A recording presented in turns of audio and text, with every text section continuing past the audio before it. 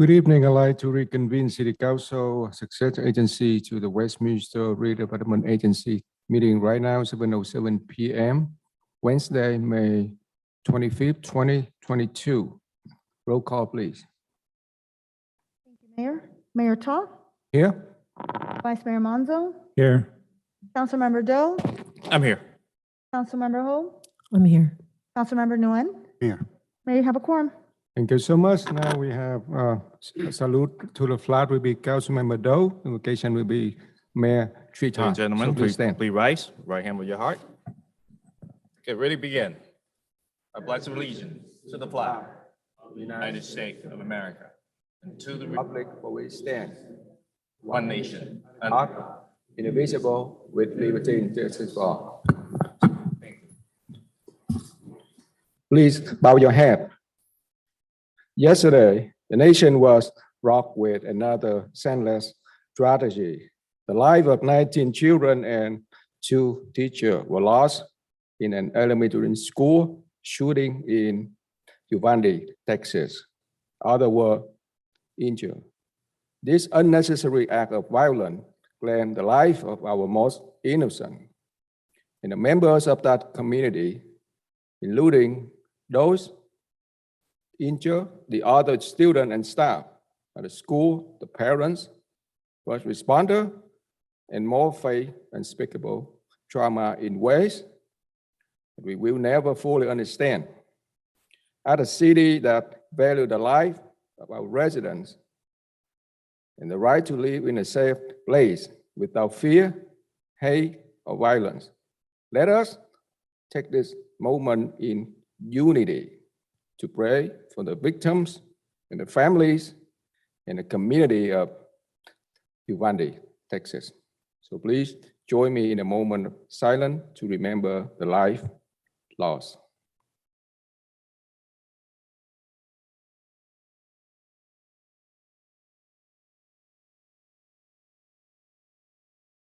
Thank you.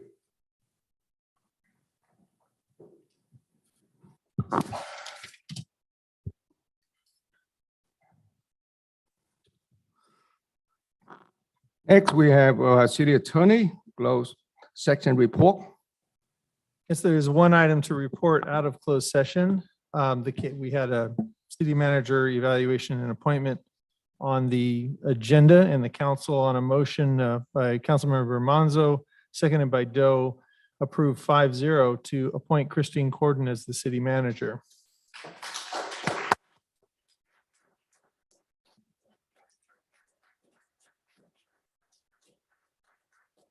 Congratulations, Christine. We will return at the next meeting with the contract, which will be on the agenda for approval. Thank you so much. Next, we have Expatriate Communication. None. City Clerk report, please. Thank you, Mayor. Again, I'd like to invite our community to please consider volunteering and assisting us with the various vacancies that we currently have by visiting our website and filling out an application of interest. And also, just for the record, there was late communications on agenda item number 3.1 regarding the minutes. They had some corrections that was posted and available on the city website as well. That concludes my presentation, Mayor. Thank you so much for that. Next, we have City Manager report. Thank you, Mayor, members of the City Council, members of the community. Just a few things to report today. First and foremost, we have an upcoming event for our police department, the memorial ceremony that will take place on June 1st at 5 p.m. in front of the department building. Also on June 10th, we will have our annual law enforcement torch run for Special Olympics, something that they participate in every year, where officers, city staff, and Special Olympic athletes will run through the city. And of course, council members are welcome to join as well if you want to put on your running shoes. Law enforcement will carry the Special Olympic torch throughout Southern California until it reaches its final destination in Long Beach, California this year for the Summer Olympic Games. And the mission of the law enforcement torch run is to raise awareness and fundraising for the Special Olympics movement. The torch will actually be carried into opening ceremonies of local competitions, and over 97,000 law enforcement professionals participate in carrying and running the torch. The flame symbolizes courage and celebration of diversity, uniting communities through the globe. And Law Enforcement Torch Run is changing the future for people with intellectual disabilities by lighting the way for acceptance and inclusion. So if you want to come out and cheer on our running team, that would be wonderful. It's on Friday, June 10th. More details to come. We'd also like to welcome our new employee, Jeff Zito, who started earlier this month as our network engineer. And then in terms of community service and recreation, our Project Shoe students will be graduating from the program tomorrow. They'll be graduating from with a ceremony at 3 p.m. Many hours of work have been put in by both these students and the senior volunteers. And if you're not familiar with Project Shoe, it's seniors helping students through education, and it's a great program to be involved in. Our youth committee, we are recruiting during this annual appointment time, and so application is available online for any students who are Westminster residents in a school that services the Westminster community. The summer edition of our quarterly recreation guide will be hitting mailboxes soon, so you'll be excited to see that this is our first printed version in 2 years. And so that'll be coming out. You can also access it online, of course, if you're tech savvy and like to look at it online, earlier than the mail version. And then, of course, you can sign up for your favorite summer camp class or activity at this point. Of course, everyone's excited about our Sigler Park splash pad. That is actually going to be open for the season starting this Saturday, May 28th. The facility will be open 12 p.m. through 5 p.m. on weekends through June 12th, and then daily beginning June 18th through Labor Day weekend. So it's always a fun destination to keep the kids cool in the hot sun. Last week, our Public Works Department held our first ever Public Works annual open house, and it was well received and well attended. So I'd like to thank everyone for joining staff and our other community guests for coming out to that event, and we look forward to holding the next one next year. Also, thank you to everyone who came out for our catalytic converter etching event this past Saturday. Staff proudly served and etched over 188 vehicles. And every car that was in line, and there were cars that were in line before we opened, but every car that was in line was serviced. So we just want to thank everybody who came out there, and of course the hardworking staff that worked that event and facilitated it as well. And that is all I have for this council. And again, thank you very much for your confidence in me. Thank you so much for your report, City Manager. Really appreciate that. So next we have special presentation of certificate of recognition to the Westminster police officer Stephen Bowie. So we have the certificate. So may I invite all members of City Council to join me to give a certificate.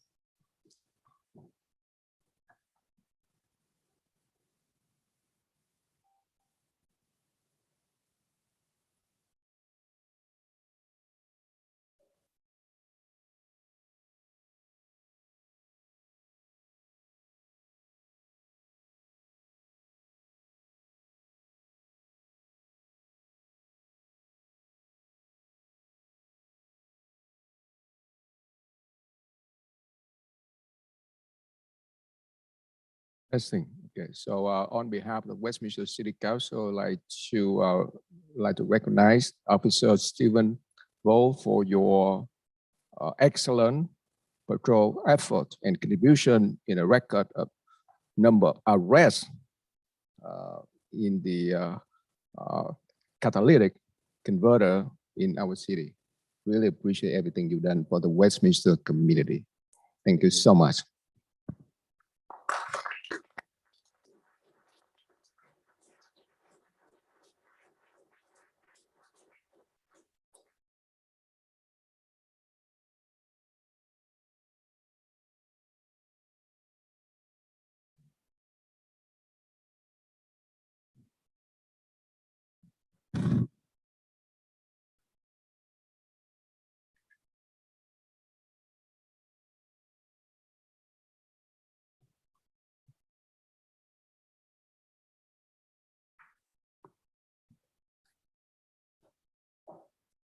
Next, we have oral communication.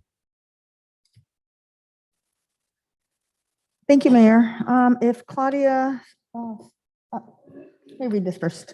This is the time of the meeting. The members of the public may address the city council regarding any items on or not on the agenda and within the subject matter jurisdiction of the council, except for public hearings, which we currently do not have. So members wishing to speak, when their name is called, please come up to the podium and you will have 5 minutes to speak. Any person wishing to address the council on Zoom may raise their hand. And then when their name is called, you may begin speaking once you unmute yourself. If Kat can please assist with that. Thank you. Vào lúc này nếu có quý vị nào muốn phát biểu xin chúng tôi biết, quý vị có thể phát biểu bằng cách điền vào tờ giấy màu xanh mà chúng tôi có sẵn ở đây. Những quý vị ở nhà theo dõi qua mạng trên Zoom đó thì cũng có thể giơ tay lên bằng cách là chạm vào cái biểu tượng của lòng bàn tay trên màn hình của quý vị. Xin cảm ơn. The first speaker is Claudia Steinmetz. If you can please step forward.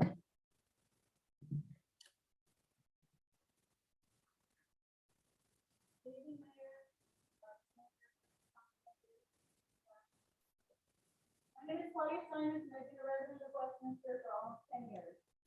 I hold the vice chair position in our Westminster Tax Commission. I am the president of Westminster Council of PTAs, where I work with parent volunteers within our school district. I'm a member of the Family Education and Engagement Committee with 4 District PTA, which serves all of Orange County. I help lead a resident-based volunteer group that focuses on supporting our city. I also work within our school district. All these titles hold no value to my most important role, that of a mother of young children. Given the catastrophic events that continue to occur in our nation, keeping children safe is my top priority in every role I undertake. Westminster is home to over 17 public schools, not including private schools or daycares. According to the latest census, over 21% of our city is under the age of 18. These are our children. Some of them are in the room tonight. The staff report for item 5.1 has a worst-case scenario version to potentially eliminate 7 crossing guards. And before I proceed, I am well aware that this is not yet set in stone, but I ask, why would we even entertain this idea? Why did we get to the point where we can't even afford to keep our children who walk to and from school safe on our city streets? Mayor Ta and Councilwoman Ho, you both are actively campaigning for state assembly. You both are running on a conservative platform to not raise taxes. So the alternative is to bankrupt our city. You both have been on this council the longest. You saw this coming and nothing was done. We have wasted city staff time on a monument that more than 50% of your constituents don't want on public land. You have wasted city council meeting hours fighting over who said what and spreading rumors about one another. Time is money, and you have all wasted both. By not extending this tax measure SS, you are all in favor of ruining our city. By voting no, or abstaining, as many of you like to do, from voting, you are saying yes to defunding the police. By voting no, or abstaining from voting, you are voting yes to putting our children in danger. By voting no, or abstaining from voting, you are voting yes to cutting city resources. By voting no or abstaining from voting, you are voting yes to take away jobs from our community. I will say it once more. If you don't extend this tax measure, you're voting yes to defunding police, yes to making our streets less safe, yes to cutting city resources, yes to taking away jobs, and yes to seeing Westminster go bankrupt. What a legacy to leave behind. Have a good night. Next speaker is Quan Nguyen. You can please come forward.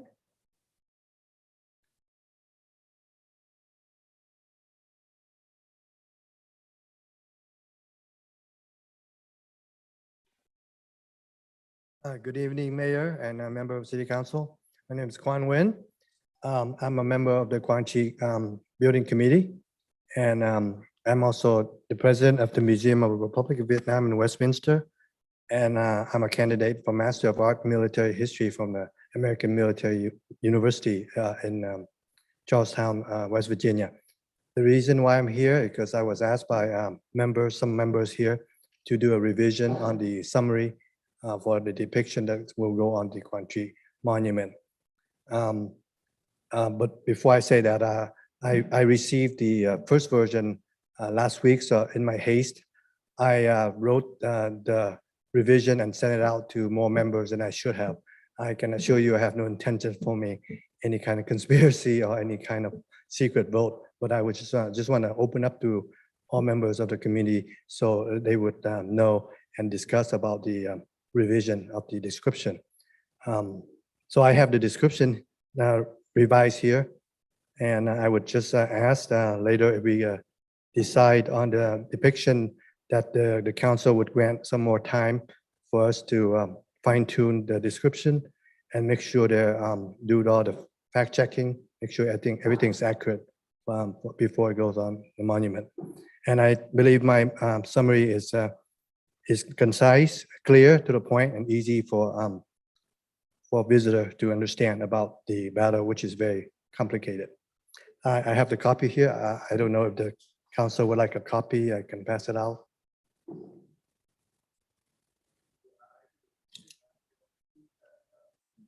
I think you're more than welcome to give a copy to the city clerk. So she's going to pass that out to all members of the city council. Yeah. Thank you so much for.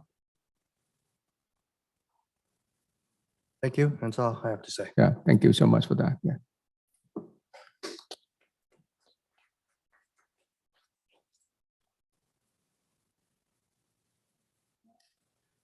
The next speaker is Tony Fann. Please step forward.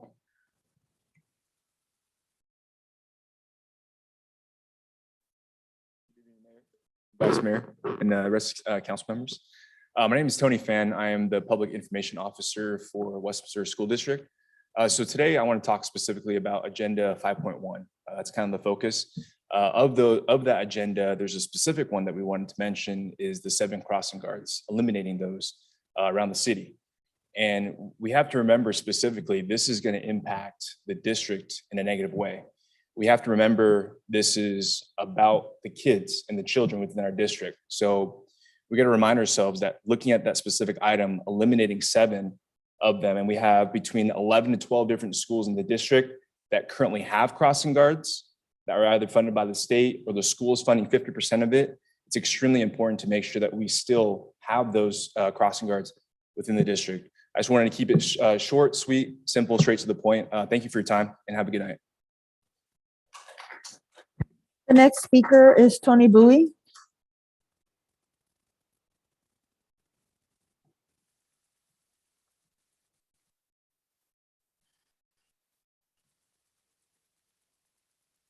Good evening, Mayor, Vice Mayor, and City Council members.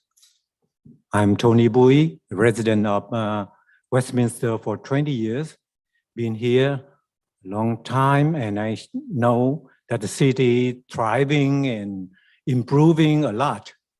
However, in a couple of months now, I saw a lot of turmoil within the city because all of you guys are for political advance for your own self. So that is a problem for our concerned citizens or residents of Westminster. You have been not working for the residents of Westminster, but for your own agenda. Especially the Three Gang, the Gang of Three, which is the worst, the ugly, and the worst there. You all gang up and then you violate the Brown Act to collude and come up many things that harm the city growth, the growth of the city. Therefore, I come here to raise our concern, and then I would like to present the effect of Measure C, which the 3 of you tried to bring it up 20 years ago. We have the mayor, Mr. Frank Fry, Ms. Rice. They are elected to work. And now you go backward. You try to eliminate the electing a mayor Therefore, in the future, we will not have a Caucasian white mayor, no Negro mayor, no Asian mayor, and you three guys of you will collude together to select your own mayor. So in the future, I will call you good evening, the rotating mayor, which is shameful for the growth of our city because we go backward. People lost the chance to vote for the people who can be capacity to work as a mayor or vice mayor. You guys have violated the Brown Act and violate many things to spread disinformation about the Measure C. So I come here, if Measure C 10 days from now is passed, then we will no longer have a mayor, but we will have the puppet mayor. And therefore, you three guys of you burn your own bridge. You have no chance to be a legitimate mayor because people know that you are the one who burn your own bridges. And if it's not passing, then the people will have a chance to vote for the good people. And then the people will eliminate those corrupted city council and those who gang together to sabotage our city. Therefore, today I come up here to tell all of you have to shape up and work together for the benefit of the city of Westminster, rather than for your own business or for your own agenda. Shame on you to do that because you waste the money of all the citizens, residents of Westminster. That is why the city is going down, and you three want it to go down so that you can blame the elected mayor. Shame on all of you there who have that agenda in the mind. So please go to your constituent and check with them if they will vote for you in the next term. I bet not. Thank you for your listening to my concern. Thank you very much. Bye. Our next speaker is Roger Mindrum. Please step forward.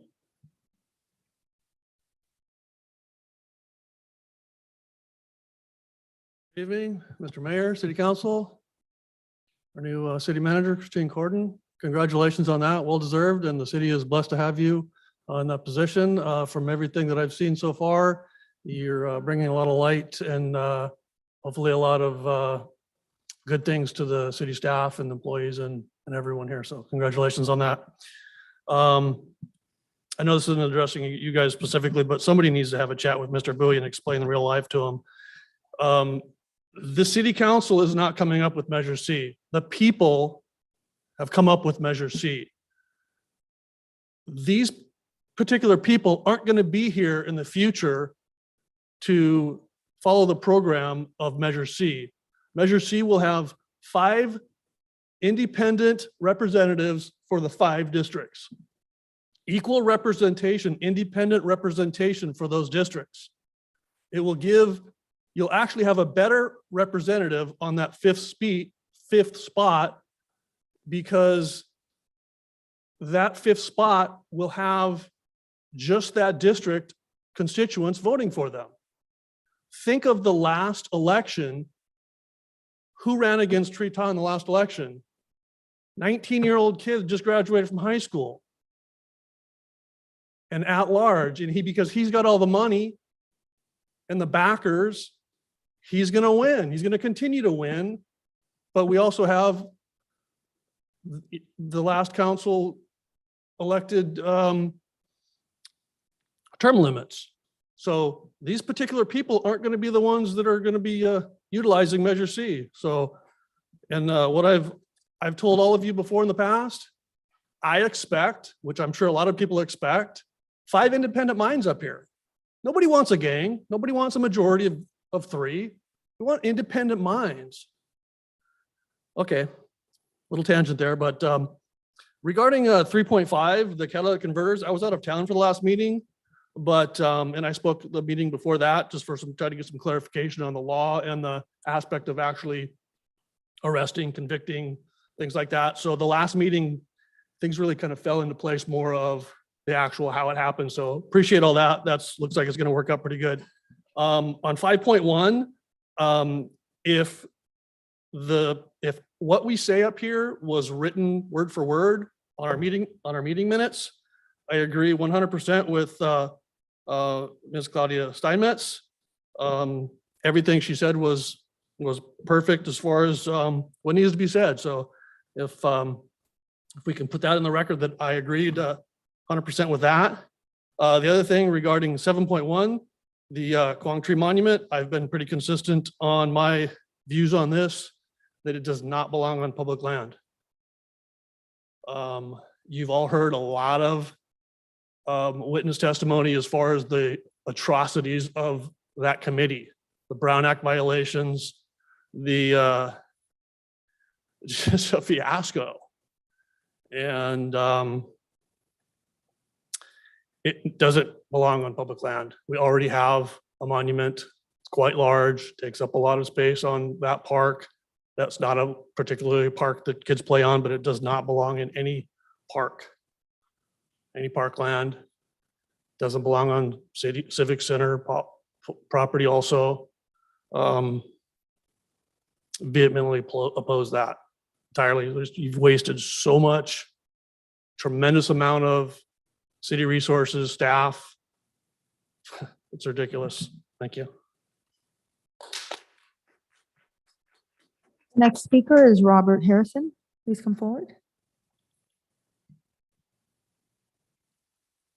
Mayor, City Council, staff, and congratulations, Christine. Going to get right to the point. The current depiction dishonors American Vietnam veterans in America. Therefore, it does not belong on public land, period. The 2 American Vietnam Veteran Committee members have had no say in any of this depiction and have always been voted against 10-2.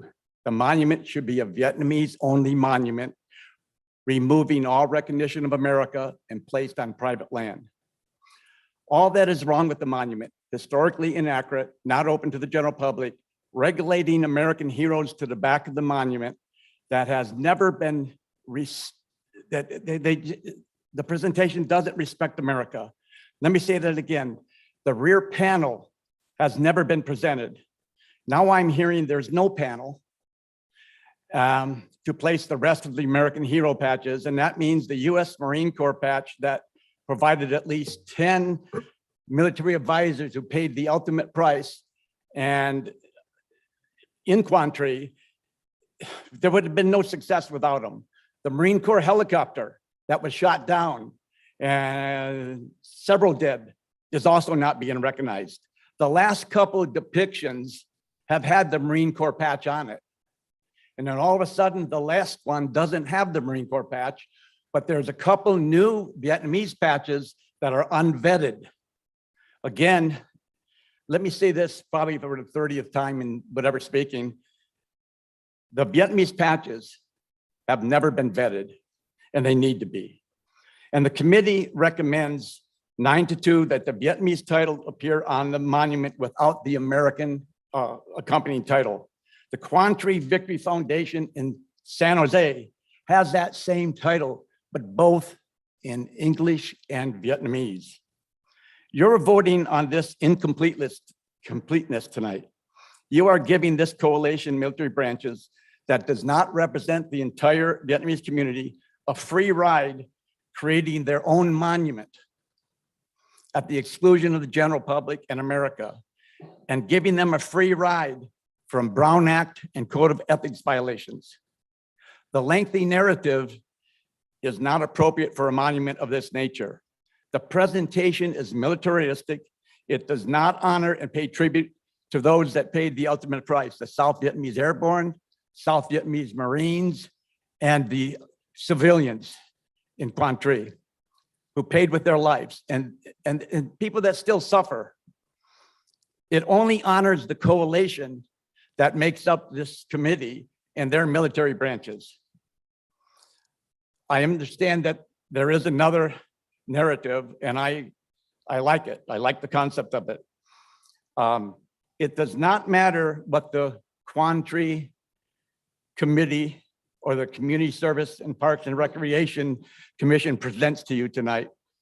Should the combination of yes or no or abstentions place this monument on public lands, it'll be on you, the City Council, that's going to disrespect the American Vietnam veteran, America, and the rest of the citizens of Westminster. It will be you disrespecting for all the Vietnamese political feud agenda that's going on here that has plagued Westminster. Oh yeah, your vote may enhance the lawsuit by the Quang Tri Victory Foundation. The monument should be placed on private land at no further expense to the city of Westminster. You all know the truth. You've got probably emails and dealt with all these meetings that have been going on with the coalition, the services and recreation, and in the city council. Private land and release the city of Westminster from any burdens. Thank you. Next speaker is Terry Rain. Please come forward.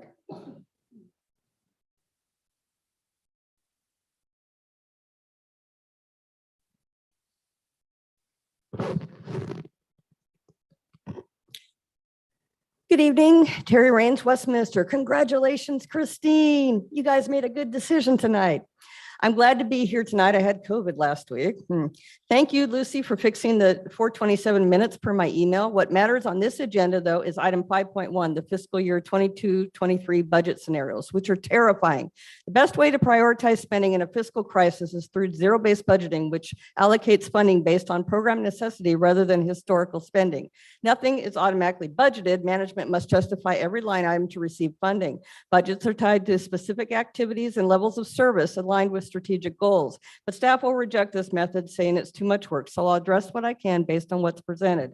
A few questions first. One, why does Fund 231 American Rescue Plan show no expenses and an ending fund balance of $23.7 million? Two, why are HR legal fees up 400%? Three, why is Stanton's animal control contract revenue decreasing, not increasing? And four, why is bus shelter rental income down 65%? Folks, welcome to year one of the dire fiscal emergency brought on by this council's asinine refusal to let us vote on extending the local tax measure back in 2020 or even now. Whether we plow through reserves, drastically cut services, or both, the city is headed toward bankruptcy, all because 4 chicken SH_T council members are more worried about their political careers than our city's survival. On March 14th, council members ignored the dire reality presented to them with little discussion other than one, placing blame and responsibility back on us, the residents and city employees. Drastic service cuts and layoffs will start as early as July 1st. The biggest hit will be to the PD, cutting 10 sworn, 2 non-sworn, and 12 part-time positions, negatively impacting response times, homelessness, jail services, investigations, gang detail, K-9 program, animal control, code enforcement, and more. Other deep cuts will impact our park, senior center, road and sidewalk repairs, tree trimming, discarded bulk item and homeless encampment cleanups, crossing guards for our children, splash pad closure, Saturday, Sunday, Monday, Project Shoe, summer concerts and movies, spring festival, Black April, tree lighting, and holiday pop-ups all gone. Plus, longer plan, check, permit, inspection, turnaround times, and no economic development manager to focus on bringing business into our city and growing revenue. Imagine the morale of the city employees and residents right now. Screw you, council. Stop destroying our city. With this fiscal emergency, no one gives a damn about 7.1, the still incomplete Quan Chi Monument design and location recommendations, which should be continued to the next meeting. I sent you all 4 emails yesterday explaining why and provided detailed input on the design, location, and fundraising efforts that I hope you all read and will consider. Your agenda packet does not have the narrative in either language that they are now considering. One committee member who did not attend the May 9th meeting completely rewrote the English version, sent it to all but one committee member on Saturday and asked for their approval via private email. He did not send out a Vietnamese rewrite, and the two stories must be identical. This group continues to ignore council direction in the Brown Act. The Parks Commission fulfilled their duty, but the Quan Nguyen committee did not. The English rewrite that I edited and sent to you is shorter and better than the absolute mess that Vice Chair Hong insisted was their final in your agenda packet. I doubt they'll raise $400,000 to build this thing anyway. Less than $10,000 has been raised per their website and GoFundMe page. One thing is certain, 100% of the public comments at all city meetings fiercely oppose putting this monument on any city land, period.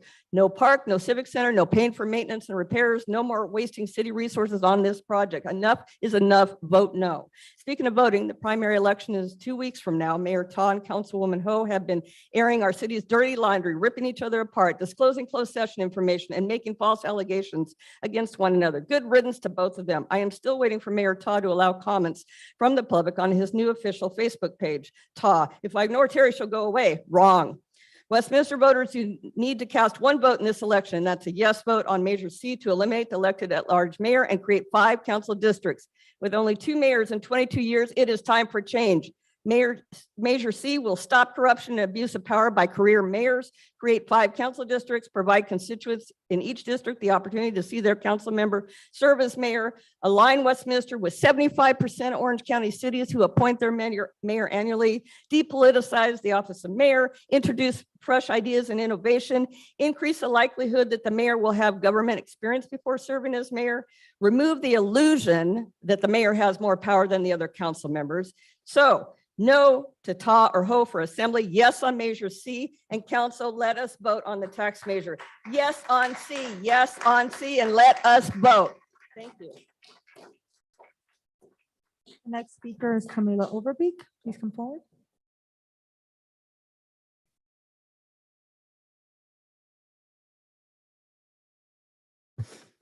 Good evening, Mayor and Council. Camilla Overbeak, resident of Westminster. Tonight's agenda to some may seem light, but it's not. Budget cuts are proposed that will drastically impact the residents of the city. I'd say that before any positions or services are cut, this council should offer to forego their stipends and any incentive pay first. Why should you all continue to take home taxpayer money while failing to allow voters to vote on extending Measure SS or bringing forth any viable revenue ideas? Why should you be allowed to gravely impact the life of residents without any consequence? You work for us, not the other way around. My second idea, halt the Quang Tree Monument. We don't even know how much money they've raised other than the supposed 10,000. How much are taxpayers going to be on the hook for? If we can't afford to keep crossing guards and a splash pad, we don't need a monument that's already taken up valuable time, money, and resources. I'd also ask that this council ask for a full and complete accounting of all money received for this project before proceeding. Residents have spoken out again and again against this monument. You're already asking that we give up park land in a city that's park poor. Furthermore, before budget cuts are implemented, it's high time for the city to really considering severing its relationship with Jones and Mayer. Our corrupt politicians and city managers have come and gone, and no matter what, this city has remained in dire straits. The one constant, Jones and Mayer. May 11th, I stood before this council and gave my thoughts on the shortcomings of the MEU policy. My words were completely unheard and went unacknowledged. April 27th, 2022 was the first reading regarding Ordinance 2586.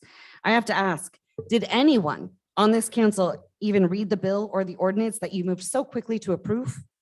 Are you aware that AB 481 actually required a public hearing? Jones and Mayer certainly did. In fact, Christian was the presiding city attorney for the city of Placentia on April 19th, 2022, where a public hearing was in fact held. 8 full days before our meeting here in Westminster. Additionally, did any of you catch the carefully worded staff report citing community engagement versus the proposed ordinance that says public hearing? You can find it on page 2. Clearly states, whereas the police department has submitted the proposed policy to the city council and thereafter has made those documents available on the website for at least 30 days prior to the public hearing concerning the military equipment at issue. When was the public hearing?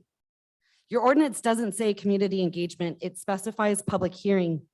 May 11th, I was emphatic on the need for accountability, transparency, and truthfulness. From where I stand, none of that has happened. This is not the first time that Jones and Mayer has deceived the residents of Westminster. Need I remind all of you about the parcel sale of Liberty Park on consent calendar?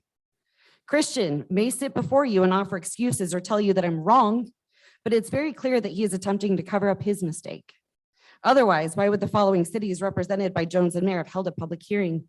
La Habra, April 18th, 2022. Placentia, April 19th, 2022. Whittier, April 26th, 2022. Why do the residents of Westminster not deserve the same consideration as those cities? Does our money somehow spend differently? Furthermore, on May 23rd, it was brought to my attention late at night that City Attorney Bettenhausen was engaged in conversation with a fellow resident and sought my phone number from that resident. Are you aware as to just how unprofessional that is? Christian, have you somehow become illiterate? My contact info was clearly stated in my original email to you. If you had questions or wanted to get a hold of me, you had a way. You chose not to. Your conduct in all of this is quite unbecoming, and frankly, it's unethical. Where is your professional integrity? Integrity is not hiding or running from mistakes. It's owning them, taking accountability. While I oppose military equipment being used by police departments, I have never once implied that our police department did anything wrong regarding this matter. If you don't believe me, pull the phone records of the conversation I had with Commander Iwashida. The city attorney is supposed to provide adequate representation to this council, and you failed. Unfortunately, Christian's failure to answer or provide feedback for any of the aforementioned issues left me with no other course than to file a complaint with the ACLU. I did hear back from them today. Next, it's the bar, Christian. This city deserves better than the representation you've given. I ask that at least one council, just one of you, be brave enough and ask Christian why the residents of Placentia were afforded a public hearing and the residents of Westminster were not. This community deserves an answer, an honest answer. One of you, be brave enough to ask. The next speaker is Deborah Mariscal.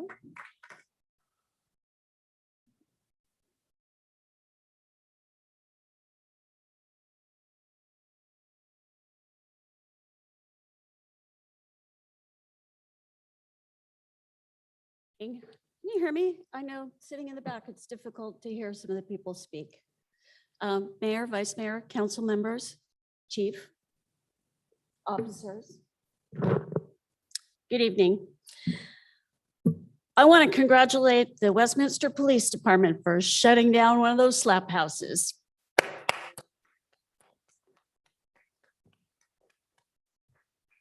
Now, how many more do we have to go? Quite a few, I'm sure. I think that was one of the ones that I was watching on my little police drive. Now, continuing with that positive news, I would like to applaud the council for a couple of things.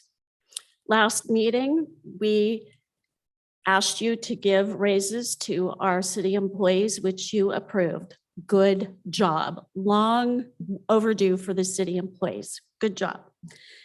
Second one is, it's been a while ago, but the WAGS contract was extended after, I don't know, hundreds of people from our community as well as surrounding cities came and made their feelings known that WAGS does a great job. So that was a good thing. That was a really good thing. I applaud you for that. Christine, you go, girl. Congratulations. Now let's continue with this positive streak with the following. I'm reiterating what some of the other citizens have talked about. Many of us have come forward. We, as the residents, the taxpayers of this city, we want the opportunity to vote on Measure SS. You have no right to take that away from us. You're elected to serve us, the community. And by taking away that right, that's going to follow you in your political careers. We deserve the right to vote on whether we pay taxes, on whether the city goes bankrupt, on keeping our police department, our senior center, and all the other amenities, all the things that the city provides. Get that on the ballot. Let's get it done. Homelessness.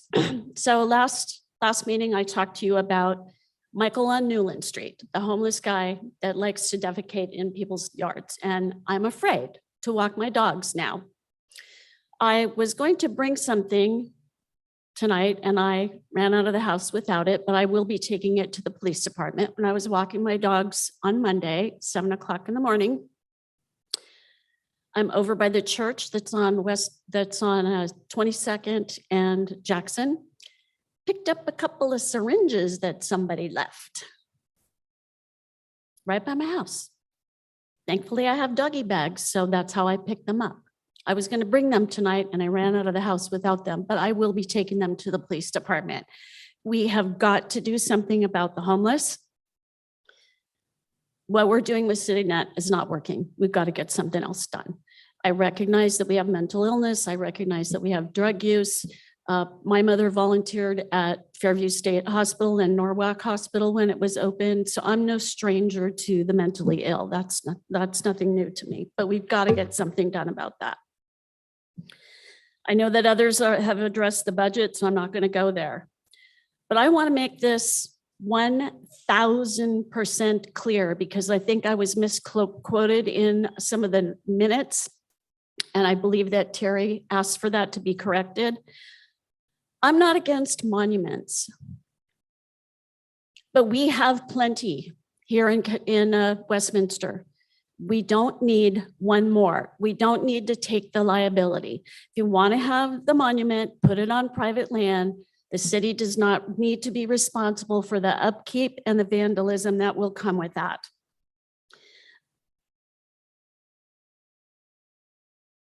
Now, for both of you that are running for offices, I hate election period, absolutely hate it. You know why? Because all there is mudslinging. Please stop it. The things that you feel that you have done right for our city, then bring those forward and don't try to take credit for things that maybe you didn't do, maybe that were done before your time. And make sure that the things that you're saying are open and honest. If you're going to make the state a better city, you need to start with Westminster. And I'm not really seeing that. I've lived here for 22 years and it has definitely gone downhill. In closing, you can make a difference. You can. All of you can make a difference. You have to work together. You have to listen to what the residents have to say, and you have to do the right thing. And that's on you. Thank you. The next speaker is Mark Lawrence. Please come forward.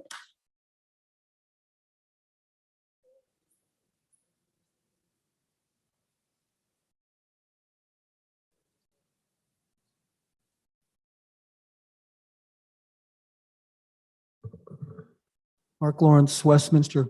Evening, Mr. Mayor, Vice Mayor Manzo, members of the council, Mr. Zaida, Christine.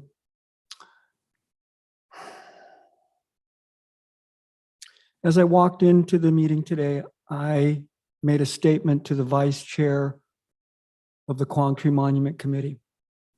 He's sitting right back here. Shame on you, sir. Shame on you for not taking your hat off. And yet the students back here, they took their hat off. Mr. Lawrence, please address the council. Mr. Bettenhausen, I had a conversation with you about this.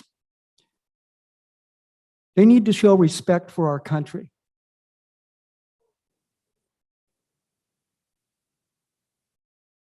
They need to show respect for our country. We're tired of this. We're tired of the contempt. If they don't like the country, I will quote our late Mayor Frank Fry. They can go back to Vietnam.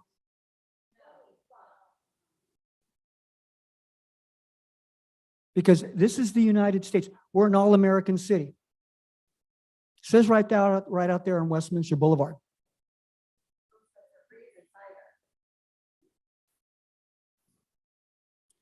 We are a country of immigrants. Stolen land. That is a rich term. But if they're not simply going to show respect for our country and our flag, it's outrageous. And I am an immigrant from Great Britain. Please, It's me. let the Please. speaker speak. My comment is merely just that we're here to make comments to the council, not to the audience. So please direct them up here. That's all. I will absolutely do that, sir. But there's rules of demeanor. Should I have brought Robert's rules of decorum into the council chambers and read from some of it? This isn't the first time this has happened. It's the umpteenth time, and it should be the last. And if they don't like it, what else can I say? Because I'm here to throw a marker down about this country, our country, everybody's country. How many of you have ever heard me use profanity in a council chamber? Never. Never. And that's something not to be proud of. To use profanity in a council chamber? No. No, but I wasn't going to get into this except I made that statement to the vice chair. And at the Quan Nguyen Monument Committee meeting, he did it there as well. Now we have Memorial Day coming up. How many are going to put an American flag up? Or do you simply hate our country and what it stands for? I love my country. I love my city. And I just cannot believe what I see sometimes. It's a disgrace. It's a disgrace. We all came here from somewhere else. We're not colonizers. Well, I'm thick-skinned, so go ahead. But this is disgraceful. Disgraceful for this to happen. We're all from somewhere else. We all came here to better our lives, to stand up for this country and what it stands for. Now, I just didn't get up here for the good, the bad, the ugly. At the Public Works yard, that was fantastic. The water department deserve a thumbs up. Nancy Wright deserves a thumbs up. Justin Watts, the people that really put in the time and effort in this town. But if they simply can't show respect for our country, what does that say? What does that say? And if you don't like what I say, this is America. But I would never catcall somebody who's up here at the microphone, simply expressing what we are allowed to do in America. So if you don't like it, lump it. The next speaker, please, to come up is Kaidel.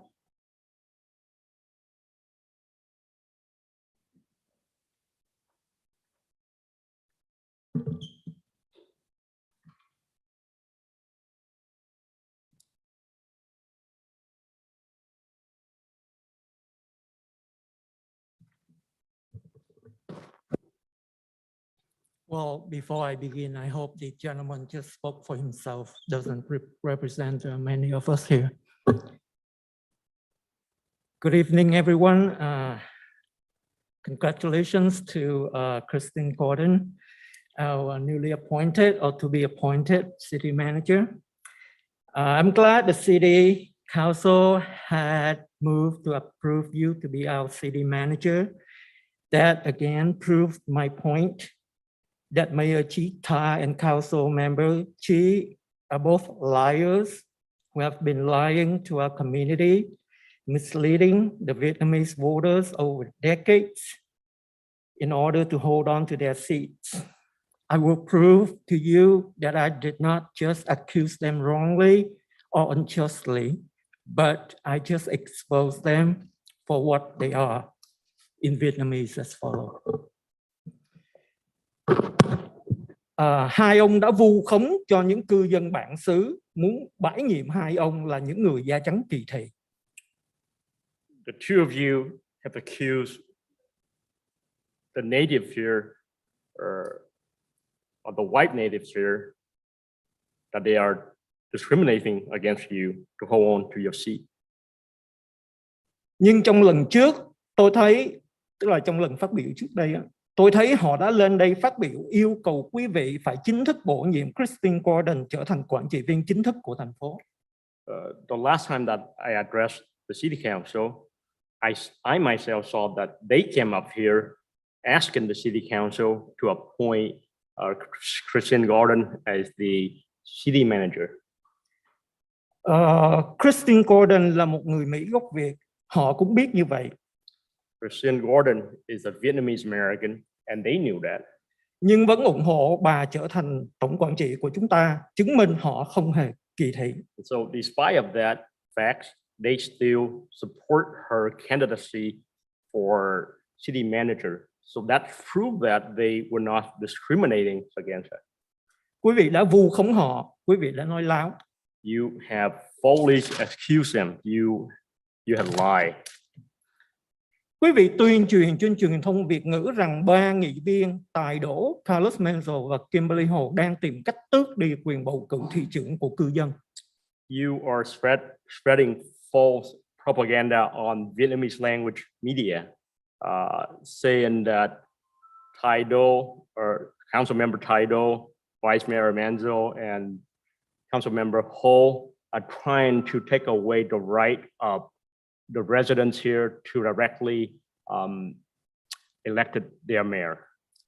Quý vị nói rằng sau khi dự luật C được thông qua, 3 người này sẽ ngồi lại với nhau để thay phiên làm thị trưởng. You said that after Measure C is passed, these 3 people here would each sit together. They would each take turn to be mayor. Đây là một lời nói láo trắng trợn. This is a straight out lie. Không biết vì quý vị ngu dốt hay cố tình lừa gạt đồng hương mà dám đặt điều nói láo như vậy. I don't know if you are stupid or you're trying to trick your own people to spread lie and falsehood like that. Sau ngày 7 tháng 6, nếu cử tri quyết định không muốn trực tiếp bầu thị trưởng nữa mà sẽ bầu ra 5 nghị viên, thì Chí Tạ vẫn sẽ tiếp tục làm thị trưởng. So after July 7, if the residents after June 7, if the residents quyết định không muốn trực tiếp bầu thị trưởng nữa, decided that they do not want to directly elect the mayor, then Rita would still be mayor cho đến tháng 11. Until November. Nhưng bắt đầu từ tháng 8 năm nay, but starting from August of this year, nếu dự luật C được thông qua thì thành phố sẽ có cuộc bầu cử để chọn ra 3 nghị viên mới. If measure C is passed, then the city will have another election to bắt đầu từ tháng 8 để starting in August to select another để vận động tranh cử. Okay, tức là đi sẽ vận động tranh cử từ tháng 8 đúng không? Tháng 11 là bỏ phiếu. To elect the 3 other council member. There would be campaigning for campaigning and the election will be in November. Đúng vậy, nghị viên tài đỗ sẽ mãn nhiệm, thị trưởng Chí Tạ sẽ mãn nhiệm. Không có chuyện nhóm 3 người này toa rập với nhau để thay phiên làm thị trưởng. So, Council Member Kaidel term would end it. Mayor Trita's term would end it. So there's no conspiracy between these 3 people to rotate or to take turn to be mayor. Vào tháng 11, ông Chí Tạ cũng có quyền tranh cử. Nghị viên Charlie Chí Nguyễn cũng có quyền tái tranh cử và tay sai của quý vị Nam Quan cũng có quyền ra tranh cử. So in November, Mayor Trita can run for election. Your cohort, Chief Charlie Nguyen, can also run for a re-election. And as well as your cohort, Nam Quang, he can also run for election. Cử tri sẽ bỏ phiếu tín nhiệm để chọn ra 3 nghị viên mới cùng với nghị viên Carlos Menzel và nghị viên Kimberly Hồ, thay họ giám sát điều hành thành phố. So the voter will vote to elect 3 new members And those 3 new members would decide the fate of the city along with Council Member Ho and Vice Mayor Menzo. Nếu cử tri tin tưởng 3 ông, nếu cử tri tin tưởng 2 ông, họ sẽ tiếp tục bầu cho 2 ông và tay sai của 2 ông vào hội đồng thành phố. So if the voter trusts you or the 2 of you, then they will vote to elect the 2 of you and your other cohort to serve as council member for the city. Sau cuộc bầu cử tháng 11, nếu không được cử tri tín nhiệm thì nghị viên Kimberly Hồ và Carlos Menzo sẽ chỉ là 2 người thiểu số. So after the November election, if the voter do not trust them, then Council Member Ho and Vice Mayor Menzo would be, there would be only 2 of them. There would be only 2 of them, and they would be in the minority. Thì làm sao có thể toa rập với nhau để lũng đoạn thành phố như 2 ông vu khống? So if there were only 2 of them, how would they be able to manipulate the city like you have so far accusing them?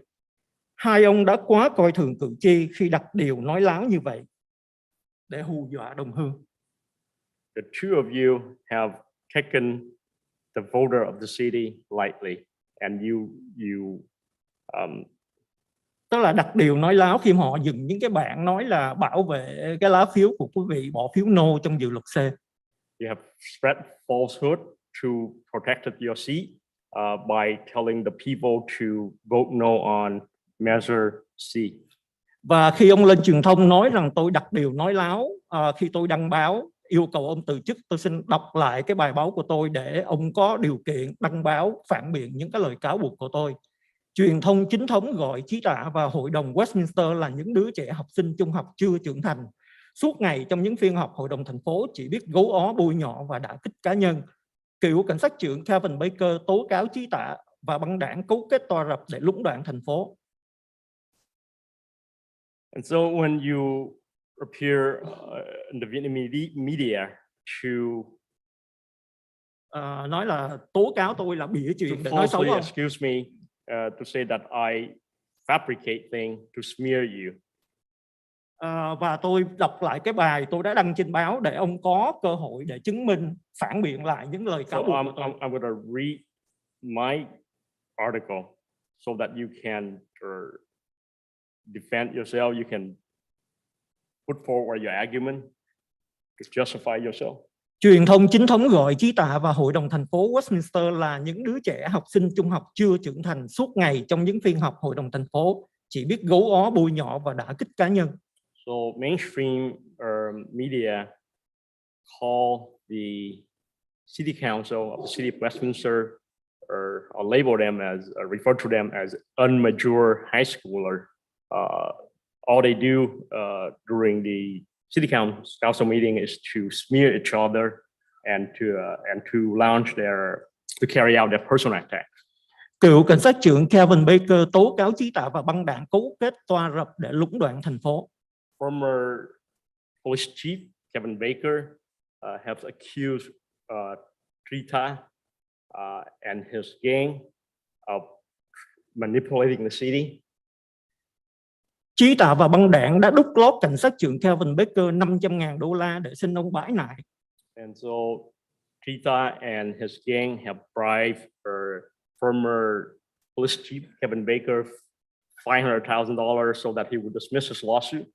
Chí Tạ và băng đảng đã bồi thường hơn $10 triệu khi nhân viên thành phố thưa kiện thành phố và hội đồng thành phố.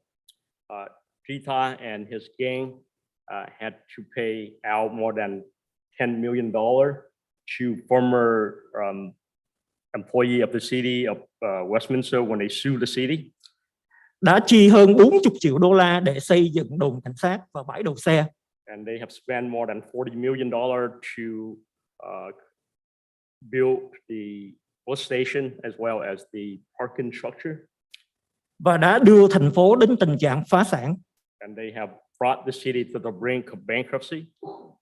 Và cảm ơn quý vị đã theo dõi và xin mọi người hãy bỏ phiếu yes cho dự luật C. And thank you everyone for listening. And I urge you to vote yes on measure C. Thank you. The next speaker is Jessica Lostanao.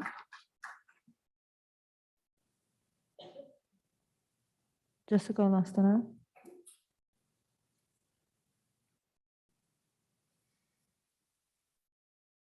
Good evening. My name is Jessica Lostanow, and I read the staff report about item 5.1, the proposed budget cuts, and frankly, I was rather alarmed. Simply stated, our city cannot thrive with those sorts of cuts. And honestly, I don't even think the city that we know can survive those cuts. I can't imagine what would happen if we made cuts to the police force and CPU. I drive around our city, I walk around our city, I see reoccurring graffiti in a lot of places, trash dumped along the sides of the roads, sadly, many homeless people struggling. I read about slap houses, busts that are occurring on a regular basis, and I'm left to wonder, how is this going to improve with these budget cuts? Many seniors depend on the services provided to our senior center, and how can we call ourselves a community that values and respects senior citizens if we're going to take these services away from them? On the other end of the spectrum, we're looking at removing a lot of programs for the children of our community, future voters, future Westminster residents. So I know that you've read the staff report yourself. You're aware of many more budget cuts. And if you do nothing but receive and file and adopt those cuts, you're going to be contributing to the decline of the city in an effort to reach financial stability. So I'm left wondering, there's got to be another way. I'm asking you to please keep an open mind when considering extending the local sales tax measure. Just keep an open mind so that the voters can vote for themselves by having you put it on the ballot. I don't think this is an outrageous request of us. It's very reasonable, and it's really rather logical looking at the cuts we're facing. If the citizens vote no on that tax, then that seems fair. But respectfully, I don't think it's fair for you to deny the community the opportunity to vote to extend the local sales tax measure. So tonight, when you listen to the report and you receive and file it, please remember there is another way. Thank you. The next speaker is Sando. Sando.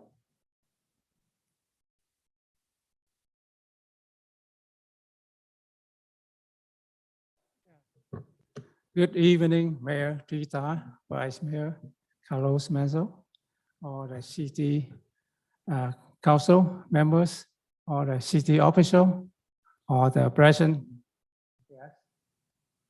My name is Sando, a resident of city of Westminster for 30 years. I have one concern about the Quan Nguyen Monument. The complete design of the Quan Nguyen Monument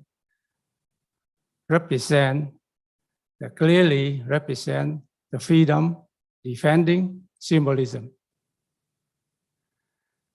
And on May 17, 2022, it's just about 10 days ago, I went to Home Depot and I heard a speaker calling for the young people to join the army to defend the freedom. And, you know, if the freedom symbolism is not presented to the public and fallen heroes that for the fallen down on the way on the duty of defend the freedom and not recognized, not honor, not appreciate. So who want to go to the front line to fight to defend for our freedom? So that's all my concern. So the freedom must be represent and must be honored, must be appreciated, and must be displayed to the public so the people can observe and they follow the who defending our freedom. Thank you. Is there anyone else here wishing to speak at this time? Okay. If anyone here. Còn lúc này nếu có quý vị nào cũng muốn phát biểu nữa xin cho chúng tôi biết ạ. Quý vị ở nhà nếu đang theo dõi qua Zoom đó thì quý vị có thể giơ tay lên bằng cách chạm vào cái biểu tượng của lòng bàn tay ở trên màn hình của quý vị. Xin cảm ơn. Thank you. Thank you. So there's no one else wishing to speak here, but there is one member on Zoom, Amy Walsh. You may unmute yourself and begin speaking, please. Can you hear me? Yes, go ahead. I think when the council hears my voice now, they are like, oh my God, and they roll their eyes. And I'm sorry. I'm sorry that I care as much as I do about our town. So I'd first like to start off with congratulations, Christine. And hopefully soon, a congratulations to Adolfo. And then, you know, who knows after that? I really feel like this is the change that Westminster needs. And I thank all the council members. I know I have in the past not gotten along with a fair amount of the council members. Well, like 2, 3, but I speak my voice and I speak it because I care about the city. If I didn't, I just wouldn't show up to the meetings and I wouldn't care. So in that being said, I do want to talk a little bit about AB 481. Yes, it's coming back again, Christian. I, along with Camilla, apparently, I'll just say that I know a lot about our cities here in Orange County and their public hearings. And then our, of course, lack thereof. My concern for the city at this point is the fact that any of these the raids or anything else that the city's police department has used these military equipment in, if we haven't done that public hearing, then our ordinance, it does not stand. So I'm pretty sure you guys can see where I'm going with this. So I think, call me crazy, but I think that our city attorney should fix the problem and get it right and save, I don't know, however many lawsuits could probably come from this.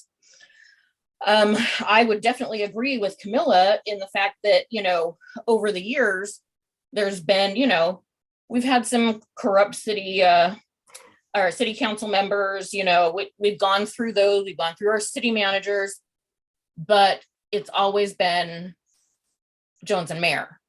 So I think it's it's time to start looking at Jones and Mayer people.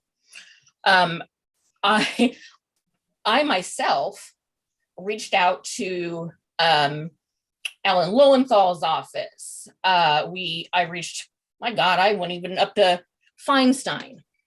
I wanted to make sure that I wasn't the crazy one, and that in that law, AB 481, it says there must be a public hearing.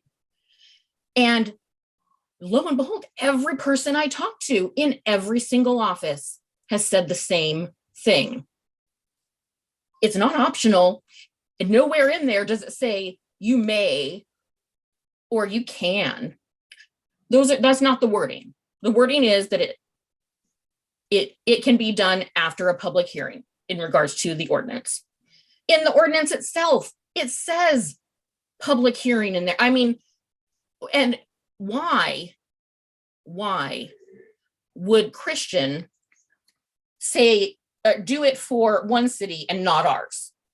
And also his law firm that works with a lot of other cities in Orange County, which Camilla, I think, named off a bunch of them. A lot of people have done them.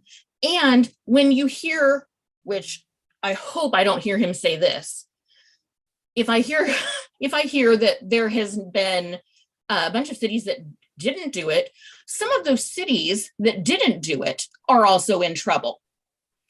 And also some of the cities that didn't have a public hearing is because they didn't get any of that equipment. So they didn't need to. They weren't planning on getting any of that equipment. So what now, Mr. Bettenhausen? Please make this right.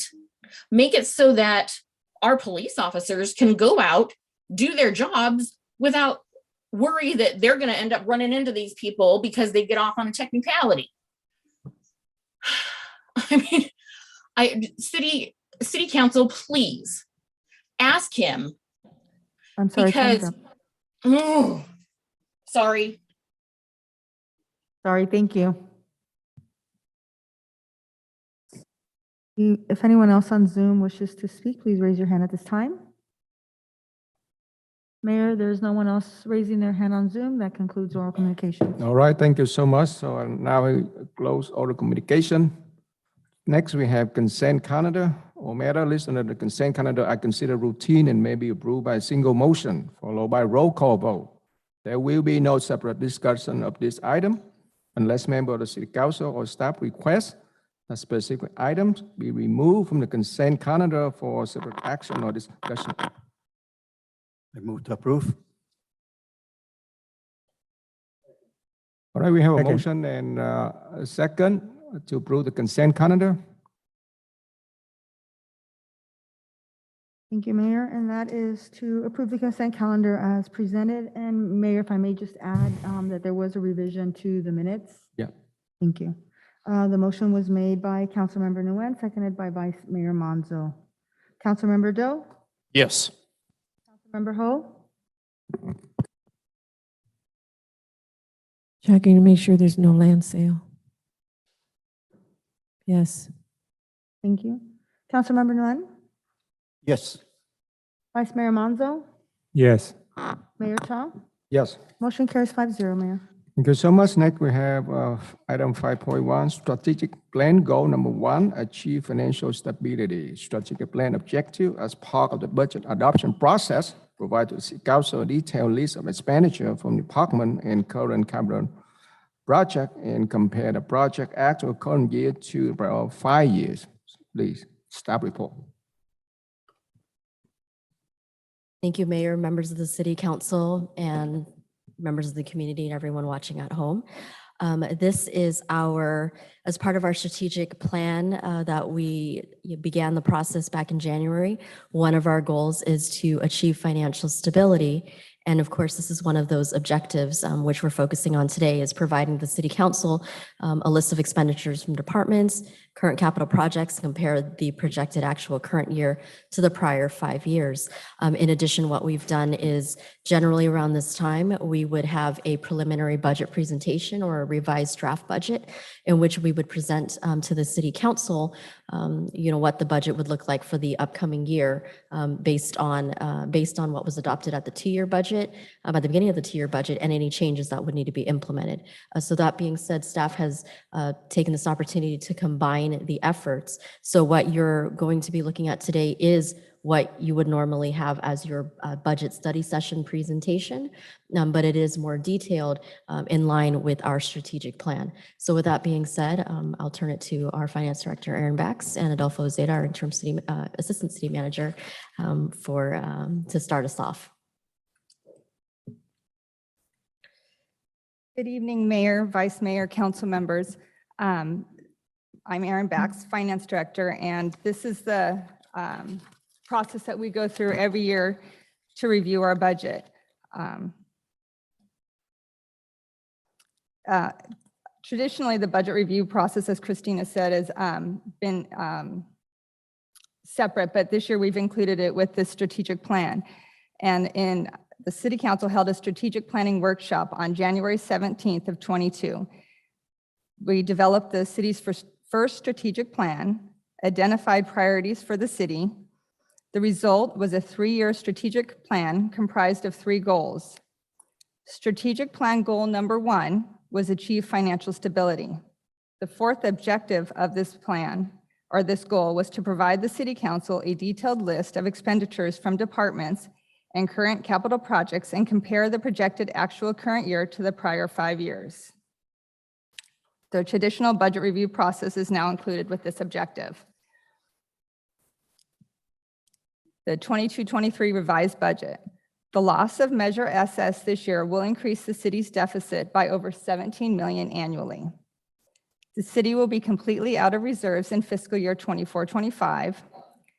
Deep cuts to basic city services will be required. Affect additional services and programs related to economic recovery. Reduce the city's ability to support the residents and business community. Services will be limited to mandated essentials that do not provide for enhancing quality of life or development of the community. 75% of Westminster's budget is dedicated to public safety. Significant impacts to the number of police available to patrol neighborhoods, loss of specialized officers and units, including gang and drug units, investigations, and the retention of Spanish and Vietnamese-speaking officers. So as part of this budget, we prepared 3 scenarios for the council to review. The first scenario, the status quo budget, shows the city bankrupt in 2 years, but does not include any cuts to services. The second version, we're calling version 2 budget, was presented to the city council on March 14th as part of the full report impacting services and finances with the loss of the transaction and use sales tax. This scenario reflects the loss of services as previewed on March 14th and is included in this draft budget. There are no use of reserves and no bankruptcy, but there are drastic cuts to services in this version. Staff has also prepared an additional budget scenario. We're calling this version 1. This version uses reserves for half of the next fiscal year. It shows the city being bankrupt in 3 years and includes drastic cuts to services. All 3 scenarios, absent a substantially large revenue source that can be captured quickly, will result in severe reductions in services and staff. So I know this budget version, because it has a lot of numbers and a lot of columns, is a little bit confusing.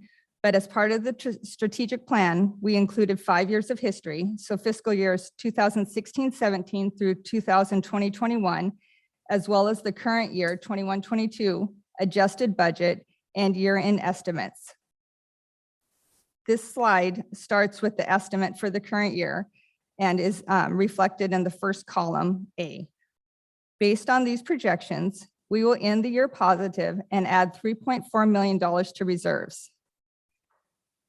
The 22-23 adopted budget, column B, was approved by the City Council in June of 2021 and uses $10.5 million in reserves. As with every 2-year budget, staff brings the budget back to council for review with adjustments for revenue, salaries and benefits, contracts, capital projects, and any items that have been approved during the fiscal year. This version is the status quo budget and is reflected in the green column, C. This uses $9.2 million of reserves. The orange column, D, is the 22-23 revised budget version 1, which is the version that most of this presentation will focus on. The red column, E, is the 22-23 revised budget version 2, and is the budget that was presented to the council on March 14th, 22. With the strategic plan objective of providing information on the impacts to the city if the sales tax measure is not renewed.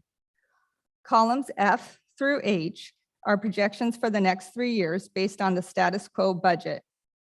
As you can see, the city is out of money in 2 years, fiscal year 24-25.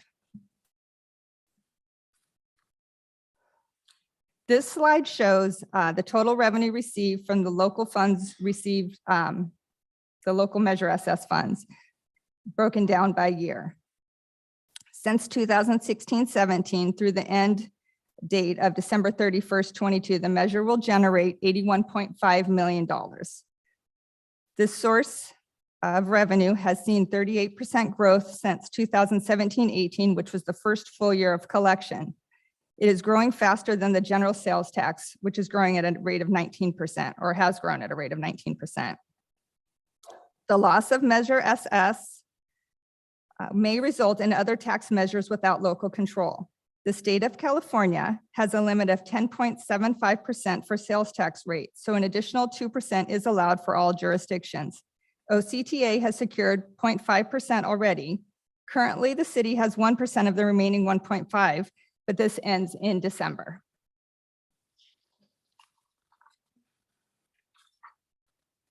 So now I'm going to get into a little more detail on each of the budget versions. The status quo budget, the green column, maintains all current service levels with no cuts. Originally, fiscal year 22-23 budget adopted in June of 21 used 10.5 million of reserves. The revised fiscal year 22-23 status quo budget uses 9.2 million of reserves. Revenue projections have increased by 3.7 million. Expenditures have increased by 3.9 million. 1.5 million transfer to CIP for streets has been moved to the fiscal year 21-22 current year savings. This version uses 1.3 million less of reserves than the adopted 22-23 budget. Measure SS revenue source ends December 31st, and bankruptcy is projected in 2 years. The version 2 budget, the red column, results in drastic cuts to services and staff, solves for the complete loss of the locally generated revenue from Measure SS that expires December 31st, 22. The full impacts of this version and the loss of the measure were presented to the City Council at a special meeting on March 14th, 22, as part of the strategic plan. Full implementation is a long-term process that will take several years to achieve. The third budget version, version 1, or what we're calling version 1, does not use reserves for the first half of the fiscal year. This is the orange column in the book and on that previous slide. The total use of reserves for this version is 4.2 million. Revenue has been reduced slightly to adjust for the elimination of services that produce revenue. There are significant reductions in services. Vacant full-time positions are frozen and part-time positions are reduced, but this saves full-time staff in currently filled positions to carry out critical services. This version, the city shows bankruptcy in 3 years. Aaron, thank you for the detailed presentation on the 3 budget scenarios. Good evening. My name is Adolfo Zaida. I'm the interim assistant city manager. Next, I will go over the version 1 budget scenario. I'll be focusing on the impacts to city staff and services. Again, as Aaron mentioned previously, this scenario uses city reserves for half of the fiscal year.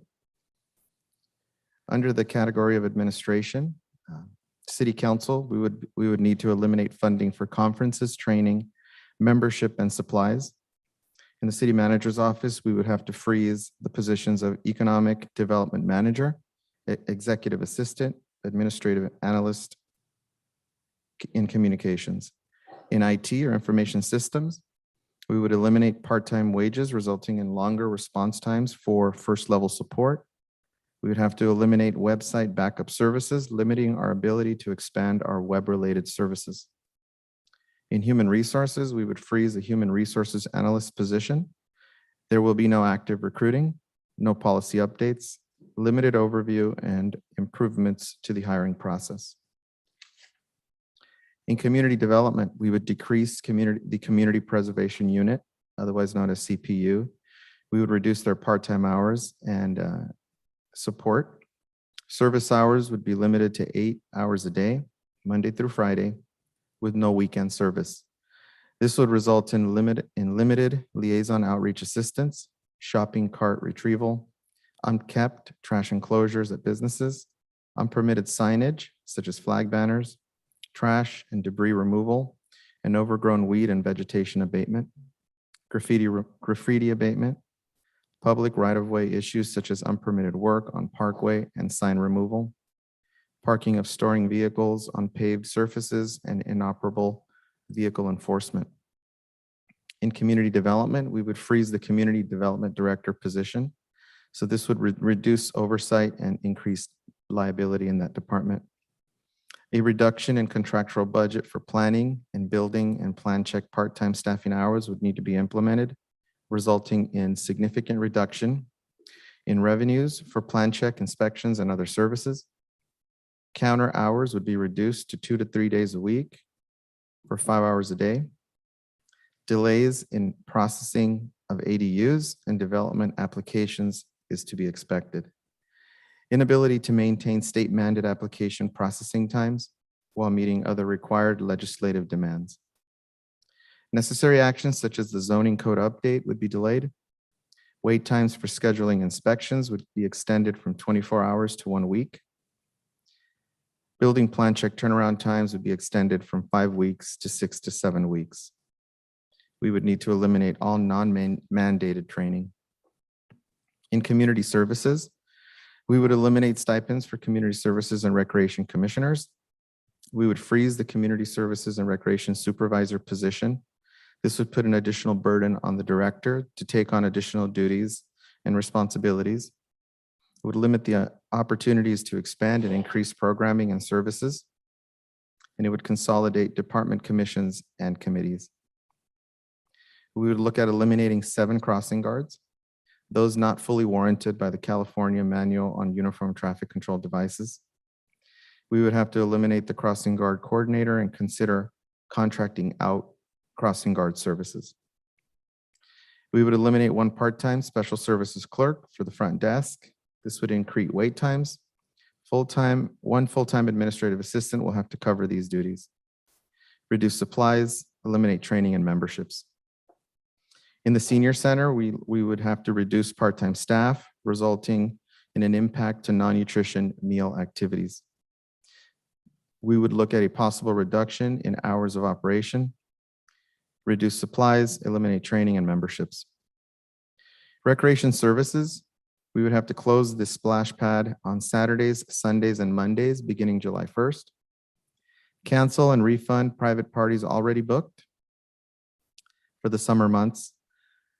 A loss of revenue for the splash pad due to these parties would be expected. We would eliminate 2 summer park programs at Liberty and Gillespie parks. Reduce supplies, uniforms, and printing from eliminated parks programs and eliminate training. Community promotions and events would be drastically reduced. We would have to cancel the summer concert series, the very popular movie nights, and safety day. We would eliminate other special events such as the annual tree lighting ceremony, spring festival, Black April, and other events in the city. Eliminate printing and mailing of quarterly brochures. There would be a loss of revenue from classes and events and activities. Reduce printing and flyers and supplies. Project Shoe would be eliminated, and the CDBG funding for that program would likely be reallocated possibly to senior center operations. In Public Works, we would freeze the vacant Assistant Public Works Director position. This puts additional burden on the director to manage daily duties and assignments. In the Engineering Division, we would freeze a civil engineering associate, impacting the delivery of capital projects and the development of engineering review deliverables. We will no longer be able to pursue and obtain grant funding for any new projects in the city. Streets and maintenance, we would freeze 1 maintenance worker position. We can expect delays in maintenance such as pothole filling, concrete repair, street signs, and sidewalk cleaning. Reduce the annual street tree trimming budget. Less city trees at the parks along city streets would be maintained, and this would increase liability. In parks, we would have to freeze 3 part-time positions, impact daily restrooms and trash cleaning at all parks, close park restrooms, playgrounds, baseball diamonds, tennis courts, and other city amenities. The pickup of abandoned bulk items from public right-of-way would be delayed. We are looking at reducing 50% park watering budget.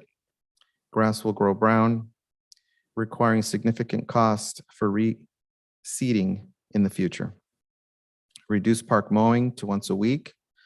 Eliminate weed abatement budget in public right-of-ways. Parks may become unsafe to the public when the grass is too high and more weeds start to grow. Weed abatement contract would be eliminated, causing more visible weeds along city arterials. We would turn off the gas for the urn at Freedom Park. Building and facilities maintenance, eliminate electricity costs and ongoing maintenance at the Rose Center building. Potentially cancel the agreement with Jay's Catering and the Friends of the Rose Center Foundation. Eliminate electricity costs and ongoing maintenance from the Marion Warren building. Under police, we were looking at reducing the force by 10%, equivalent to 10 sworn, 2 non-sworn, and 12 part-time positions. Addressing homelessness would be a challenge. Eliminate 1 of 2 homeless liaison officers. Specialized units would be understaffed to address homeless encampments. This will directly impact services to homeless residents. Homelessness-related issues will increase as well as complaints. Emergency response would be affected. Increased emergency response times. Victims would wait longer for police to arrive, even for emergency calls such as domestic violence, robbery, and assault. There will be no resources to respond to most non-emergency crimes, such as theft and nonviolent disputes. In traffic enforcement, there would be an increase in traffic collisions, including fatalities. Parking violations would go unaddressed, and the associated revenue with parking enforcement would be lost. Crimes reports and investigations, elimination of the jail services contract and staffing. Patrol officers would spend less time patrolling and responding to calls for service, as they would now be tasked with booking and housing arrestees. Most crimes would not be investigated. Limited crime prevention efforts or investigations of cold cases.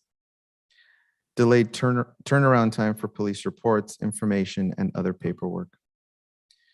Also under police, special programs and task force, we would eliminate the very popular K-9 program. Most community outreach programs would also be eliminated.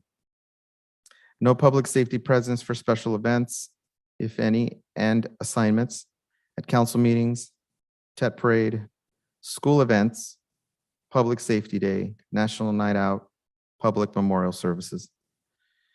Animal control, we would eliminate part-time wages resulting in longer response times. In code enforcement, we would reduce 2 part-time positions resulting in longer response times and no phone coverage. At this point, I'd like to turn the presentation back over to Erin. Thank you, Adolfo. Our next steps, staff is asking council to provide direction for priorities and allocations regarding the budget for the upcoming fiscal year. We will be bringing the budget back to the City Council for adoption at the June 2022 meeting, and staff is available for questions. Yeah, we really want to thank our city staff for your detailed financial report. Really appreciate that. So any question from member of the City Council? Because, you know, our staff, they will bring it back next month. Right. I have a couple questions, Mayor. Please. Well, this is a really horrible scenario that you just, both of you just read out loud.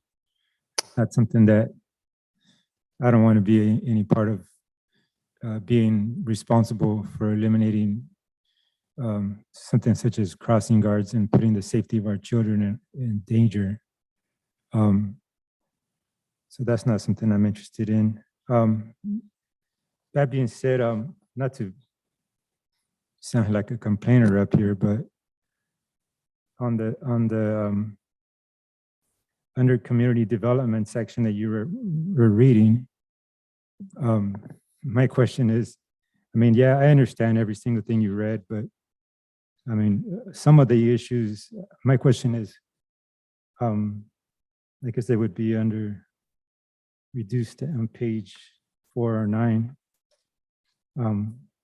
Shopping cart retrieval, trash bins, public view, public right-of-way issues, unkept trash enclosures, unpermitted signs such as flag banners.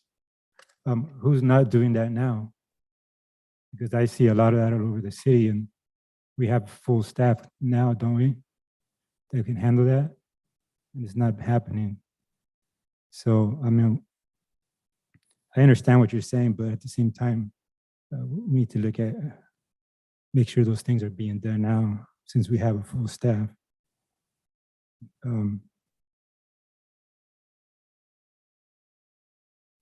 How much of this, well, you read it out loud, 81 million since the inception of Measure SS is what we've collected so far, right? Through the end. So that's a Through the projection end. for the rest of this year and then through the Yeah. first half of the next fiscal year. Yes. Yes, okay. So that's a loss of yearly, you said, the yearly loss is 16, 17. Correct. The current year Um, projection is 16.7 million. Okay. My question is, do you think, is there a way for this, for us to make that difference up somehow with cuts and some creative revenue, new revenue sources? You think that that's even a possibility?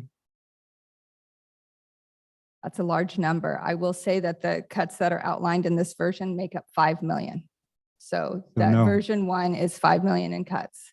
And it's that drastic. The version that we brought back in March was solving for that. And it was, but without drastic cuts, I haven't found another revenue source. There's nothing you can think of that would even come close to getting us, to making up that gap. Not that we have found. So to add to that, so we're bringing back a couple of items at the next meeting in which we've been working with for potential revenue, revenue generators. Yeah, that was my next question. Yes, so that's still happening. That's part of the strategic plan. We've actually been working, when we brought forward the Shrine Group as a potential revenue source, that was an idea. We're working with another group as well for another idea that I will bring back at the next meeting. But regardless, these numbers of the revenue that we would be generating from these ideas they're not substantial enough and they're not big enough to capture at a fast enough time to fill this deficit. So while there may be ideas out there that we can do, they just would not capture the amount of funds that we need in a quick enough time.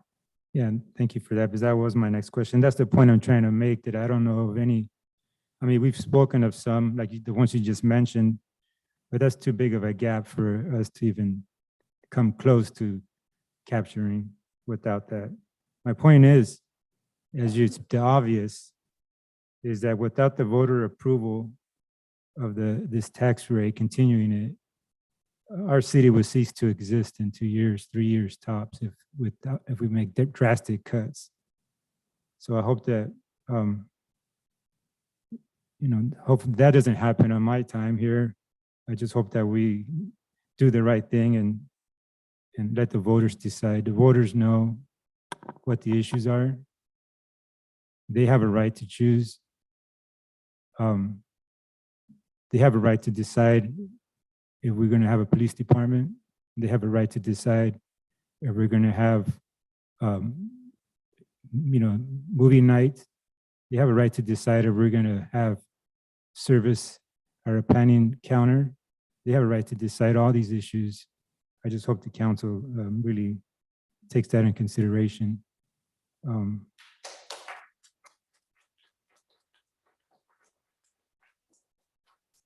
I know that that this is not going to solve the budget issues that we have, but I think we really need to sit down and go by, line by line and go through this and see if each item it's really necessary, if it can be cut or it's really necessary.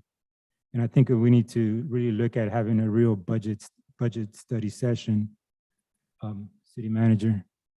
And to really look at these hard as a group, going line by line. I would like to see that happen here shortly. I think if we- I'm not quite done yet.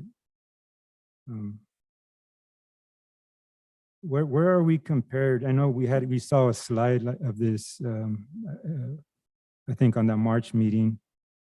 Where are we compared with surrounding cities as far as our tax rate? I mean, are we low? Are we, I mean, in the middle? Where are we? I mean, I know we had a graphic. I know several cities do have the rate. I don't have that slide available. Actually, it might- With the current rate or with, Currently. without the No, 1 cent? with it currently right now. We're at what, 8.75 or 8.5? Yeah, back in 2020, we did provide that slide. Yes, And I that's- remember. That's not included in this presentation. but we Okay, can make that maybe I available- bring that back so you can see that that. available to council. All right. I think we're on par with the surrounding cities, with Santa Ana being at 9.5 because they had a 1.5 cent increase. Everywhere else, I think about 8.75 to 9. We're at 8.5 to 8.75. Thank you. I just meant like in line. The other question I have, you spoke about the county capturing, what was it? Would you say 1.5? So the OCTA has 0.5, that's measure, Point- we know as measure M or M2. And That has been renewed. So it's locked in for another 30 to 40 years. And that's Oh. what you see funding the regional projects. The remaining, There's remaining 2%, so they have 0.5. Currently, the city has 1. So when the city's ends, that opens up that 1.5 that another jurisdiction could take if, like Measure M, if the city didn't have it. if this, Currently, the city has the 1 of the 2 and Measure M is the other half. So there's a half available. and do we have a time limit before we can? I think once it ends, it's open. I mean, it's a ballot item. So Okay, but voters would have to approve that. they would have to approve it by what time? I mean, date. That I don't know. August. We have August to place it on the Oh, ballot. for the city, I believe Yeah, it's August. Yeah, yes. yeah, we have till August 12th to put it on the ballot. Correct. It's the same for other jurisdictions, for the county as well. It's the same deadline. All right. All right, thank you. I would like to thank staff for the detailed reports. And I think it said a lot here. Although I would like to clarify some of the things that we have here. First of all, it's very scary to see that the cuts that you outline in the version 1 budget. Nobody wants to have that, to be honest with you. I don't think any of the council members here want to have that happen. However, my understanding is you are trying to give us a heads up of what is going to happen if the SS measure or the tax measure is not renewed. And with version 1 budget that you cut 5 million from the previous approval or adopted project, I mean, a budget in 2021, which we already approved with using the reserve of $10.5 million. And the revised is for the fiscal year of 22 and 23 budgets is used 9.2 mil. With version 1 here, we are trying to reduce $5 million, correct? Compared to the budget that we already approved.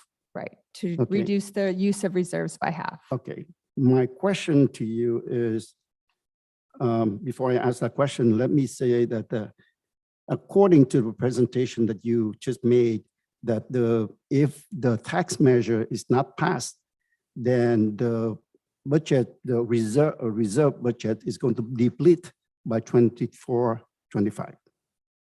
Depending on the version, the status quo, Right. or version 1 or version 2, yes. If we decide to move with the status quo, which is at $9.2 million, which is $5 million different, then we are not in this situation in the cutting mode in the version 1 budget, correct?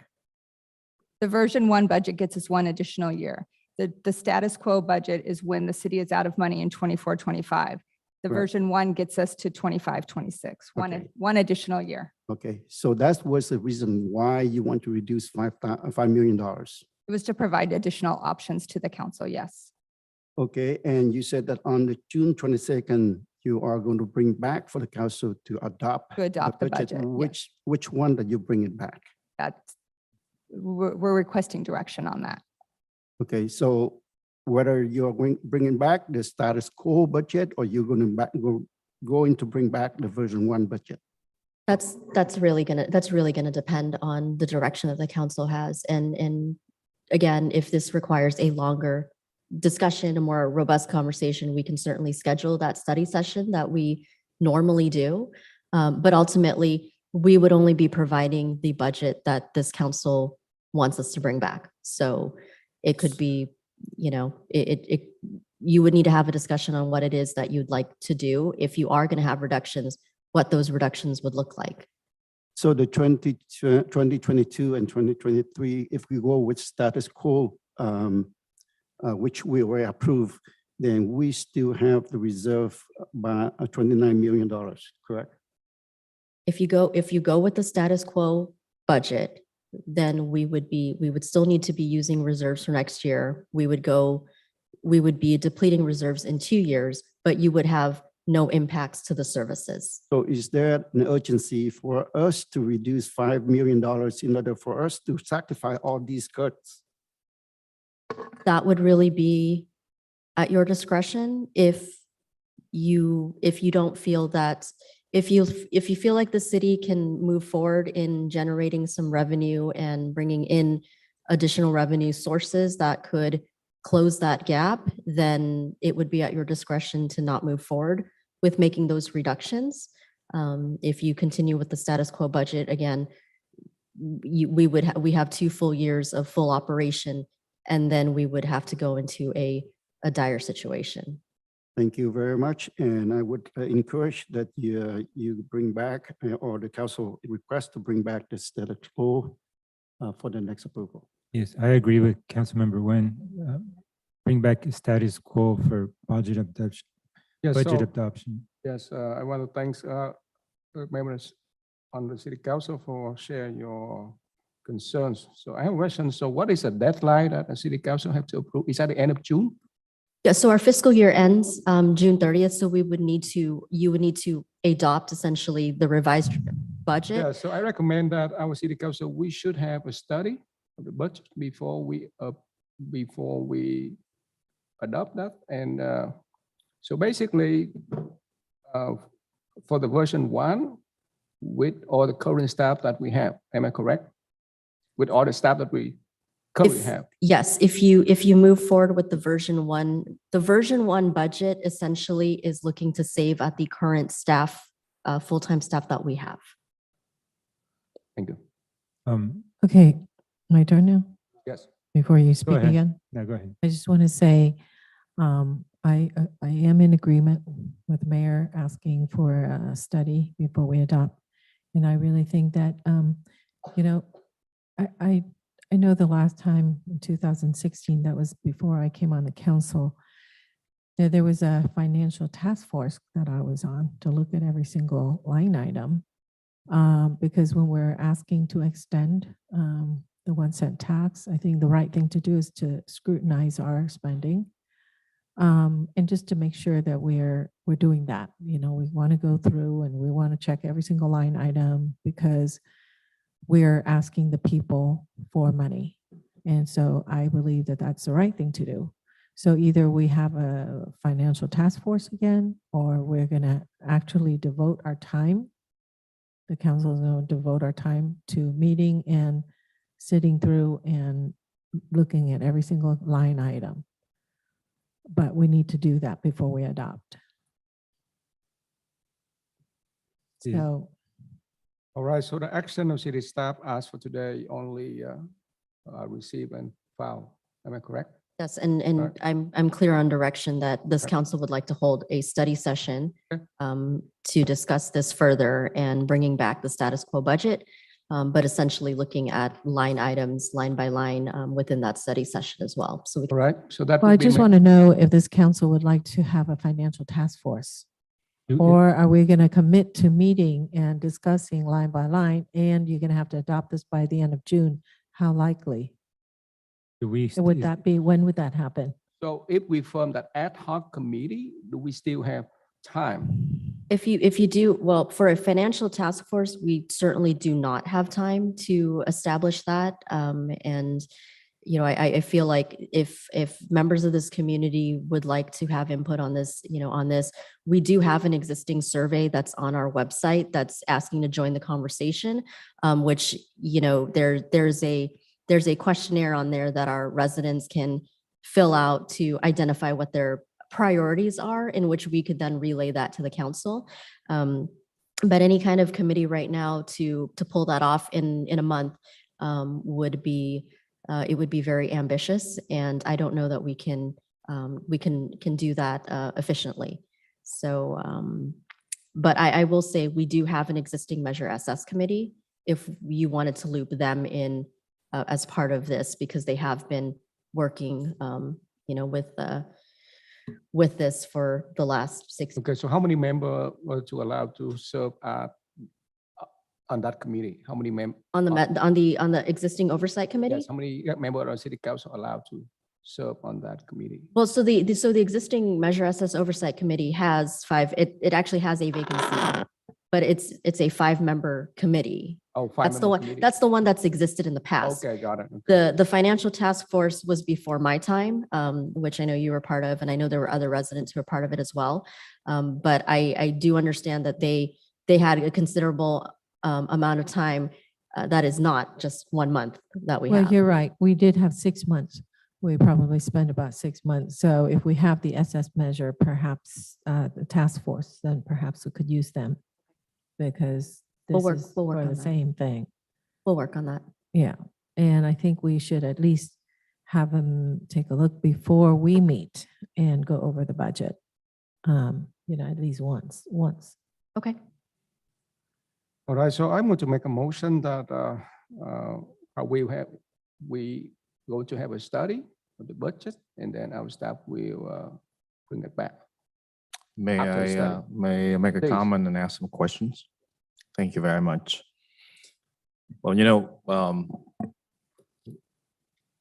we are where we have been doing. So we haven't been doing anything for the past few years. So that's why we are in this financial crisis right now.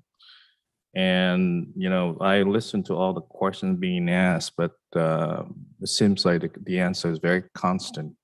The consistency is there's nothing we can do to help the city with all the new way to generate revenue. You know, the past three years since I've been on the council, this council haven't done anything to contribute to the financial health of the city. Mostly it's infighting and leveraging for the political career. You know, this council banned all the potential revenues, even tax break to their friends, relatives, associates, developers, selling City Hall to developers. Other than that, I haven't seen anything that we are trying to do to accomplish to see the sunset of the tax break. And it's not something that we don't know. We've seen it. And now we are trying to, there's an effort to ask the taxpayer to extend the sales tax. And with this council service records, I highly doubt it that the voter will approve for the sales tax to be continued. So we have to do something. We have to right now at this point with a clean slate and working toward the future of the city. We are what we have been doing. So every day you have to do a little bit something to contribute to the future of the city. If you don't do anything, this city will be a season of existence pretty soon. So I have to ask these questions. Okay, could the city staff be so kind and explain the bankruptcy process so that the resident understand how it's gonna be? We're gonna file Chapter 11 to restructuring to stop the creditor to collect money from the city? Does it, or is that similar to the private industry?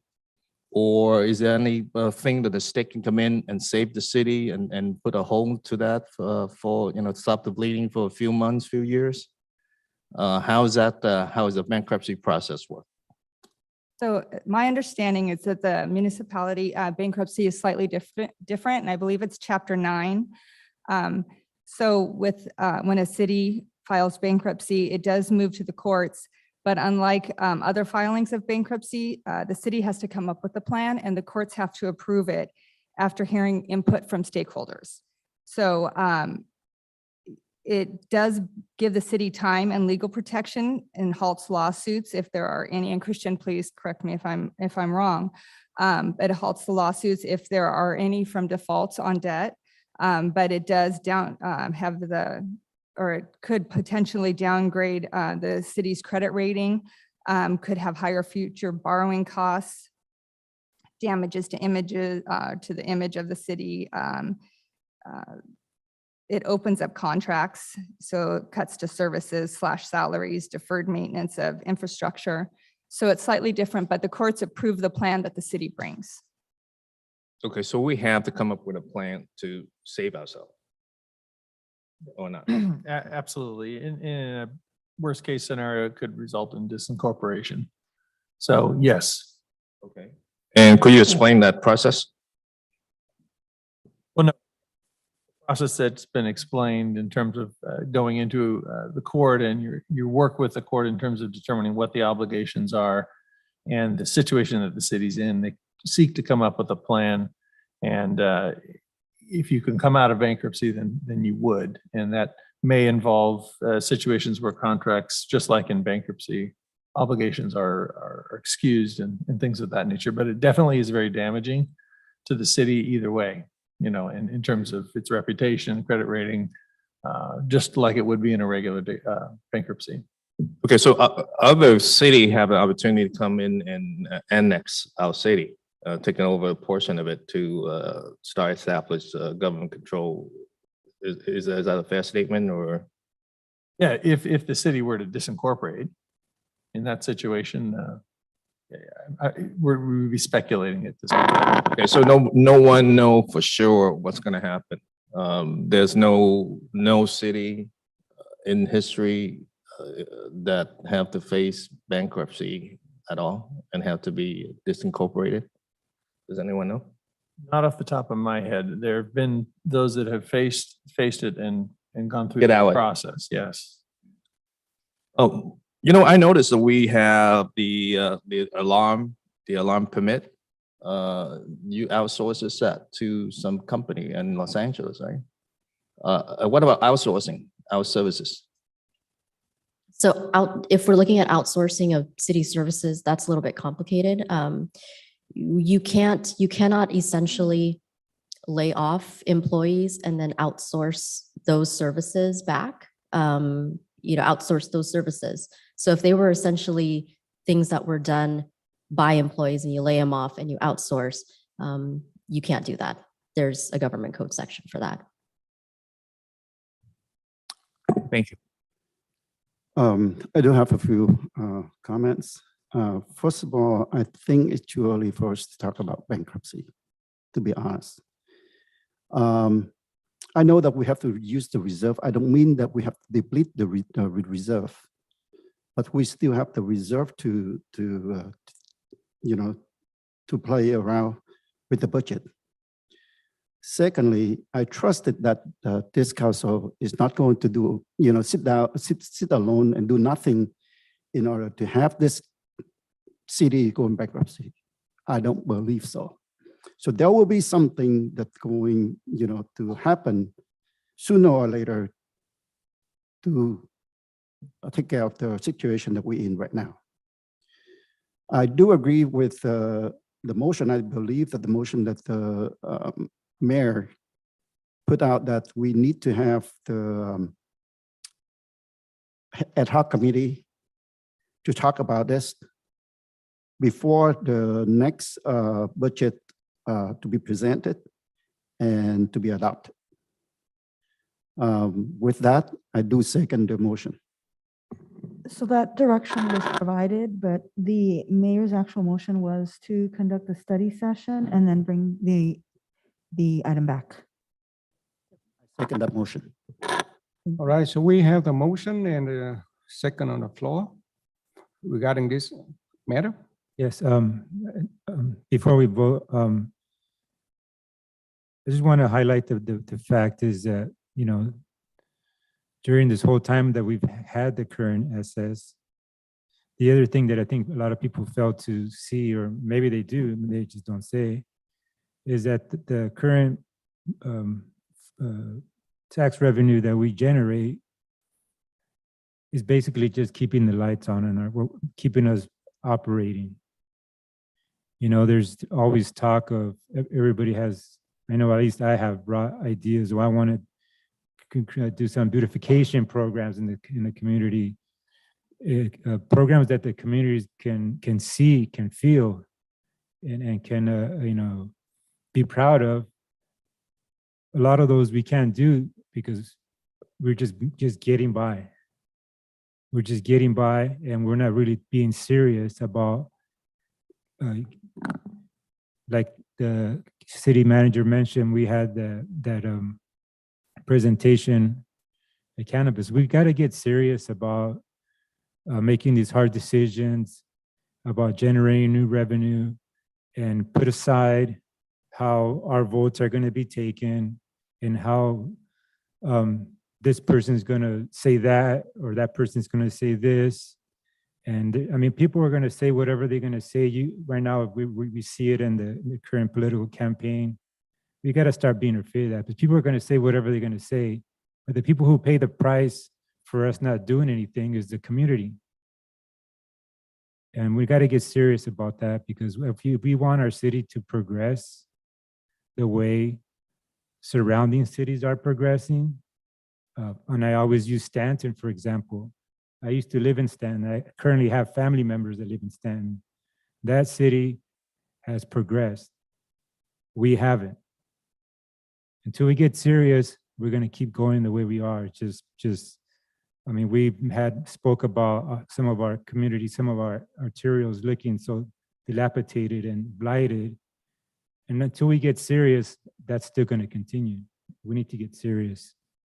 We need to put the community first, and people are going to say your political challengers, they're going to say whatever they're going to say. There's nothing that anybody can do about that. So we need to, what I would want to be afraid of is people to say that we did nothing. You were there on council and you did nothing. That's what I would be afraid of. I want people to say that about me, that you saw a problem and you sat there and did nothing. That's what we should be afraid of. So I just want to put that out there. I'm getting a little bit, sorry, council, if I'm being a little blunt, but this is an important issue. We're playing with communities, people's lives here. So we need to get serious. I had a gentleman call me about why our police department did not answer a phone call that they had with his elderly parents. But our police department is shorthanded. They were attending to an emergency that needed a lot of the police staff there. And they're wondering how come nobody's showing up at their house. Well, why isn't the police at his house? He lives in Irvine. His parents live here in Westminster, and he's over there in Irvine freaking out. Why isn't there any police at his parents' house? You can't have that. We're playing with people's lives here. So let's hope that we do the right thing. Thank you. Well, I hope that this council stop the lip services and take some serious action to take care of the of the city and stop protecting the special interest group and have the courage to take the action, the right action to move the city forward. Thank you. All right, so we have the motion and the second on the floor. Roll call vote, please. Councilmember Doe, Yes. Councilmember Hall, Yes. Councilmember Nguyen, Vice Mayor Monzo, Yes. Mayor Ta. Yes. Motion carries, Mayor. Next, we have commission and committee items. 7.1, the depiction, design, and location recommendation of proposed one tree monument. So may I have a staff report?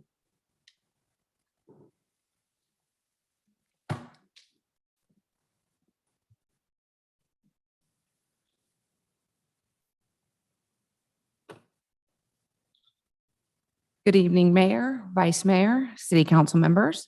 I'm Vanessa Johnson, your Community Services Director, and I'm here tonight with Public Works Director Jake No on behalf of the Quang Tree Monument Committee and the Community Services and Recreation Commission. They are forwarding their recommendations on the proposed depiction and location for the Quang Tree Monument. Both the committee and the commission appreciate the City Council for approving their requests for the extensions to their deadline and allowing the additional time. So I have some slides to show you. Perfect. The Quan Tree Monument Committee met on May 9th to approve the final design.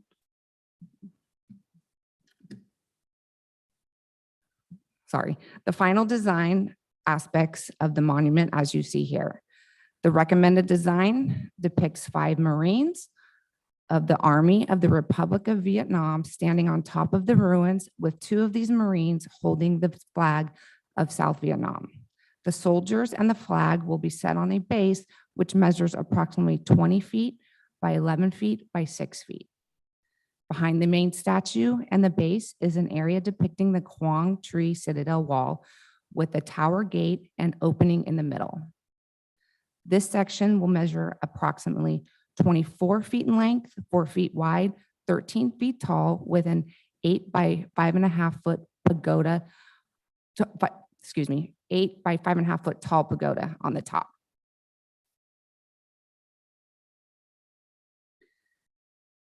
The committee recommends the title, and forgive me, I'm going to try in Vietnamese first. Tung Dai Tai Chin Ko Tan Quang Tree, 1972. With the English title as Retaking of the Quang Tree Citadel 1972 Monument. The phrase Tao Woc Ji On will be placed on top of the monument title in Vietnamese only.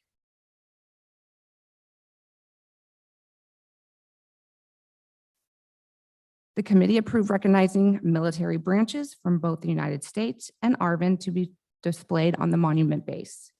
The front side would feature 4 logos for the US and 14 from ARVN. And they are listed here with the 4 being from the United States as number 1, number 2, number 9, and 10, and the others from ARVN.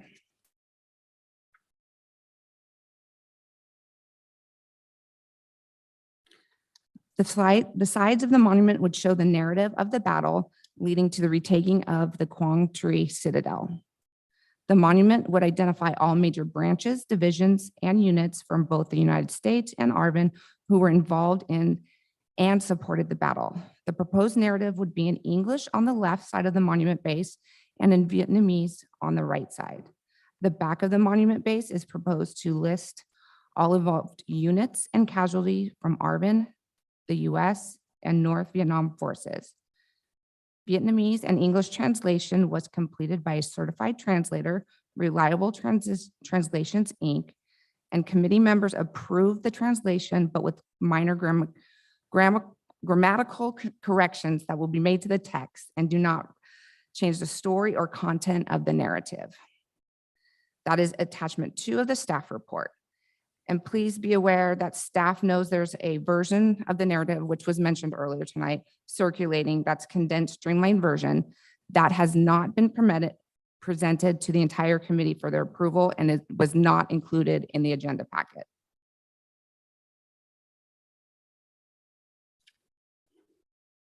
The final slides, which there's a few of them, they feature the architectural plans, which indicate the lighting, more specific dimensions and materials proposed for the monument. And these were approved by the Quang Tri Committee at their last meeting. So there's several of those, and that's all in the packet as well. In regards to the location, the Community Services and Recreation Commission met several times since being tasked with the responsibility of recommending a location for the monument. At their last meeting on May 16th, members were in agreement that the city is significantly deficient in park space and therefore recommended that the monument not be placed in a city park, and that the city council considers one of the following locations instead, in no particular order of preference: private land such as Westminster Memorial Park, creation of a new pocket park on existing undeveloped parcel owned by the city, or the Westminster Civic Center. I'm going to click through the rest of these. With that, Jake and I can answer any questions. Yes, I have a question about the design. So basically, look at the design. There wall is separate from the base that have the monument. Am I correct? Yes, I think it's about 5 or 6 feet behind the base. And let me, if I could just clarify too, these are two separate items. So the council, in terms of voting on them, should take them individually. Oh, I see. They're presented as two separate items. They're from two separate committee recommendations to the council. So right now we are discussing item A, right?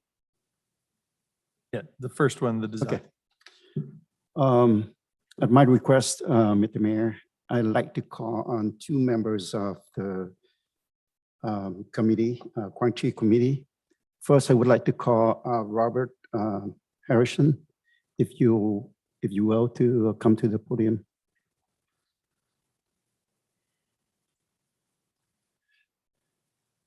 This has been going for a while between the committee members, that we have a disagreement. And I know that you came to the city council and presented to us several times. We also ask you to go back and resolve among the council, the team members, the committee members. It happened to me that what I see today is there's still a conflicting between the council, between the members of the committee. Is that correct? Yes. I made attempts. I had the chair, the co-chair, and Sundo come to my home office, and we talked on a Saturday, and there was just no compromise. You can see the number of patches: 4 American, no Marine, and 14 Vietnamese, which represents their branches of their military service. And that's, I feel, disrespectful to America. I've been told all along that American patches are going to be on the back, but that's not true now. They're just going to list names. I met with a couple people individually and talked, and everybody wanted me to compromise America. Just let them have all the Vietnamese patches. So may I ask, what is your main concern? My major concern would be to honor those Americans that participated and made this any type of victory. I presented in the early committee about 12 patches that dealt with the Army, Navy, Marines, the helicopter squadrons, the what do you call it? The advisors on the ground. I apologize. And it's just not being done. There's only 4 patches of America on the front of that monument. And in the description narrative on the side, a lot of things are missed about what took place in that victory. Again, I think it's been mentioned here, 7,515 air combat missions. And at least 2,200 B-52 bomber missions in that. They're not getting proper recognition. Obviously that, this project, we want to unite it, the community. And so I want to make sure that we are agreed to this. At this point here, do you think, is there anything that we can do to resolve this problem?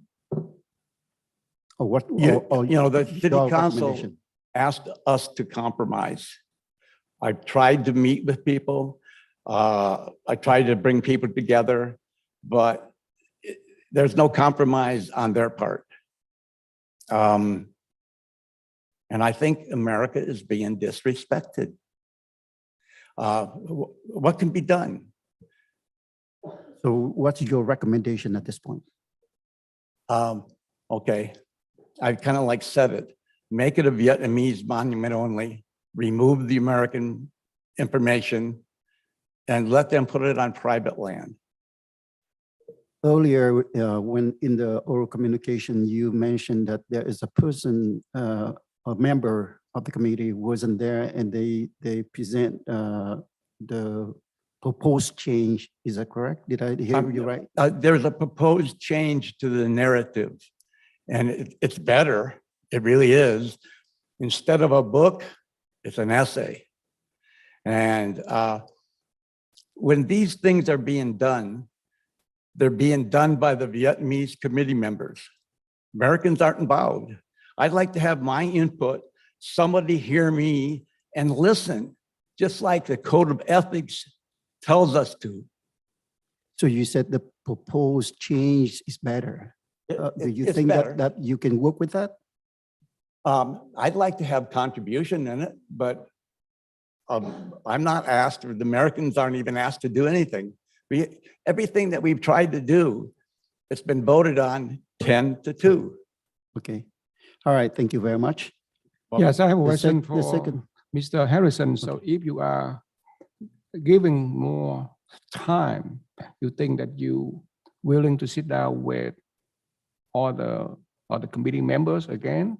I'm willing to put the time in, but we need to listen like the code of ethics asks us to. How many times that you raise your concern in the meeting publicly? All the time. You can look at the meetings.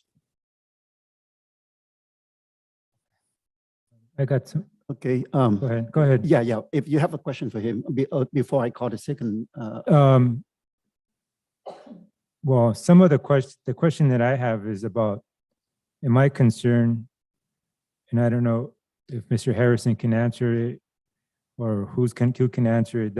My concern, and I know this is a concern of Councilmember Hope, is this is what we spoke about when the original Country Victory Foundation proposed their version. And with me, it's the history needs to be correct. If we're talking about patches, so I don't know who can answer this question, is it's not about just placing patches on there because if it's your friends or whoever was in that battalion, the only patches that should, if this is going to be for the country battle, the only patches that should be on there is who was there and participated in this battle, not just patches because of Tuan or a friend or whoever. Councilmember Ho mentioned that we need to get the history correct because it was going to be literally etched in stone. And that's what concerns me, that it needs to be correct history It's not just about a matter of honoring someone because they're, you know, they're your friend or whatever. Are you trying to honor them? I get that and I understand that, but this is about this one battle and getting the history correct. So the only patches that we should be speaking of is the ones who were there at the actual and participated in the Quang Tri battle. So whatever battalions and whoever that is, we need to, I don't even want to vote on something that's not complete, for one. Second, who are those? We need to vet those patches and what part did they play in this battle. That's what I'm concerned about. And so I didn't want me to take up your time, Councilmember Nguyen, but if who can answer that question? The American patches have been laid out and they all participated. So, Okay. The Vietnamese patches have never been vetted. Like I said earlier tonight, the display on front used to have the Marine Corps patch. All of a sudden, it's not there.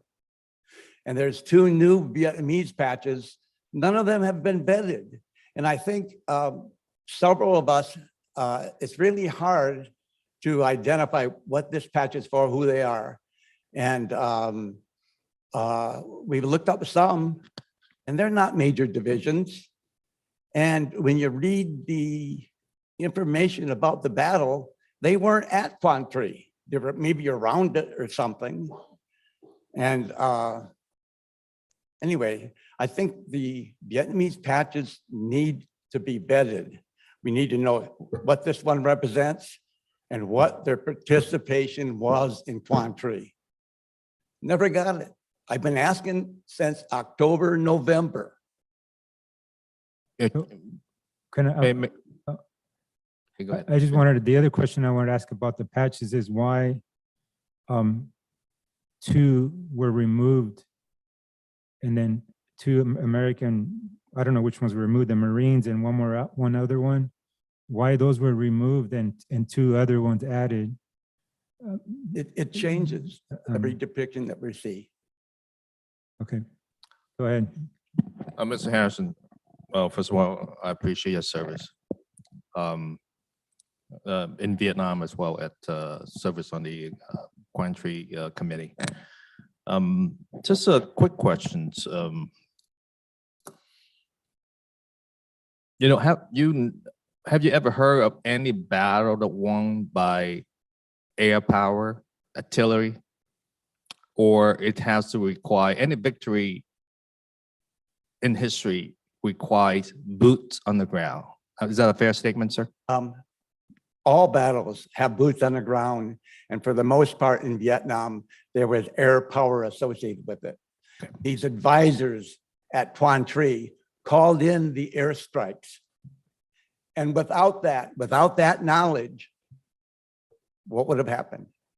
I understand. So the answer is yes, right? Is that correct? Yeah. You have to have boots on the ground. There's no battle that can be won with air power or artillery. Right. And honest to God, at Quan Tri, the Vietnamese airborne and Marines, their blood is on the ground.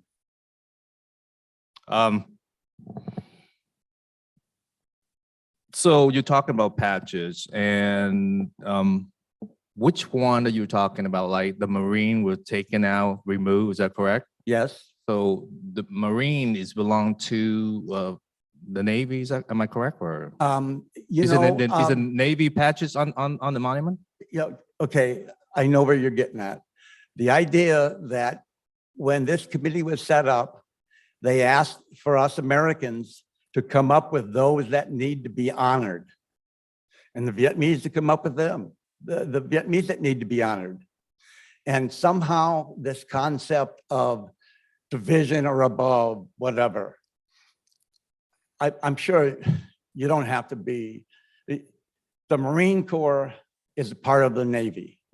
So But the Navy. it doesn't make it a subdivision. They are a major part. They did major stuff Okay, Fine, so you rather have the Marine patches and remove the Navy patches out? No, they both need to be on there. They all have to be on there? Yes. Okay. Well, you know, I'm familiar with all the catch-all, you know, in the law, in laws, in penal codes and vehicle codes, so they all have a catch-all codes. The same thing with the, you know, when we talk about military, there's the Navy encompass all of the relevant unit you mentioned that involved in the Quantry battles. And so to me, you know, it's just it seems like the issue with the spaces on the monument was a concern. Is that why that was not included? Or is it the reason? I believe. Just a second, sir. Let me finish. Okay, I'm sorry.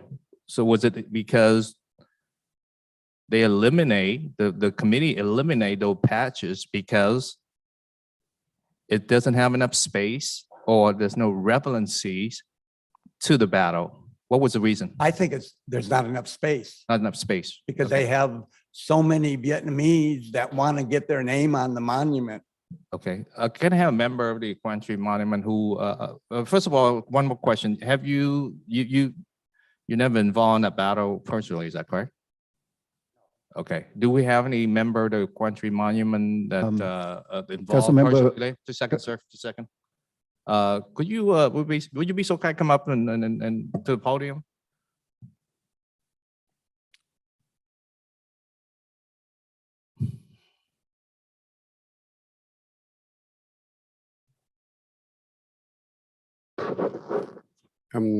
Hello, Mr. Mayor Chita, Vice Mayor Colomanzo, and all the Westminster City Council member and everybody here.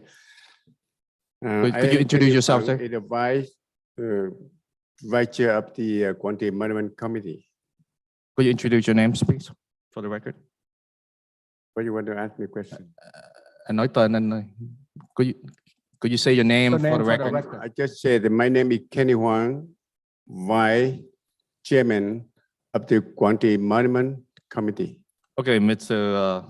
Huan. Well, thank you very much for your service. Is that true that you were personally involved in that battle in 1972? Yes, myself is the only person in this committee I involved from the first day of the Quantry operation to retake Quantry Citadel and until the last day of that operation. Well, thank you very much for your sacrifice. So, my question is, Mr. Harrison, we're talking about the patches being vetted. That means being verified that they actually involved in the battle. Could you explain it to the city council? How were those patches selected by the committee? Was it because they're friends and then associate that they get involved in that battle, actual battle, or just just grab it out things there and add on the monument? The first meeting from the first my layout and design on this division, that all the units who involved in this battle and the logo must be displayed in front of the front face of the bay of the monument. It is from brigade and division and above. It's not from brigade and under the division. Logo will be displayed in front face of the base. That's why. So how did you know which division or brigade involved in that battle? Is that by personal account? I just told you that from the beginning, the first day I was involved in that battle. So no American ground force involved in that battle, in that operation. And also the reason why we don't want to put many logo in front face because sir, just we a have second. the level of the unit. Mr. Wang, Yes. let me clarify my question real quick. If I may speak in Vietnamese to get the point across, okay? It's the same question. Tại những cái phù hiệu đó đã được của những cái quân đội Việt Nam Cộng Hòa đã được lựa chọn để mà để lên cái tượng đài tái chiếm cầu Thành Hoàng Trị đó. Cái lý do nào mà cái committee của anh trong nhóm của quận nhân lựa những cái phù hiệu đó đưa lên? Có nghĩa là những người đó, những cái binh chủng đó đã có chính thức tham dự vô, và tại sao anh biết họ tham dự cho cái chuyện đó? Đúng vậy. Tại vì you want to speak in Vietnamese and then English, okay? Translator still here or no? Okay, it's all right. So we select all the units involved in that battle because they are real. They are real units involved in that battle from beginning, from the first day of the Quang Nguyen retaking Citadel operation. How do you know? 72. How do you know that? From personal account? Anh có những nhân chứng nói lại cho anh nghe hay tại sao anh biết? How do you know? According to our advisor or our commander in the Airborne Division and Marine Division and other forces, Air Force, Navy, and Special Force and Ranger, all that unit involved, really involved directly in that battle. Okay, let me clarify that question. Để tôi nói lại tiếng Việt ha. Yeah. Tại sao mấy anh biết những cái binh chủng đó dính líu vô cái trận đánh tái chiếm cầu Thành Quảng Trị? Tại những người sống sót những binh chủng đó kể lại cho anh nghe, hay là anh lấy từ trong những cái văn bản lý lịch của lịch sử? How do you know? In both, I researched on the media and on the article and the operation, the journey recording, and also from our advisor, our commander, from all the unit involved in that battle, and real person, and they are here in Australia, in Europe, and everything, everywhere. I discussed with, and also I talk with them, and they advise me, and they tell me everything true, and correctly. All the units involved in that battle. That's why we choose all the units. Logo must be displayed in front of the bay.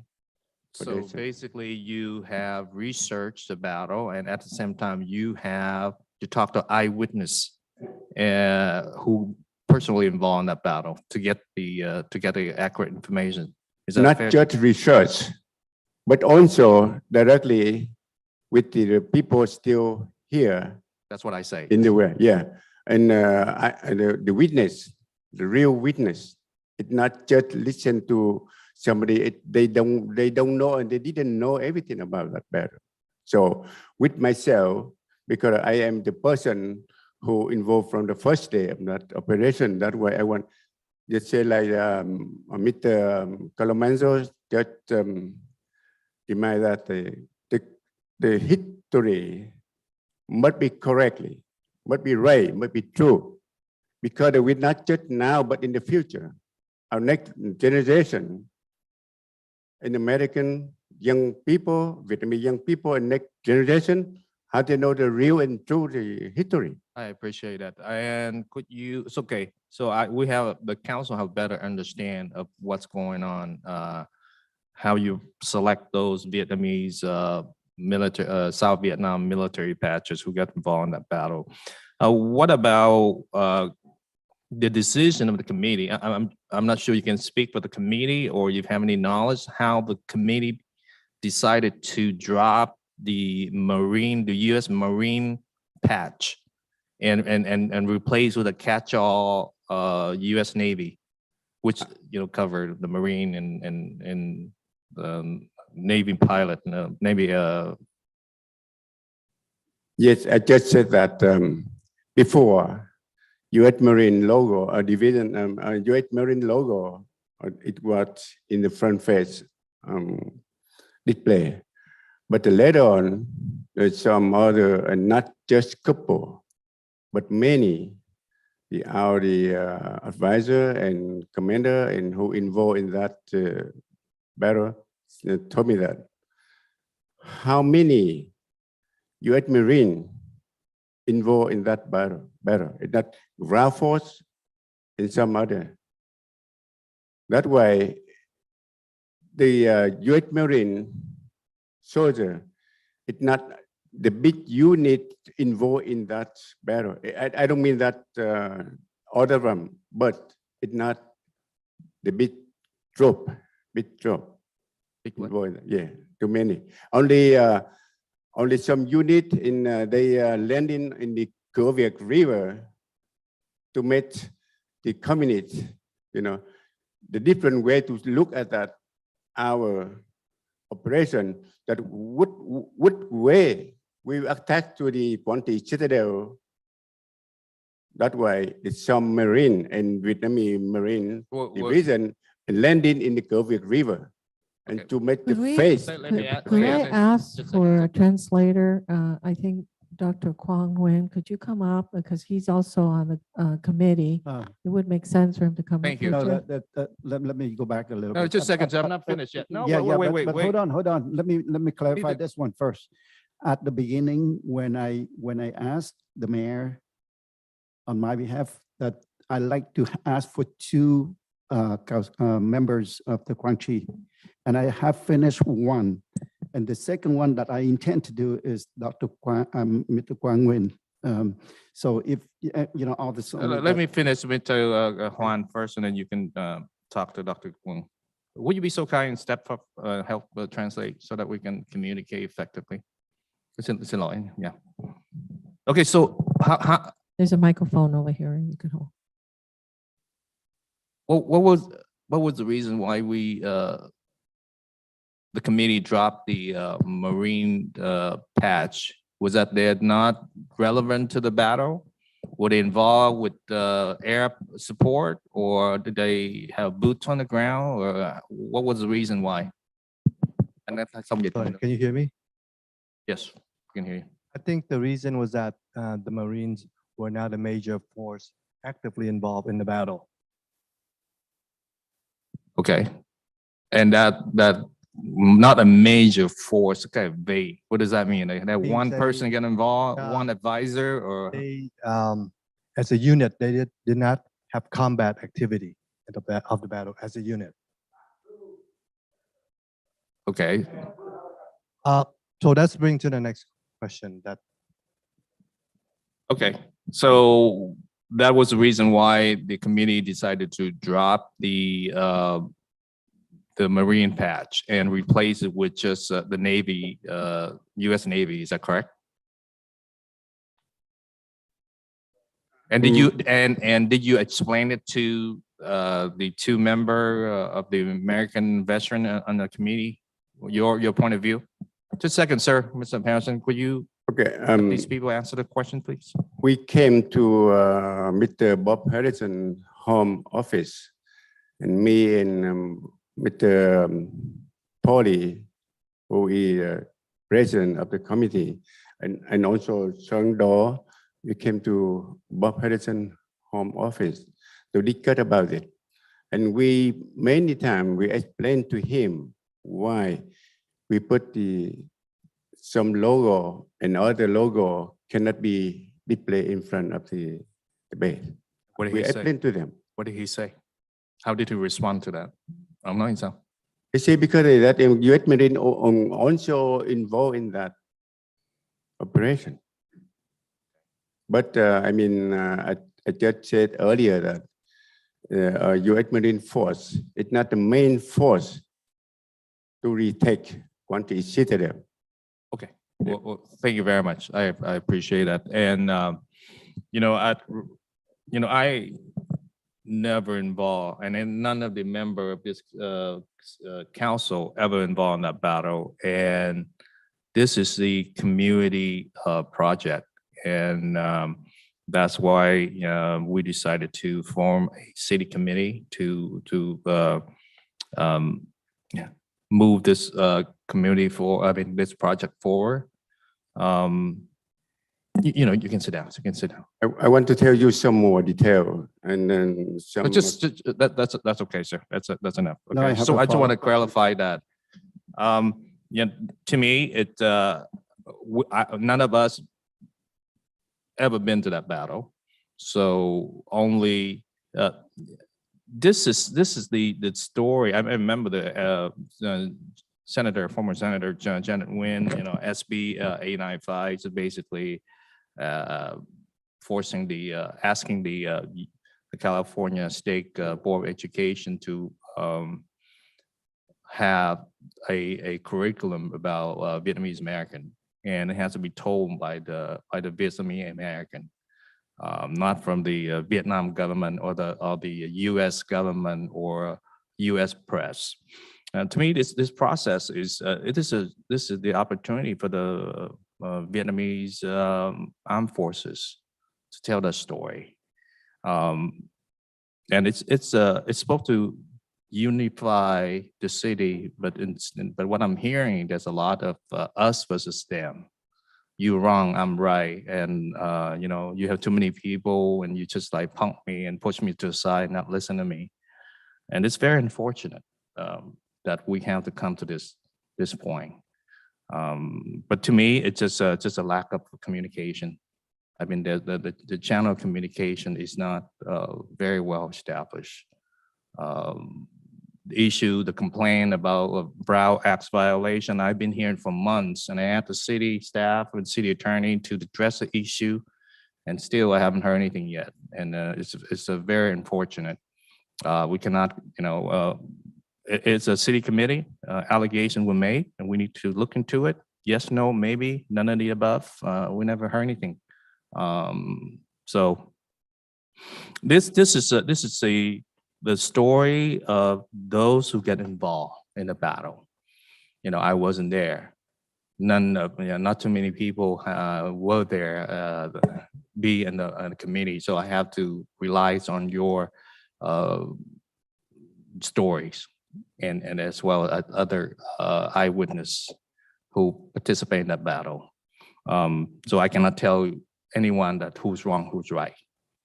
But that's the reason why I asked clarified question to see how that we come up with this decision. I'm not taking sides. This is your story. This is the story that needs to be told. I agree, it needs to be accurate, but at the same time, we have to respect the eyewitness account of that battle, not based on the press. There's some truth to what the press and the government provided to the battle, but it's again, we never. What I'm hearing, the space is an issue in the monument. It's not trying to disrespect America and causing a lot of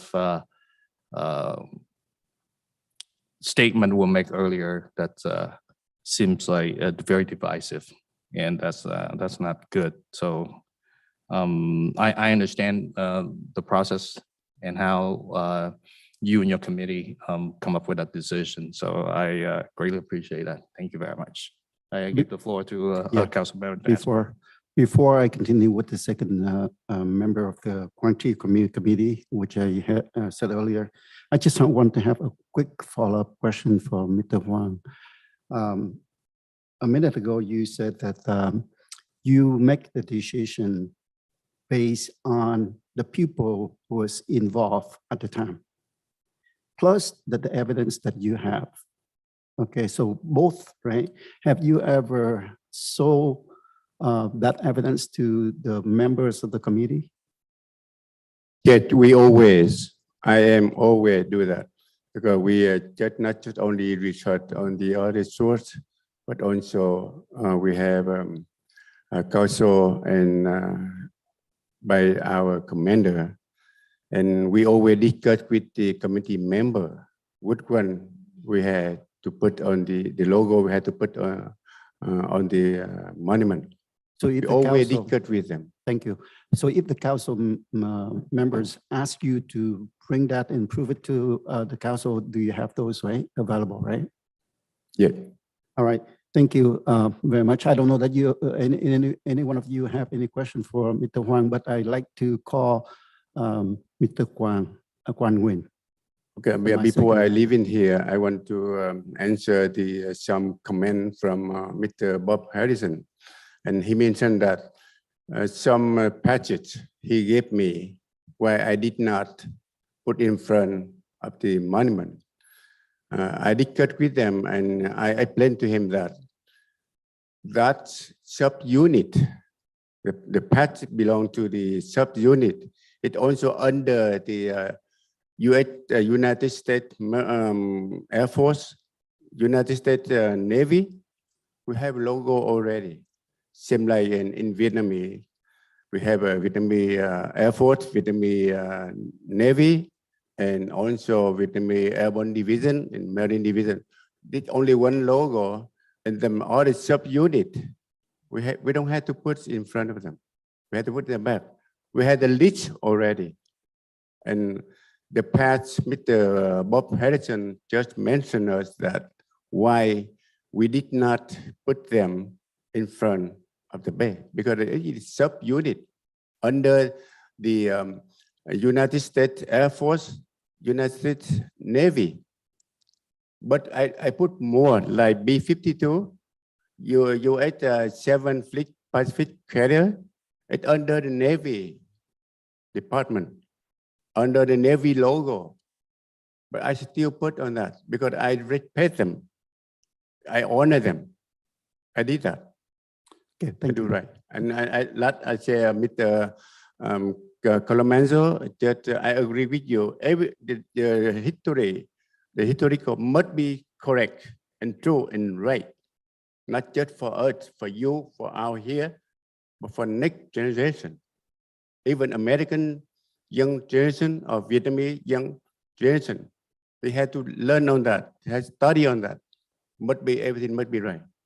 I always respect and honor all the American soldiers who side by side with the Vietnamese soldier to fight back the communists in Vietnam. Thank you. Thank you.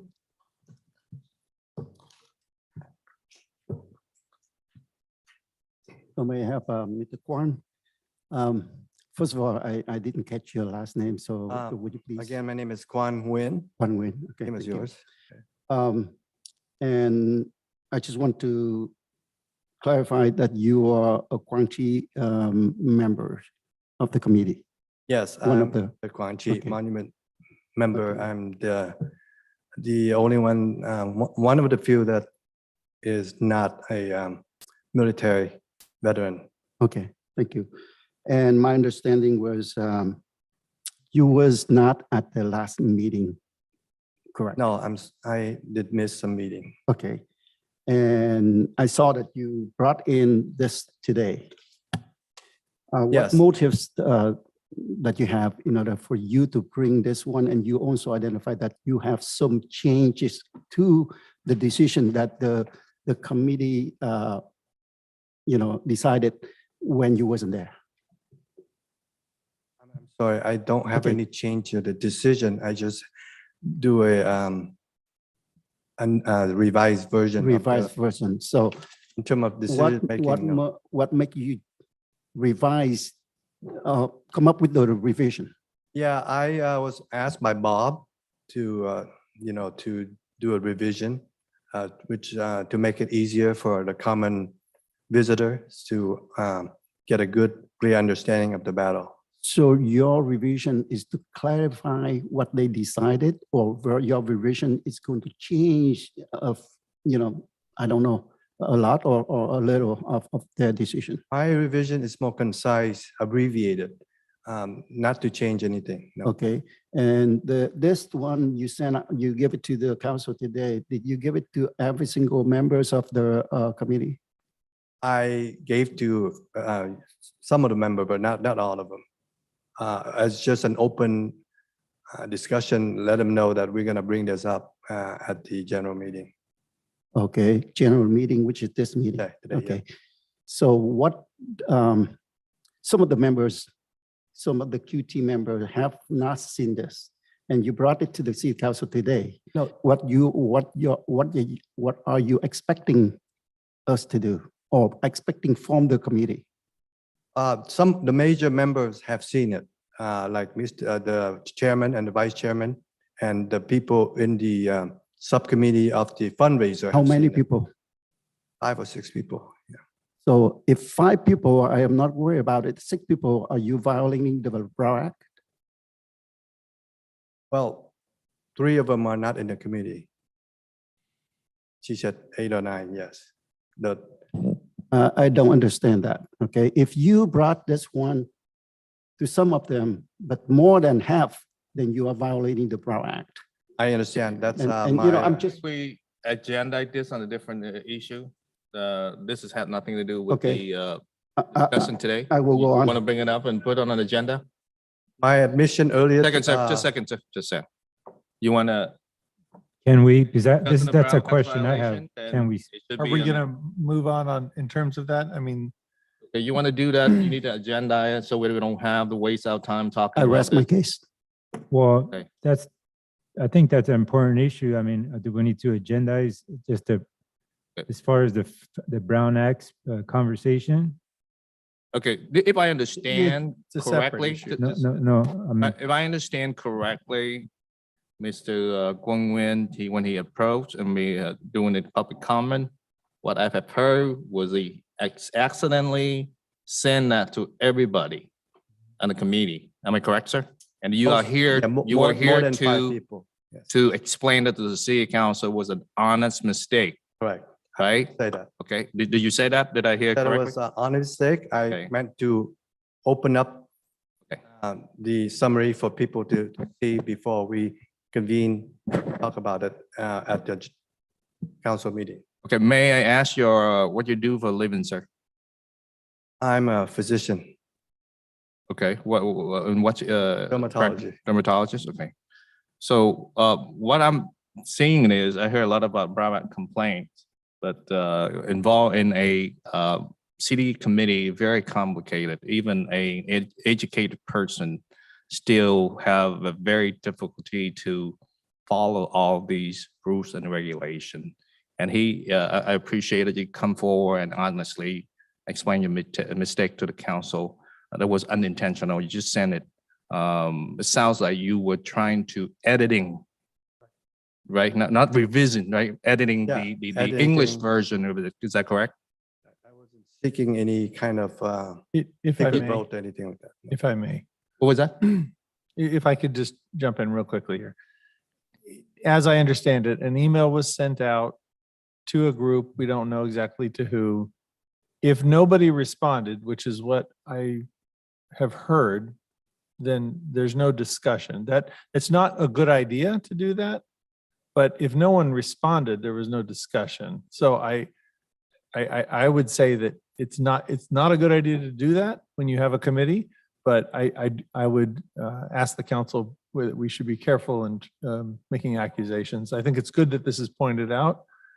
It's not a good idea when you're on a commission. But it sounds like no one responded. So there was no discussion. Thank you, sir. I appreciate it. just a quick comment on that topic as far as Brown Act is concerned. I think that the thing that I kind of find wrong is that a lot of these issues, you learn about them when you're doing that, when you take the ethics training. And from what I understand from the reports that I'm getting is that quite a few of the members didn't complete the ethics training. So, I mean, it's a very complicated thing, as Councilmember Doe mentioned. Not even somebody like yourself that's highly educated person can understand, but without any training, it's even worse. It's even harder. But my question is, so I don't understand why this committee was allowed to continue without the training being completed. That's the part I don't understand, is that, we here at council, I think all of us have been, we're pretty in agreement as far as, and we've been doing a pretty good job. May I address that one maybe? Well, let me finish. We've been doing a pretty good job of cleaning things up, and we're starting to be policy driven when we speak of policy. And if we don't have a policy to follow, create a policy, and because we need to change the way of the old.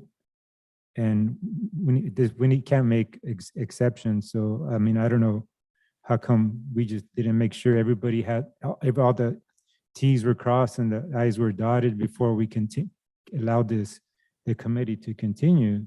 We should have made everybody had their paperwork in order and then continued with the meetings. I don't know how why that didn't happen. If I could just briefly address that, just because that came up at the last meeting. So I did do a little researching because first of all, let me say that the AB 1234 training that is required, it's normally required from bodies that either receive payment or any kind of reimbursement of expenses. That's the general rule. Because the concern there is that people are dealing with money and they need that kind of training. But this is valuable training, and this council decided that it should be applicable to them. So yes, they need to get the training. State law says that you have 1 year from the date that you're appointed to get your first 2 hours of training. For some reason, and I think it's very important that you pointed out that the policy, I don't believe we have a policy, at least I asked, and we don't. However, we are sending out letters when people are first appointed, and those letters do say you have a certain amount of time. It was, in this case, they said you must get it done by 30 days. There's no policy that said that had to be the case, but they did send letters saying that.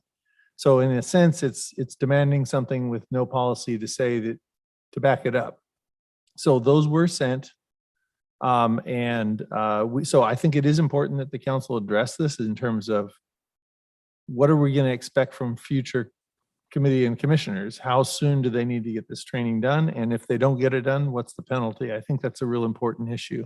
But in this case, a letter was sent, but no real basis.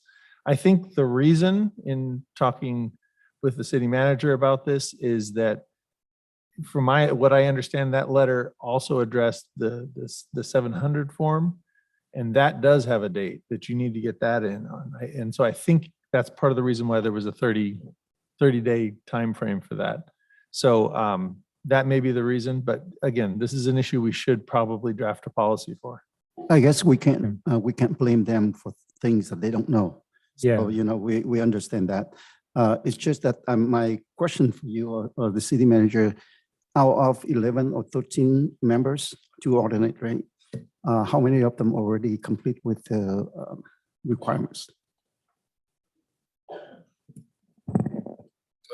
Agenda this and discuss this all the things regarding the Quan Nguyen Monument later, and we need to focus on what we have here. Just a quick question. So do you have it now? Off the top of my head, I think there was 5 certificates submitted for ethics training at the most. I think our department received 2, and others were directed to send that directly to the city clerk. Thank you.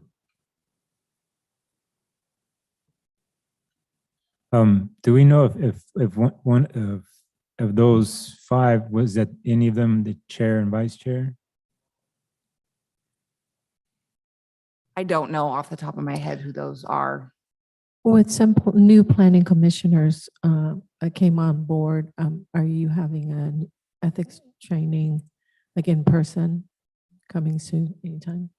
Or So if I may quickly interject, so the city clerk's office has recently reached out to various committee members and staff to make sure that people are submitting those. Some people have done some of the trainings but not submitted their paperwork into the clerk's office. So we're working through that now to try to identify who has already completed those tasks. So off the top of my head, I don't remember this particular committee. I want to say that 2 have complied and completed the entire 2 hours. I believe that there was other certificates that were submitted, and I don't remember off the top of my head how many of those were submitted that did not complete the full 2 hours. They were substantially in compliance by a few minutes. So the clerk's office is in the process of researching and identifying that and correcting that. But I don't remember because I don't have the information with me right now. But that's something that we can get back to. What the about council. inpatient, I'm sorry, in person? In person, are you having any, are you conducting any? I have not. What we have done is submitted an email with a link, and then at their leisure, they sit through the link and review the process as they go through the ethics training. Mayor, I really think this is off topic from what we have on the agenda. Okay. We should agendize All right. this to create a policy, I would say, and then have a more detailed discussion about these issues. I have a question about the monument. Sir, Dr. Nguyen, you can sit down. I appreciate it, sir. You can sit down. Yeah, thank you. I'm done. Thank you. Okay, it seems like the monument comprised of two parts. Is that correct? The black granite and then the citadel portion of it.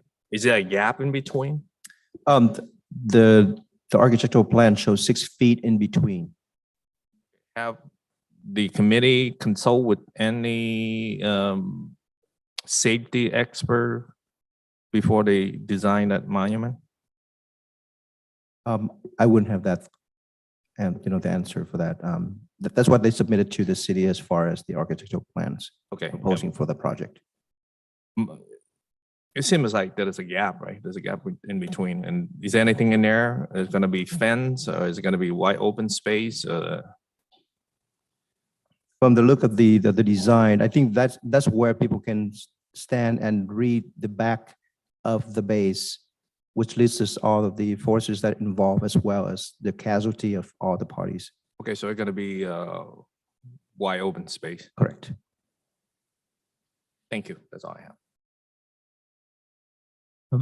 I have a couple other things too. It seems to me that this needs to go back to the committee because it's an incomplete project that's being presented to the council as far as the summary of what happened. And I mean, I don't think we can sit here and vote on this now.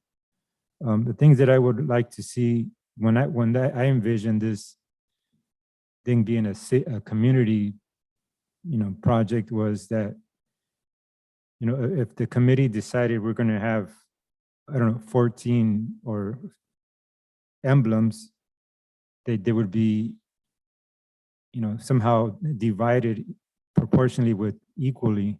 And if there's remainder that they didn't make the front, they shouldn't be in, in the back. But you can't, I don't think, having only a few, on the American military, 4, and then removing some, that's kind of, it just doesn't seem right to me that it's being equally, and fair to everybody, all the different branches.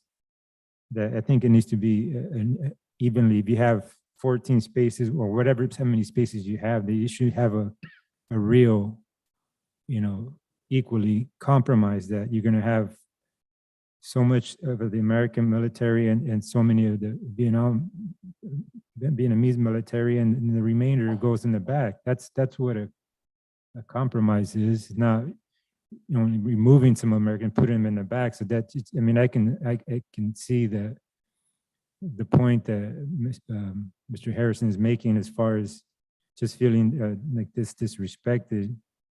And this is not what this project was supposed to be. It wasn't supposed to be about dividing.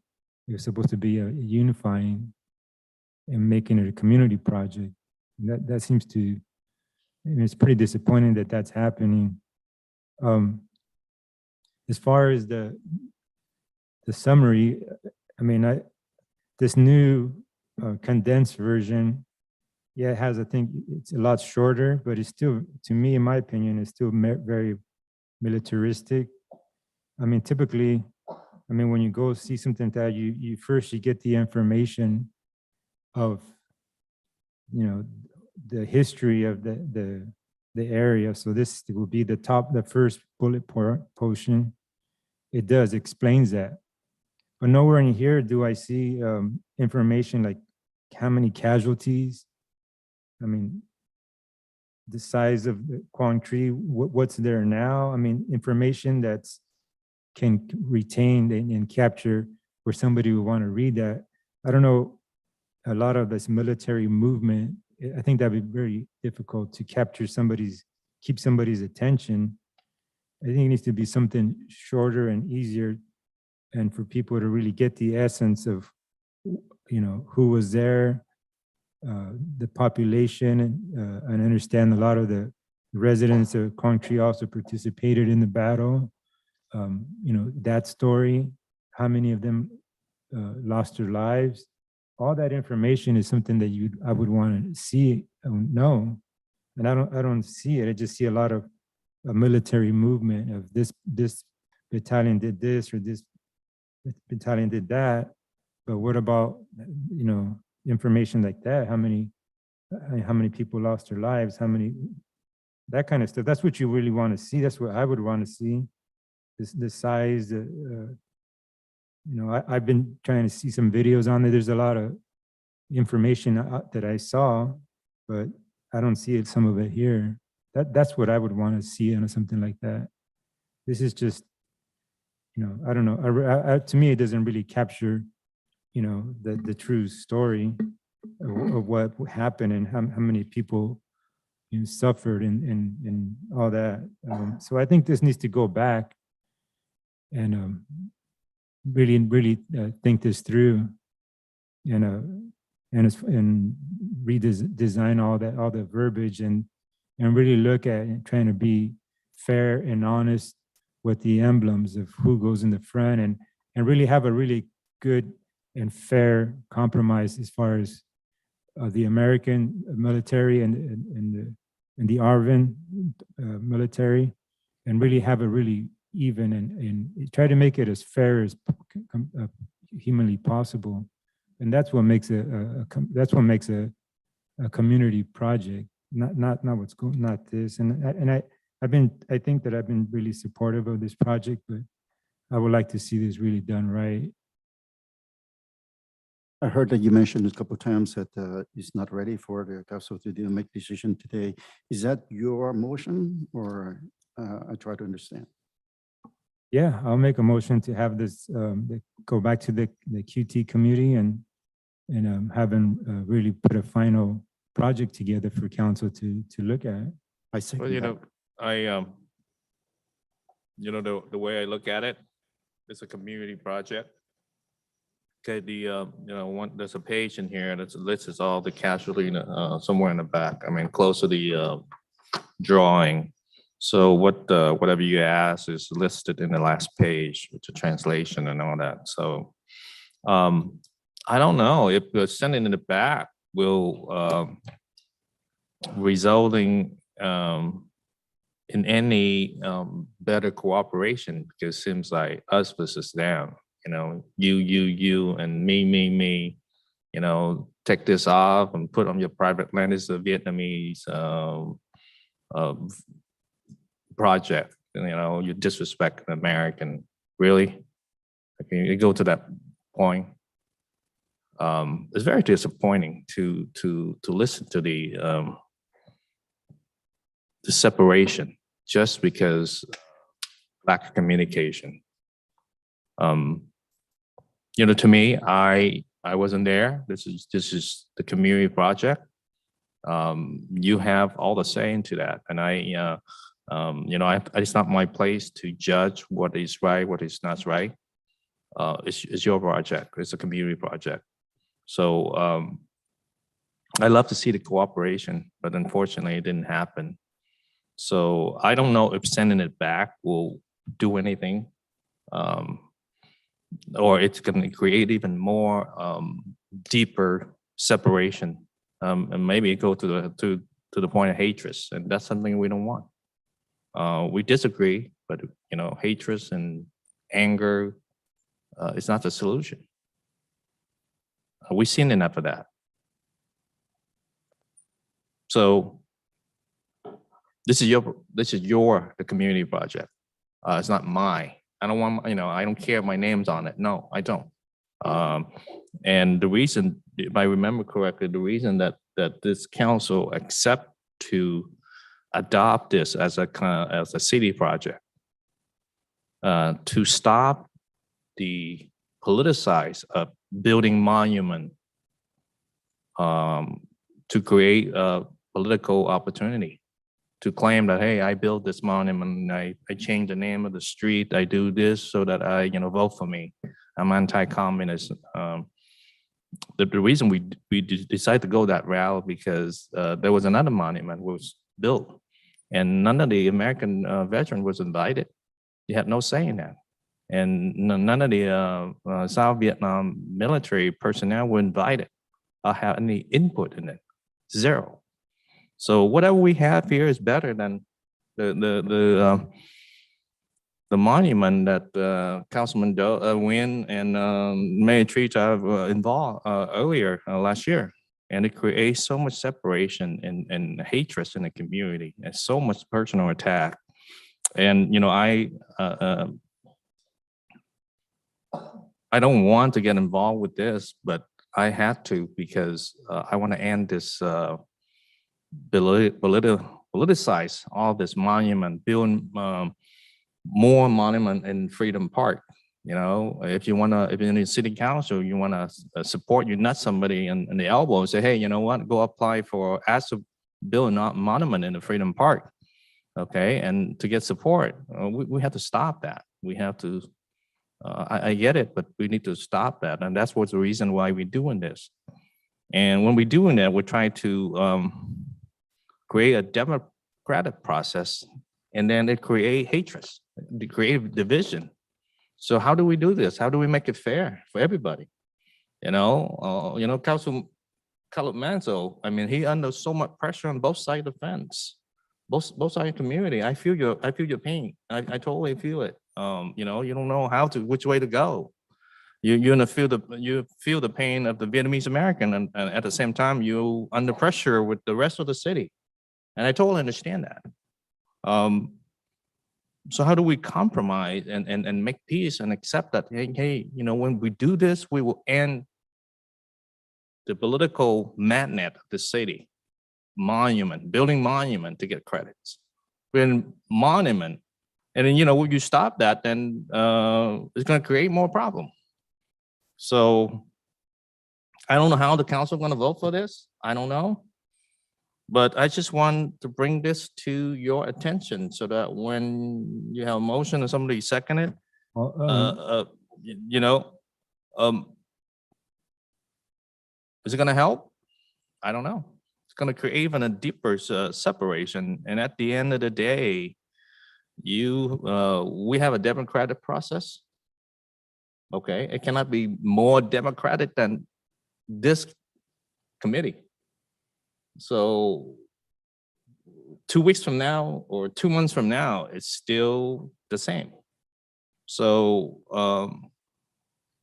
what we're gonna do? So it's up to the council, right? The only thing I can think of is that if you might want to make it in its current version, is just to have the committee just choose. Find a private location, and I think that would end this whole, us against them and kind of solve that. Because right now, you guys know that I've been try to be as supportive as I possibly can because of what was going on with the previous one, and I want to be, and I support all members of the community, not just one ethnicity or another. I'm not that way. I'm not built that way.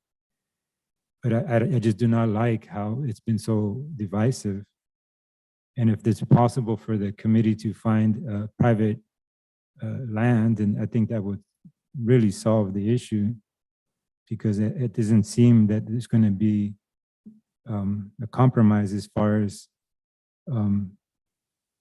you know, with the emblems and who gets credit for this and who's honored and who's not honored. That's a big deal, you know. You have to, all of us here on council know how, and we realize and we know how deep and how emotional, you know, members of veterans here in the community of both Vietnamese and American. This war was so, you know, still so fresh in everybody's mind and everybody's heart. People still today are suffering from it. So this is, I don't want this to be something that's dividing our community. I don't want that. And if this is gonna, if placing it on private property is gonna fix it, then I think that's what we need to do. I mean, that's what the committee needs to do. Yeah, maybe I respond to Mayor, Vice Mayor Calamanzo. You know, if this project being built on private property, then it's which should not be city commission. You know, you're right. I totally understand where you're coming from, but the thing is, initially I was a member of the American Veteran, was invited to join the committee, you know, to have a fresh perspective, and it's become a resentment because you feel like you were set for failure. And then when the idea was not welcome or feel rejected, that it create anger and hatred, and it come to the point that, hey, you know what, let's make this a Vietnamese monument and built on a private property, and that's I don't think it's a very democratic process. You have your input. We questioned the member of the Quan Nguyen Monument Committee, and they asked that why did they select the U.S. Navy patches and as a catch-all. There's no disrespect intended to American Armed Forces, but then, you know, I still hear Mr. Bob Harrison continue to say that, you know, there's a disrespect to America. Well, this is the monument we intended to have the member of South Vietnam Armed Forces to tell their story. And you know, if you feel like you didn't feel like you want to belong in that committee, you could have declined to join. And everything was included, and now it's come to the point that you let's scrap this. You know, with all the works that the member of the committee have been put in for months and months. To me, this is what you want. You think it's good for the community, it's good for you, for this community, then it's okay. You know, I have no right to say that you're wrong. You're right. I cannot say that you were wrong, Mr. Harrison. I cannot say that because I wasn't there. And the story was told by eyewitness account who participated in that battle. To me, when it got to this point, this community is not so much about the battle. To me, it's about the legacy of the Vietnamese American who have, unfortunately, have abandoned our homeland to settle here in this country. And we have nothing but gratitude to America to give us the opportunity. And it's just basically, it's a something that have the legacy that this country that give us an opportunity to grow. It have, to me, it's the biggest battle since in Vietnam that the South Vietnam Armed Forces actively involved and fight that battle. And yes, with the support behind the scenes from the American Armed Forces. And I don't agree with the argument that the committee is disrespecting America. I think that was taken out of context, and it creates so much hatred and anger in this city, and I do not agree with that. So thank you. Yeah. Councilmember Doe, your point is well perceived, and I understand exactly what you're saying. But I would like to clarify why I second the motion. I second the motion based on the question that I have for Mr. Harrison earlier, that is there a hope that we can still work together? And the answer was yes. And also that based on this clarification, he also mentioned that based on, I asked him about this and he also clarified that this hope. So my hope is still that they can work together, you know, instead of giving up at this point. And we So that yeah. that was the reason why I seconded. I'd like to say a few things. Yeah, can we let Mr. Kenny Huang answer? Councilwoman Okay. Hall Okay. to speak. I haven't heard anything to say yet. I've been watching how this play out, and I can say that the sense, I mean, this I'm sensing that it is the mentality of my way or the highway sort of thing, and that's just the wrong mentality.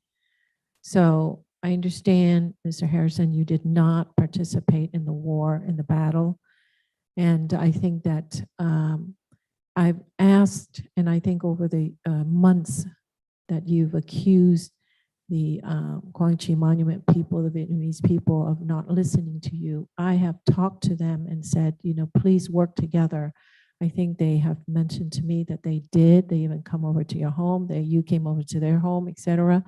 I don't know which one way or the other, but I know that they try to work with you to a point where they are very exhausted, you know, in their dealing with you. I don't take sides here. I only wanted to make sure that you work together and come to a conclusion. But when you insist, and it's almost like you're insisting that the 14 logos need to be split down the middle, we just don't do that. And I'm just saying that as if. So I hope that isn't the case. It's not like 7-7, to be fair. It's not like that. So I'm saying that, please, I remember when Councilmember Doe suggested to add a member of the U.S. Armed Force to be on the committee. If you, Councilmember Doe, remember that request. And I remember that I thought that was a great request, and that was supposed to be a positive move. And it was supposed to be a positive thing for us, turned out to be a negative thing. And I think it's just this negative attitude. It's this, you know, attacking mode. And I really don't think that we need to be like that. This is for the community. And it is, remember, the agenda that was approved for the same thing, building of the Quan Nguyen Monument. And it was under the direction of the Mayor Trita, and now we have the time or and you know how that came about. I don't want to repeat all that and how we got here today. And the intention is for us to build something that has the participation of not just the Vietnamese and the Americans of our city constituents, but of the whole entire Southern California. We went through a very rigorous process. And so I don't like this attitude of what I feel. I'm just saying this is how I feel. I could be wrong. Tell me I'm wrong, but I don't like my way or the highway attitude. I want the, you know, for you to, I believe Councilmember G. Charlie stated earlier that we could, I see that you're opening up yourself to sitting down with others on the committee to perhaps revisit, come up with a solution, understand why certain things are, just like Councilmember Doe said, we were not there, we did not participate in the battle. We'd like for you to sit down and understand why certain things are done the way they are. And I'm sure if you just change if everybody would just, I'm not asking just Mr. Harrison, but everybody should change your attitude. You know, I don't know what it is, but you need to sit down together and open your mind to one another and listen and see how you can come to a positive outcome, because we want to move forward. We are building this for the community. It's not turning this into a divisive agenda, and it's not what it's intended to be. So, so that's what I want to say. I'm not sure if we're voting yet, but please go ahead. I guess I'll have to ask Mr. Kenny Huang, is there, are you Let's step open up. to sit down and try to work this out with being more kind of inclusive with the design of the emblems? Thank you. I want to come back here now because I have 4 committee members sit behind, next to me, and I discussed with them, and finally they asked me to come here because we want to honor all the American soldiers, and we respect them. So now we will put the logo of the American Marine logo back to the in front of the Citadel Monument base, and we'll put it back. U.S. Marine logo, and put it back. I really Thank you for appreciate- making that compromise. So I hope, Mr. Harrison, I think if you try to work with them, please, because we want this to have a happy ending. And that Just we- one logo, just one. I think that was I don't want to say anything like judge our Vietnamese side, but I talked earlier. I said earlier, everything must be right and true. Like I agree with Colomenzo. Everything must be right and true. That way, we don't want to put something, and later on we have more complaint and more divided from our Vietnamese soldier, former soldier, and also the Vietnamese community. Why we put something, it's not right, it's not true. How can I say it? Okay, Even- so let me ask you this, sir. Okay, so you would rather put every individual U.S. Armed Forces patches on the monument and take the U.S. Navy and U.S. Air Force out of it? No, right now we have 4, and before we have 5, and then we remove 1 and the U.S. Marine logo because they are not the main force participate on that the battle. That's why I remove. But now I discussed with our member sit nearby me. Just a second, sir, there. just a second. I want to put it back right now. Just a second, you cannot discuss anything right here. You know that, right? You know Up that to you your cannot committee. discuss anything right here, right? We want to put it the U.S. Marine logo back to the in front of the bed. That it. You can suggest when you go back to your own meeting, you Not can here. You suggest don't make that the and decision. everybody can vote on it, but you can't Anh make không a có quyết định decision. ở đây được. I know. Anh không được nói chuyện như vậy ở đây. Anh phải đem về cái Okay. buổi meeting lại. I just But because Okay, too it much seems like- discuss and too much divide on this decision, that's why I want to make right now for everybody happy. Yeah, so let me ask Mr. Harrison. Okay, would you be happy with that, or you're gonna with that decision, or you're gonna continue to say, forget you if you don't listen to me, just take the U.S. patches off and put it on private land. I think it's a fair question. Is second. that the only thing that No, worry wait a you? minute, wait a minute. I'm unfairly being labeled as a complainer here. Is that a yes or no? Okay, your question, I would like the Marine Corps emblem to be on there, but all of the emblems that I submitted in the beginning actively took part in the war. And even though I wasn't there, you do all kinds of research, you look at it up, you read many volumes of paper. And, you know, there was 2 Marine Corps helicopter squadrons, 164, 165, that took the South Vietnamese ARVN and Marines in and out. There's another helicopter squadron. So I understand that, Mr. Harrison. Okay, now we're talking about absolute true or relative true or absolute accuracy or relatively Yes. accurate. Which Yes, one? it's accurate. But you understand what I mean, right? You want absolute true or just relative true? Which one? How do we come up with that agreement?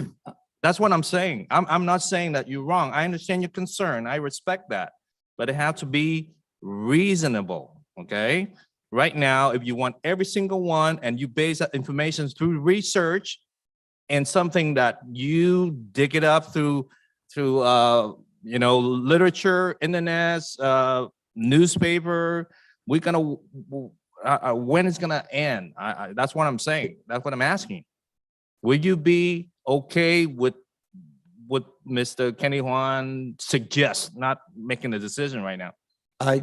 I'd like to meet with him alone and discuss all these things. Yeah, we're not going to solve this here today. I think they need to go back and sit down and really speak honestly with each other, and then bring it to the committee and have them, come down and give us a final, so we can make a decision. And it's between them. That's I not us. understand That's that, not but us. I do not want it to two-person make the decision. Okay? No, they It's need a to bring it- democratic process. So you two can discuss and bring it up to the committee. And the committee, each individual member of the committee independently decide. Okay? That's a democratic process. And whatever the decision, you have to respect that. Am I correct? Is that a fair statement, Mr. Harrison? Fair statement. Okay. I do not want you two to make a decision. You can discuss. Okay, you have an agreement. You bring it back to the committee. You present it to the committee. Okay, at the committee, not before the meeting, and then allow discussion during that meeting and allow the community, the committee member to vote. And we have to honor that vote. Is that okay with you? Yes. Thank you very much. I'm just, I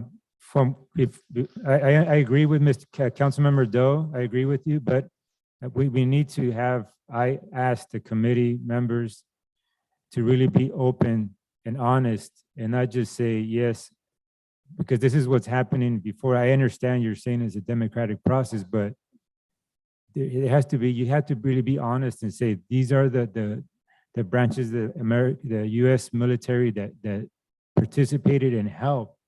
And don't just say, I'm going to give you 4 and then that's it.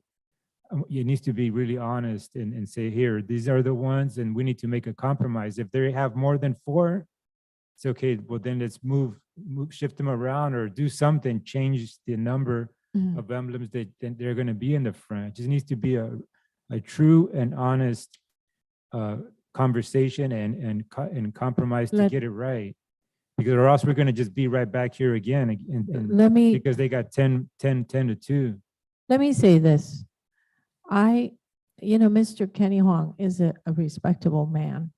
He fought in the battle and he took the lead sort of in some of these things. And I know that he worked very hard. So I don't have any doubt whatsoever that he, as a matter of fact, when I told you just earlier that I went to him and I said, please sit down with Mr. Harrison, because Mr. Harrison, I also spoke to you personally and understood about your grief. And that was the reason why I went to Mr. Huang. And I know they were both frustrated, and I know I could feel Mr. Huang was trying, he really wanted to do the right thing. And one thing I want to say to Mr. Huang is that, whatever that history is, I don't want you to compromise. That's not what I'm asking you to do. So I'm not saying that hey, there are 14 and I want to make a compromise. And so give him another, or give him 2, or give him 7 and make an even split. I'm not saying that. I'm saying whatever it is, if you really believe that, there should be 4 and what is it? 4 and you said 14 altogether? I'm sorry, did you say 14 logos? 4 and 14. Okay, so if it's 4 and 14, and if that's the way you think it is, then you stick to your gun and that's what you present to us. Okay, I'm just saying that, however, I want everybody, when you meet, I want to make sure everybody is independent and independent thinker. And I don't want, so the democratic is such that you think independently, you open up your mind and you receive the information from whatever Mr. Harrison presents, whatever everybody else present to you, and then you make your vote, your decision. You cast your vote, okay? And whatever it is that whatever votes they cast, Mr. Harrison, let's respect the process. If I ask them, if we could just tell them, and I don't know, Jake, if you could send that message to the committee the next time they meet, make it clear. And then once they make that decision, cast their votes, could you please accept that decision? Because our purpose is we're trying to make this a committee, not a committee, but,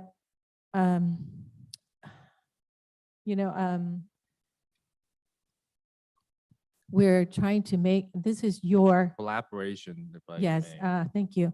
This is really your legacy.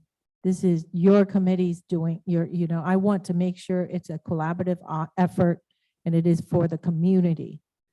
Okay, so I wanted to have a good and happy ending. So that's really why we really fought hard to bring it to bring this agenda back. Okay, please, could you do that? Mr. Harrison, Mr. Kenny, could you And- please do that? Thank you. And then Thank we you, thought- Mr. Harrison. I'd like to add one more thing. There's a in military culture that we have a tendency to follow the leader. So just be mindful that each member of the committee individual. The rank doesn't matter, and former rank is not an issue in that group. So each one has to be an independent thinker to make the decision. Just want to make sure that Mr. Huang, you understand what, right? Hey, can I say one thing too? I just want to make sure this is in the record here.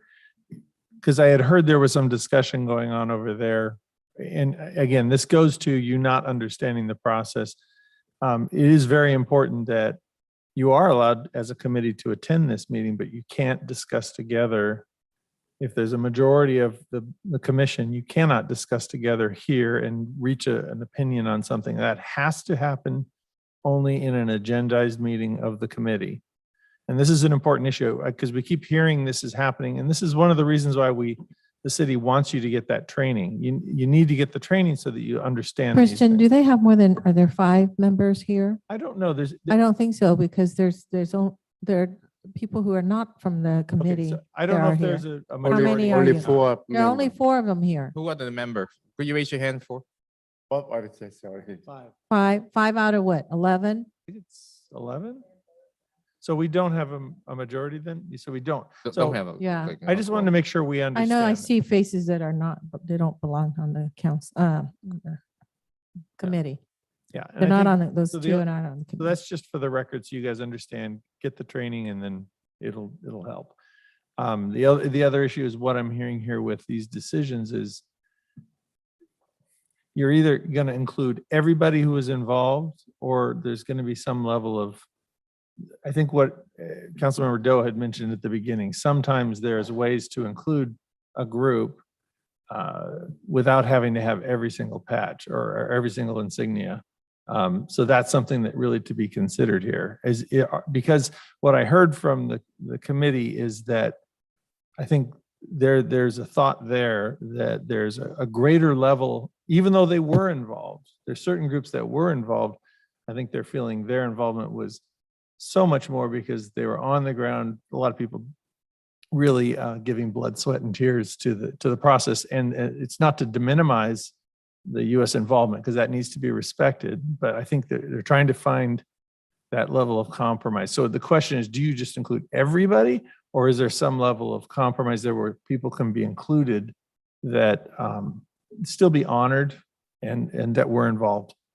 I thought our direction was to determine the Americans that were involved and need to be honored for their participation, and the Vietnamese that were involved and to be honored for their participation without all these requirements.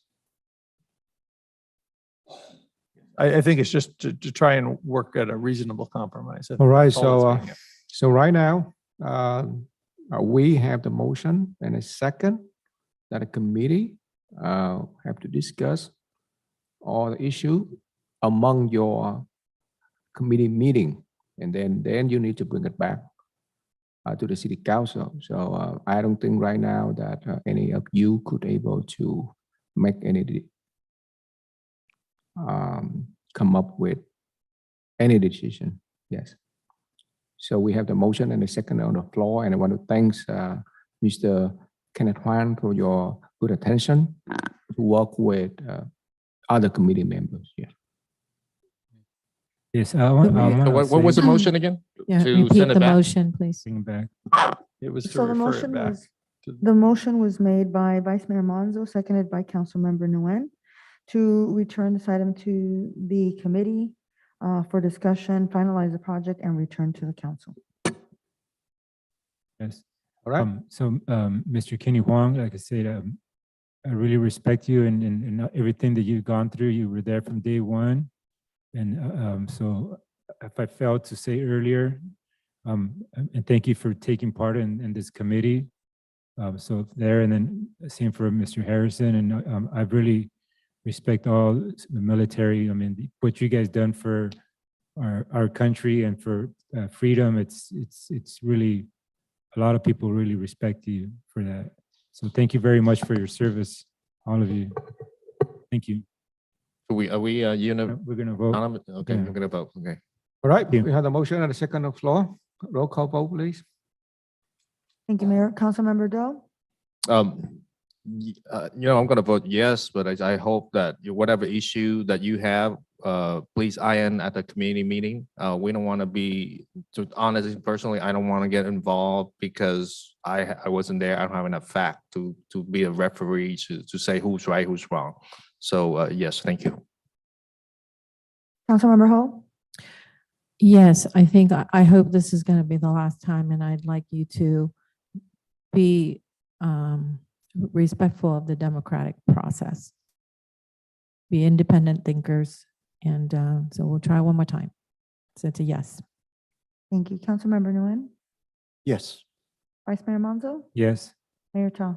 Yes. Motion carries 5-0. And another reminder, so in the future, if the committee bring up any document, so you want to make sure that it's been approved in your meeting.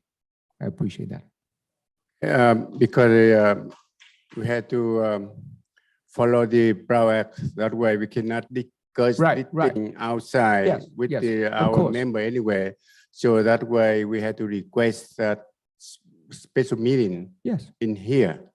Yes. And then we vote, and then we agree with that vote, not like later on in the future, and then we did not agree, we do not agree, then we go back again. We don't want that. Your We- committee is a city committee, so anything that that you need to discuss, yeah, I think we just want to make sure that you inform the public and invite a member from the community to be in the meeting, and I just want to make sure that all the paper or the document in the future that you share to the city council should be approved in your meeting. Yeah. So that's we will request for a special meeting in here for our member, 11 member. Mhm. Easy for us to discuss and vote and approve for that. Yes. And that's it. Okay. That's it. Thank you, sir. We I appreciate we it. cannot discuss outside. Thank you. Thank you. Mayor and council, if I could also add, I talked to staff today about doing an in-person ethics training. It's something that we have done in the past before the pandemic. And we realize staff has been reaching out to the committee, but for whatever reason, the response isn't as, the response just isn't there. So we're going to attempt to do an in-person meeting for the ethics training, which will also invite other committee members from other committees who need to take it, but that should take care of this ethics issue. Good. All right.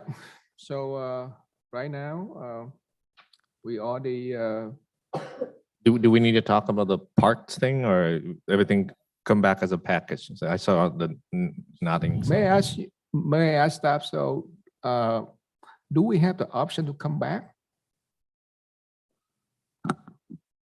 for the second part, or we have to, At this point, you as the council can do whatever you'd like. If you'd like, staff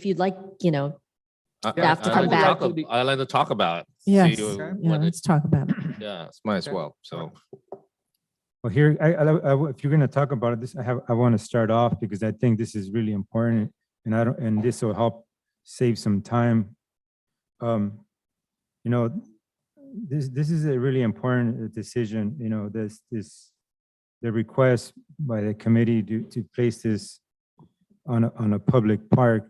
It's going to bring definitely going to have monetary impact to the city. It's going to have utility costs, maintenance costs, and then if it's chosen to be in an open park, there's a liability risk there involved by being. It's going to be amongst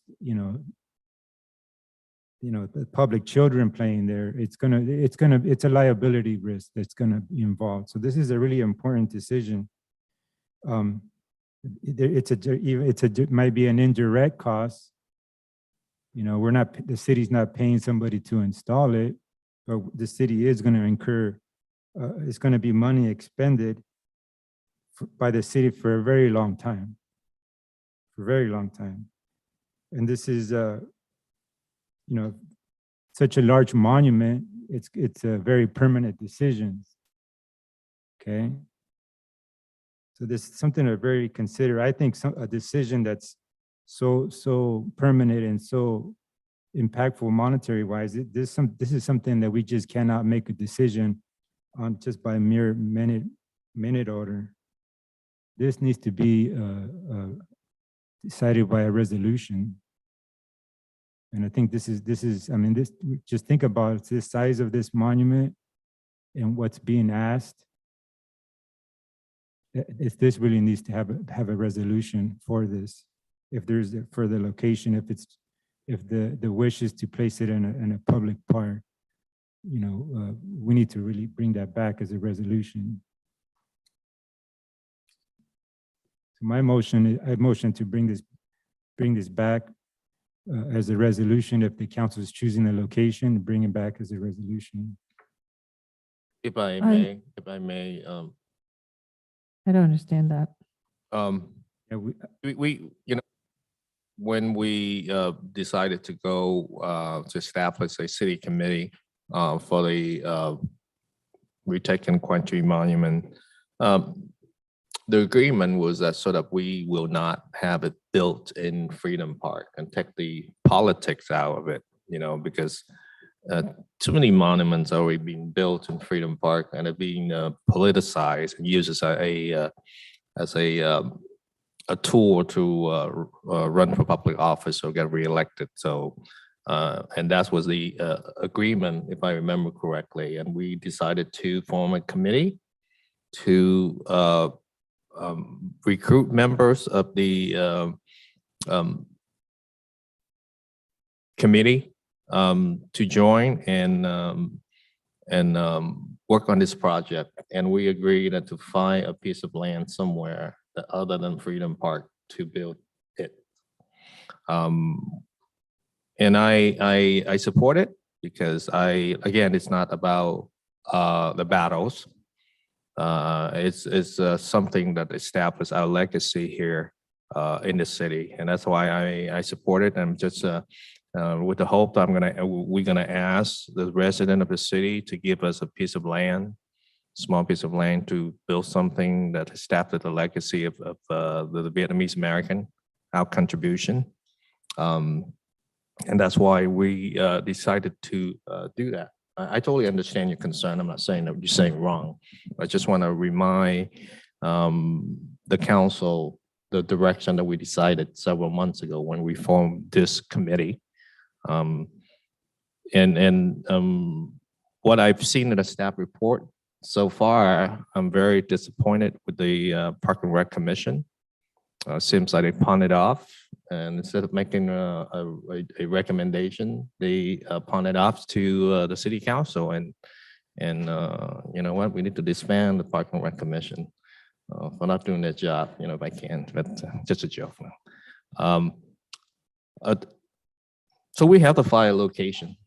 You know, if it's a private land, this is not an issue. We need to talk about this. Civic Center was a suggestion. Is that correct? Civic Center.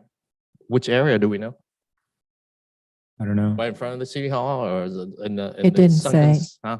It didn't say. So we have to figure it out where Yeah. to put it. So Okay. at the commission meeting, the discussion was the area south of the clock towers. But doesn't that belong to the county? Isn't that county land? Is half of it belongs to the county. So how do we have jurisdiction over that? Did they know that? Yes, they did. We mentioned it. Okay. And they ignore it And and it's make a still on there? recommendation anyway? Okay. Okay, what, and and there was another recommendation to say something about pocket parkland. What does that mean?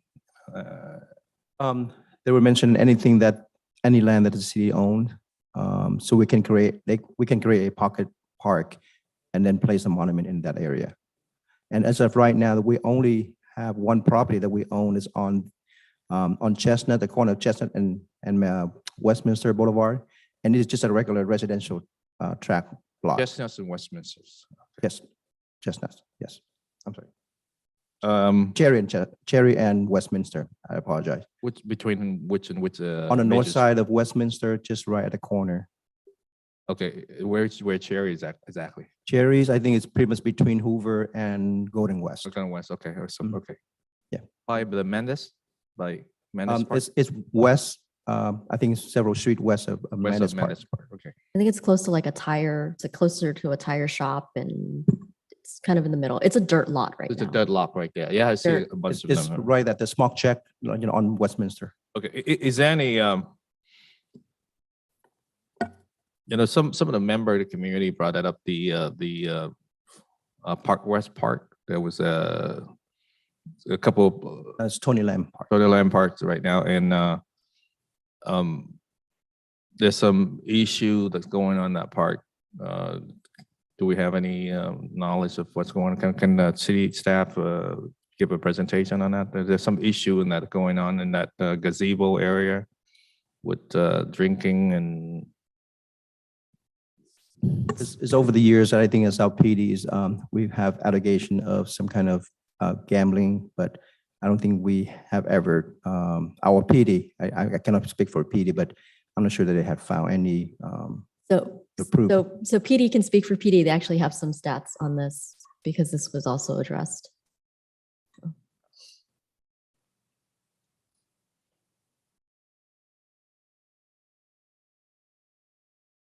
Thank you, Chief. Mayor, council. We did run statistics from January 22nd. Let me make sure. Yeah, from this January to date on that park. In total, there were 53 calls for service from January of this year to today for police services. In addition to those 53 calls for service at that location, there was also an additional 12 calls into our dispatch center, but did not require a police response, but did tie up our resources in the comm center. Those calls range from everything from parties, loud music, a stolen vehicle, a number of Westminster Municipal Code violations, disturbances. There was 11 homeless-related calls for service, a few minor ones, parked cars, some theft, narcotic use. There was a few of those, suspicious vehicles. There was an assault and battery, and also a medical response as well.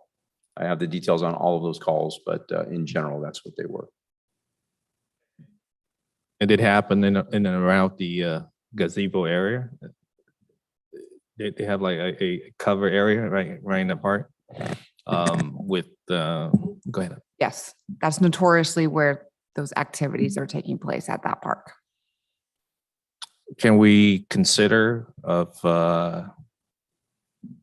remove that gazebo and maybe that might be the future location for the monument?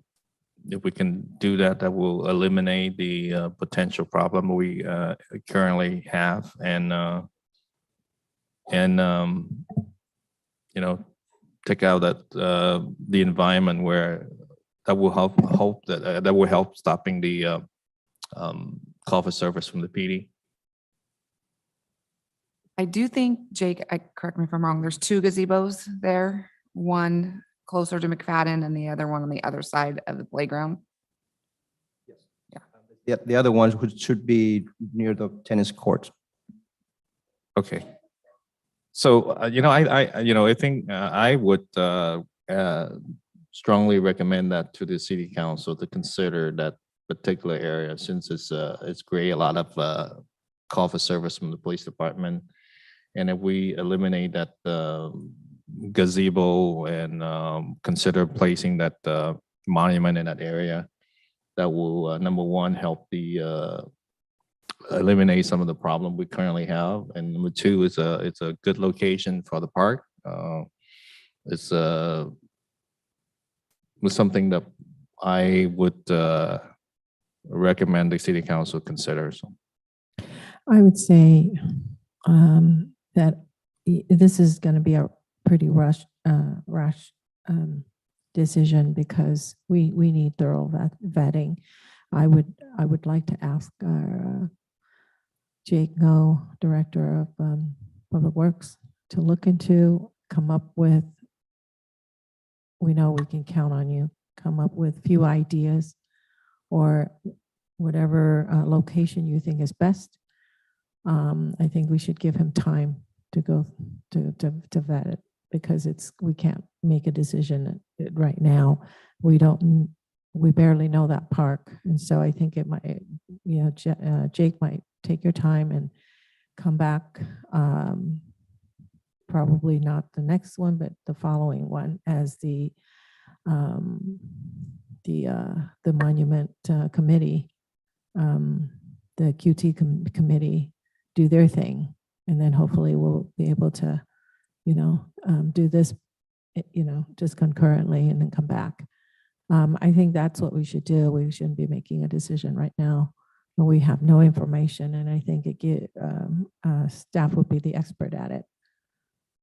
are you suggesting that directing staff to potentially do a study to see if it's suitable for a location? Find a location that's suitable and come up with a location, and including looking into that one, and whatever you come up with, we trust you. We come back with a recommendation.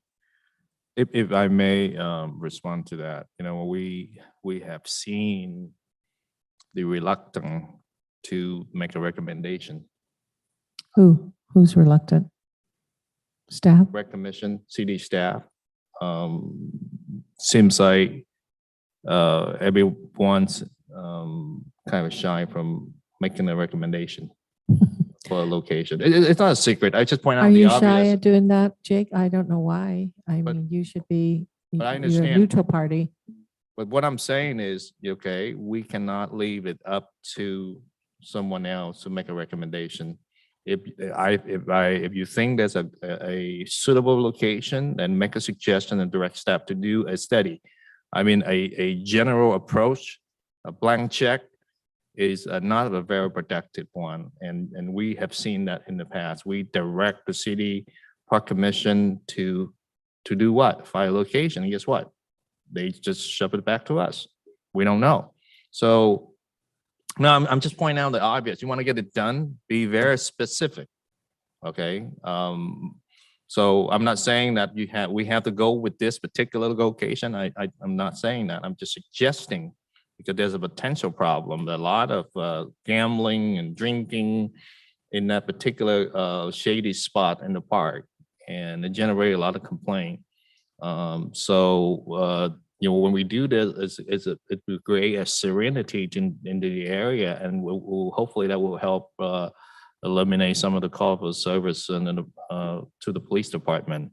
And that is my suggestion. I'm not telling you to go with that, but try to avoid a general vague approach. Hey, I make a recommendation for me, and it's very tough for city staff to do that, and as we can see with the Park and Rec Commission. To tell you the truth, I was counting on the Park and Recreation Committee to come up with a real recommendation. I was flabbergasted when I saw that recommendation. So I'm like, okay, so you're asking me to come up with something specific. I would say, all right, then,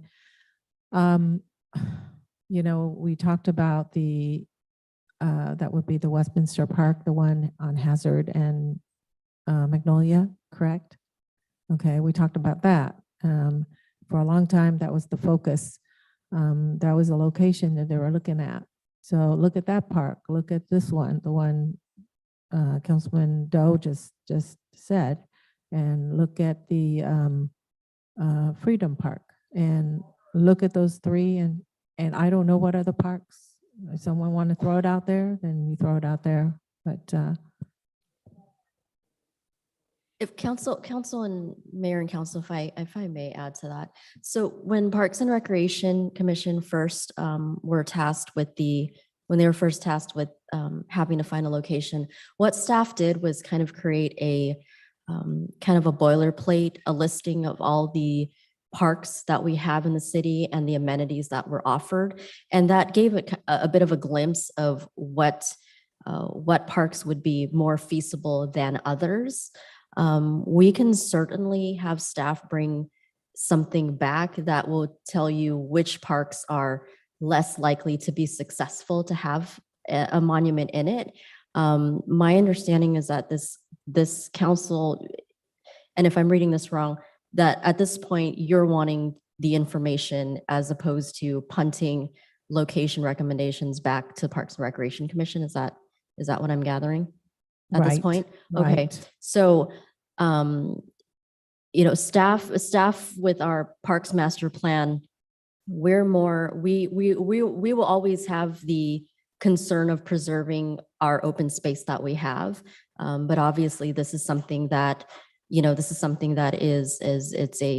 a project that obviously has some priority here. But what we can do as staff is, in order for you to come up with a location, we can give you a listing of the parks that we have. Now that we know the size of the monument, which we didn't before for a while, we can certainly come back with something that will provide you what would be more feasible than other parks, for example, or other locations that we have. And so that will give you a starting point. The Westminster Park at Hazard and Magnolia. We can include that as part of the listing of the feasible locations, or some that are more feasible than others.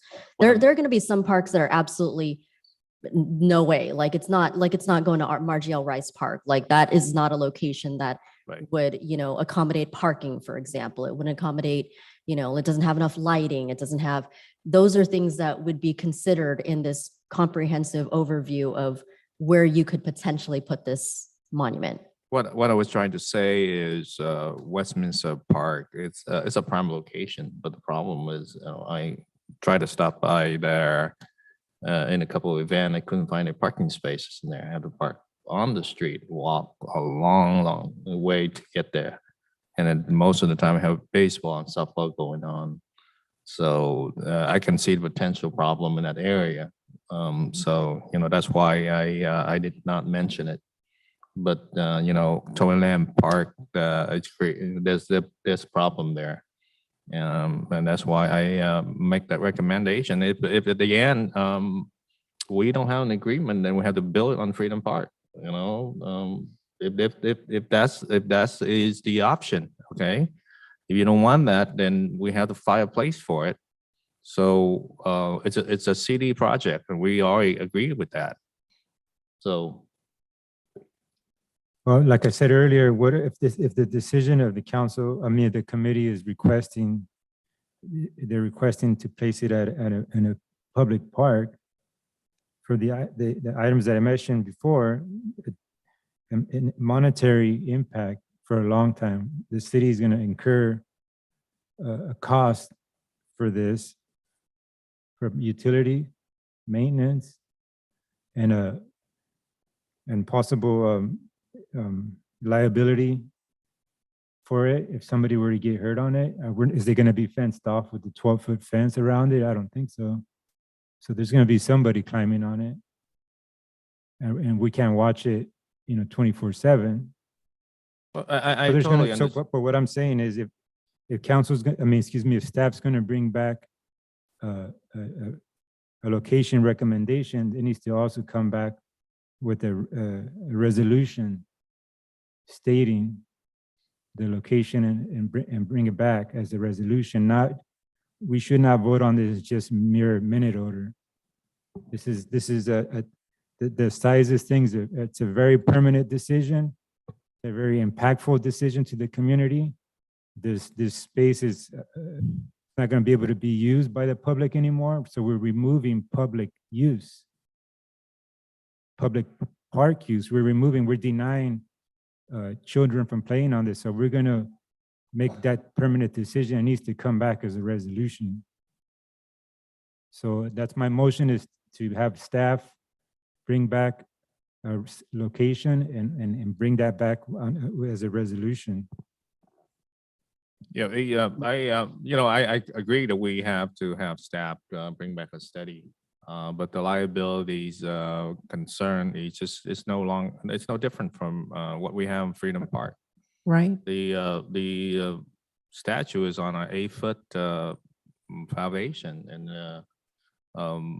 it's just to have the same liability to anything else. So I totally understand the concern, Yeah, but we will not write that off. But No, I'm just saying that it's a monument. It's out in public. Yes, their liability, but it's not going to be an end all be all.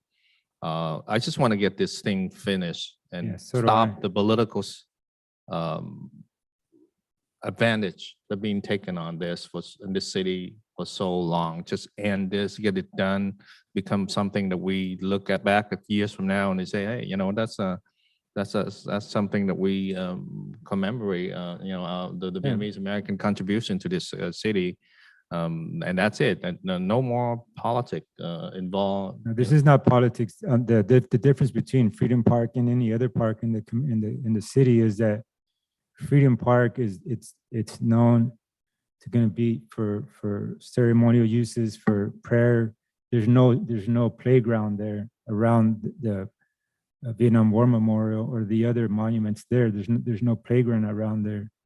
Kids, it's not open. Kids and families they're not going to go there and have a picnic.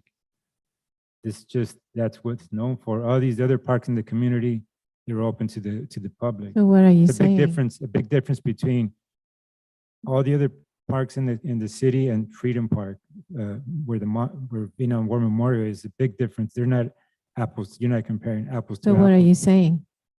That to bring it back a recommendation location, but bring it back as a resolution. And we need to vote on it as a resolution, not just. May I ask, when you mentioned about the resolution, I understand from the Councilman Doe standpoint that bringing back the study, but when you said bringing back the resolution, I don't understand the Yeah, resolution. so for us to make a decision to vote and have the decision on a resolution. So the decision, bring it back, yeah. Bring the study back, and then we will bring it agree on back to- something and then come back with No, another. you can bring it back, if you want to save time, bring it back together with the the recommendation, but bring it back as a resolution. As I understand, it, a decision could be done by ordinance, which is very formalized. A resolution is a little more formal than a minute order. It's an official document. There's a record of it with the city clerk. So that's what I'm hearing is you'd like to have it formal enough that it's a resolution with a number. Correct.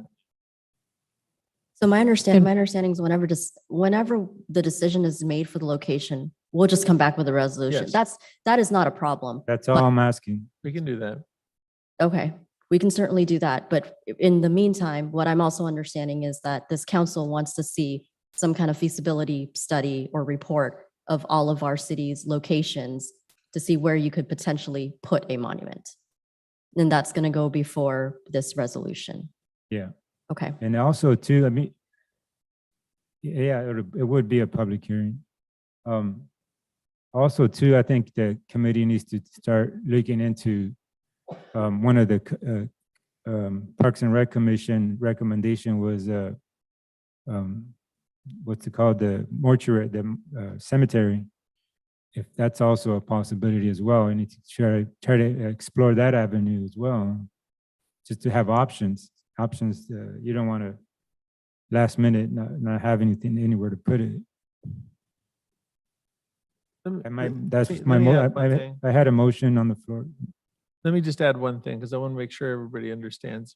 What we're talking about tonight is we were talking about design, okay, on the one hand, and then we're talking about a location, but we're not actually talking about installation into a park. So that is an additional step that at some point, if we're going to go down this road, as I understand it, there's maybe a nonprofit that's raising some money and is going to actually build this thing or hire someone that's building it, or maybe they're already building it. We can't just let them put it into a park. So we'll have to have some kind of an agreement like we've done in the past where we authorize that nonprofit to install it into a park. So I want to make sure that's clear. We're just talking about design, approving a location, but not the actual installation.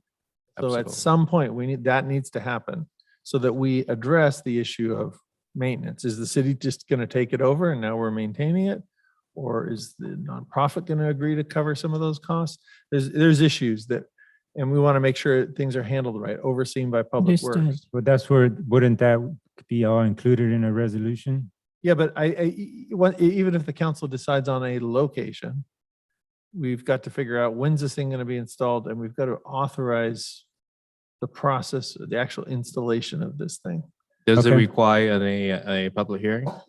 Does it require a public hearing? It doesn't require, but you can certainly ask for that and have that. Okay. So are we clear on that? I think we spent too much time on this. Yeah. Yeah. Could you repeat the motion? I want to ask Christian. Okay, because you mentioned about looking into the memorial park and all that. Could we do it by the process of elimination and take a vote on, okay, like say, what was it? The recommendations were Civic Center, right?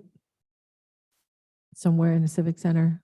So are we going to could we just take a vote on that and see how many people want that? And then we look into that and only that. And then if we don't have enough, then we go on to the next, and then we could eliminate, because I don't want staff to be all over the place where, if we want to look into the park, then let's take a vote and say, everybody want to look into the park.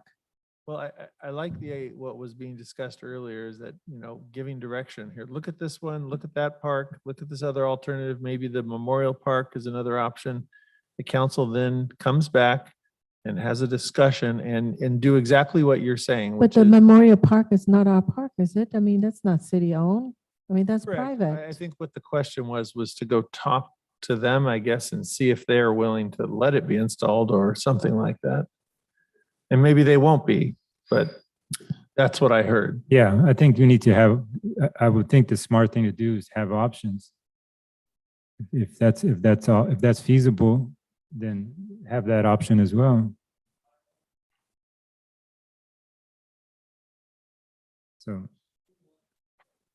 So that we have a motion to bring back a location recommendation and as a motion as well. Excuse me, as a resolution. Yeah.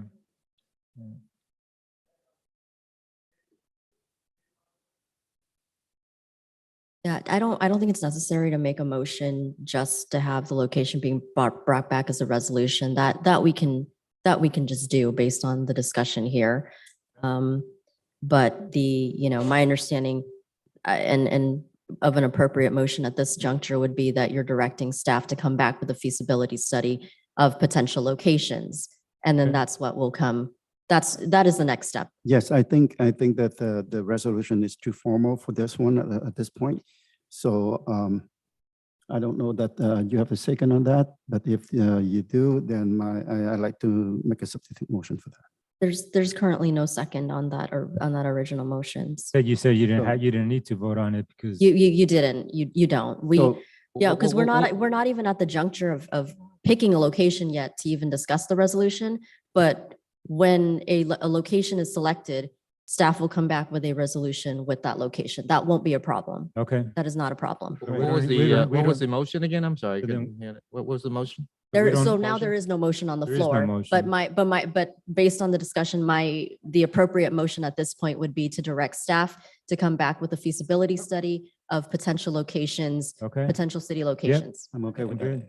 I will make that motion in addition to the Tony Lamb Park as a potential location. So that's one that in this. Well, that would be in the study. That would be. We are giving you all of the city parks, kind of similar to what we gave to the Parks and Recreation Commission, but it's going to be extremely enhanced to give more details than what we gave the Parks and Rec Commission because we have more information about the monument this time around.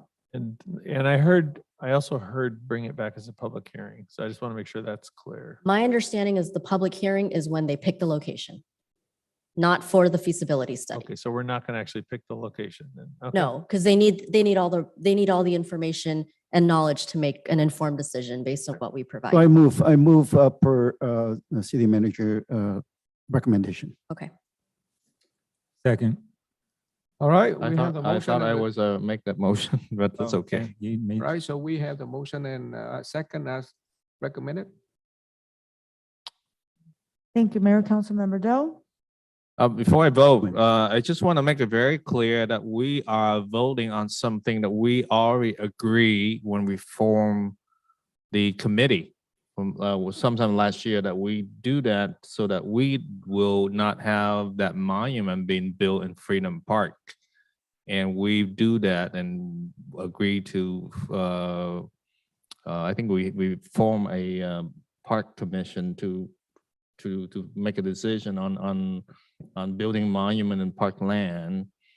So I vote on this, not doing anything new or different from the original council decision when we formed the Retaken Quantry Monument Committee. So my vote is yes. All right, continue. Councilmember Ho. Before I vote, I just want to ask, isn't there a moratorium on building any more monuments? I mean, after this one, because I think we already said that this is a replacement of the agenda that was originally approved. It was December 9th of 2019. So after this one, isn't there a moratorium on building any more monuments? I think this is the last one, right? I mean, it's just Yes. this is the end all be all. Yes. Yes. That's a good idea. Thank you, Councilmember Ho. Councilmember Nguyen. Yes, will you kindly repeat who make a motion and who is the second? Sure. You made the motion, Councilmember Nguyen, and Vice Mayor Monzo made the second, and the motion was to conduct a feasibility study of potential locations for the. But originally, I think Councilmember Doe originally made it. Yes, yes. I thought I said it must be social. Vice Mayor, second the motion. Mhm. I'm sorry, your motion, thank you. Vice Mayor Monzo, Yes. Mayor Tao. Yes. Motion carries 5-0.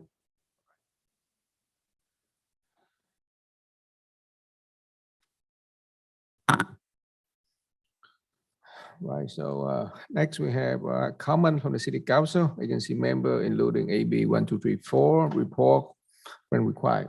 So would like to go first. Yeah. I can go first. Yes. You know, it's just really sad to hear the news. That's what 18 children and a couple of adults die in the shooting in Texas. You know, it's just as a father, I just cannot imagine that, you know, having to bury your own children. So my heart going out to the family of the victim of the massacre in Texas. And again, so the agendas was only 2 items, and it took several hours. So we were hoping that we're gonna get done by 9 o'clock, but that was it's a wishful thinking. So, but anyway, we went through it, and again, so thank you, city staff, for the police department, and for your hard work in taking care of business, and thank you for all the senior staff that still stay here until the end. So, thank you very much, and have a good week. Appreciate it. All right, next council member. I'll go. Yeah, I mean, continuing on Councilmember Doe's comments as far as the Uvalde tragedy, you know, there's a lot of folks out there saying the typical stuff of thoughts and prayers, and my heart goes out. Yeah, my heart goes out to their family. Yeah, my heart goes out to the family as well. But the thing that I think of is that it's right smack in your face that this highlights that all those lawmakers up in Washington that, you know, they stay quiet. You know, they don't. You know, the gun lobby comes before human lives, children's lives. The political career comes before doing the right thing. And we talk about all this talk about you know, pro-life this and pro-life that, but what isn't pro-life protecting our children from an 18-year-old kid walking into a gun shop and buying guns and massacring and killing innocent children? In this country, you know, this is the spot where fathers, mothers take their precious children and drop them off at a school with, you know, strangers, a teacher, and they're trusted that their children are going to be safe there. And you know, politicians, they just want to play this game that they care. They don't really care. If they care, they would have passed the common sense gun laws a long time ago and protect our children. That's what I think about. It's like, how do you, and then they say the thoughts and prayers, and they probably last, you know, a couple of weeks, a month, and then they just go back to business as normal. And that's pretty shameful. And I mean, I can't even imagine going through what those parents are going through. That's what I think about. The other thing I want to ask is that this is something that's kind of, we need to talk about. You know, here we've been trying to do, and I think our council's been doing a good job as far as wanting to be, you know, transparent and open with what we do here. I think we really need to, there was a big failure on the whole AB 481, that maybe if I think Christian, you mentioned that that you researched it and it doesn't have to be a public hearing, but I think the optics is really bad right now that you know, we did one in Placencia and then your firm did it in other cities, and we opted not to have one here. You know, it's kind of really disappointing that we have that optics, that we're somehow, you know, trying to hide something. I'm not too happy with that. and we need to make it right. I don't know how can we need to show the community that we're not trying to, you know, slip one by them. What can we do? We need to get it right. And then I understand when you said the law, you explained it to me that we don't, but it just does not look good that it was done in other cities and it wasn't done here. And we need to take the steps to make it right. And how can we correct this? And we need to have a public hearing. We could certainly do that. There's no reason why we couldn't do that. You know, we would bring it back as a second reading to conduct a public hearing. And that's perfectly fine as far as I'm concerned. As I mentioned before, when you look at the language, and I ran it through a number of people, it's not legally required, but certainly you can, and many cities have held public hearings, but many also have not. But I don't want to advocate that we should not do what you're saying. We could certainly do that. Yeah, I think we should all, if it's like you said, we should always strive for the higher standard, you know. We shouldn't just write that gray line if it doesn't say so. But I think that, like I said earlier, the optics that we didn't do it here and it was done in other cities, it just doesn't make us look very good. So I would ask that we bring it back as a public hearing, as a second reading. And do we need a motion on that? Can we just do that? Bring it back, please put it on the agenda. Bring it in next. I can do that. Yes, please. I can do it. I will add to that though, if we do bring it back as a public hearing, I don't believe that we can make our notification publication deadline for the June 8th meeting, so it wouldn't come back as a public hearing until 26th. Well, let me just explain, just so you understand the way the law is structured. We had to initiate a process prior to May 1st. And so we did do that. We brought a draft ordinance. First, it was published on the website for 30 days prior to bringing it forward. That was late February. And so then a month after that, we came for a regular session item in March. I think it was March 23rd. And that wasn't even the first reading. That was just a draft of the ordinance. Then we came back and we did another regular agenda item a second time. And then we've now come back a third time. Most cities did too. So we actually have had quite a bit of open discussion. All that being said, I'm not saying we shouldn't do this. We've had quite a bit of open discussion and the 30-day disclosure on the website. So, you know, in Huntington Beach and Santa Ana and San Diego and Sacramento, all these have done the same process. But you're right, a number of cities have held public hearings. So I think it's a good thing. There are no publication requirements in the ordinance or in the state statute. It doesn't say, that's normally what you'd have when you have a public hearing, publish it in the newspaper or something. The only publishing requirement in there, it's just said, put it on the website. And then when we have to revisit this every year. And when you do that, you have to, again, make sure that's on the website the whole year long. We've got the policy on there and we have to readopt this next year. So there's this kind of constant awareness of it. And we've had, like I said, we've been before the council 3 times. What I would suggest is that we bring it back. If we need time to we could publish it. Why don't we just go ahead and do that? And if we don't have time for that, we won't do it at the next meeting. We'll do it at the one after. As long as we're within the 180 days, we're completely fine. In terms of meeting the final requirement is that we have it finally adopted within a. Okay. Correct me if I'm wrong, but I believe the last time we had it, it was on our consent calendar, correct? The second reading. Second reading. So the first 2 were regular agenda items and then the last one, which is normal what we do for ordinances on second reading. Okay. But we could, All right. we would bring this back if it was a public hearing on regular agenda. All right, thank you. Next, I want to congratulate Christine Cordon for your appointment to get rid of the interim and your city manager. So congratulations. And I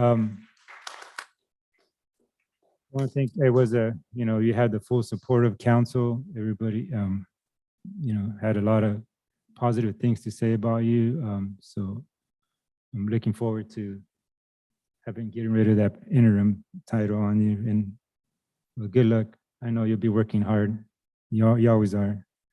Lastly, I want to staff for all your hard work, and everybody in attendance, members of the QT committee. Thank you for all your hard work and being here. And also thank you, council, for everything you guys do. Thank you. Next, council member.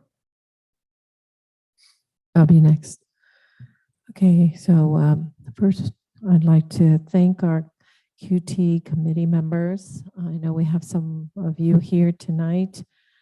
Thank you for working so hard towards our monument. I know we're going to be so pleased once it's built and installed and celebrated. I know you just came back from a couple of trips, and so I thank you for your hard work, especially the Vice Chair, Mr. Kenny Huang, and I don't know who all went, but I know that Mr. Huang has worked very hard with the fundraising with his group, and as well as a trip to a couple of cities that is quite a long ways from home. And I thank you very much for your hard work. Next, the next people, yes, a round of applause is called for. Next, I'd like to thank Mayor Trita and Councilmember Chi Charlie for voting and participating in the QT Monument agenda. And I noticed that, and I really appreciate that. I think our city is really on its way to healing, and I think we are, I think everybody noticed that, much less infighting. And I think we're doing this because we love our city and our constituents. So I think that's the least we can do, and I thank you for that. So a round of applause for our mayor and council member. And next, I'd like to congratulate Christine Corden for making city manager 5-0. And I'm so proud, very well deserved. In the months ahead, I'd like us to, our council, as well as our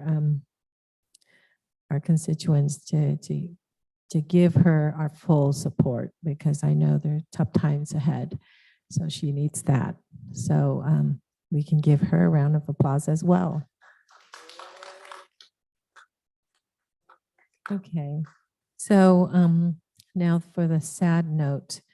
It seems like Columbine High School massacre was not long ago. I was reading about it. It was actually 1999 when that happened. I'm still devastated by it. And now we have another very sad news that's happened to our children. And my heart goes out to the families. And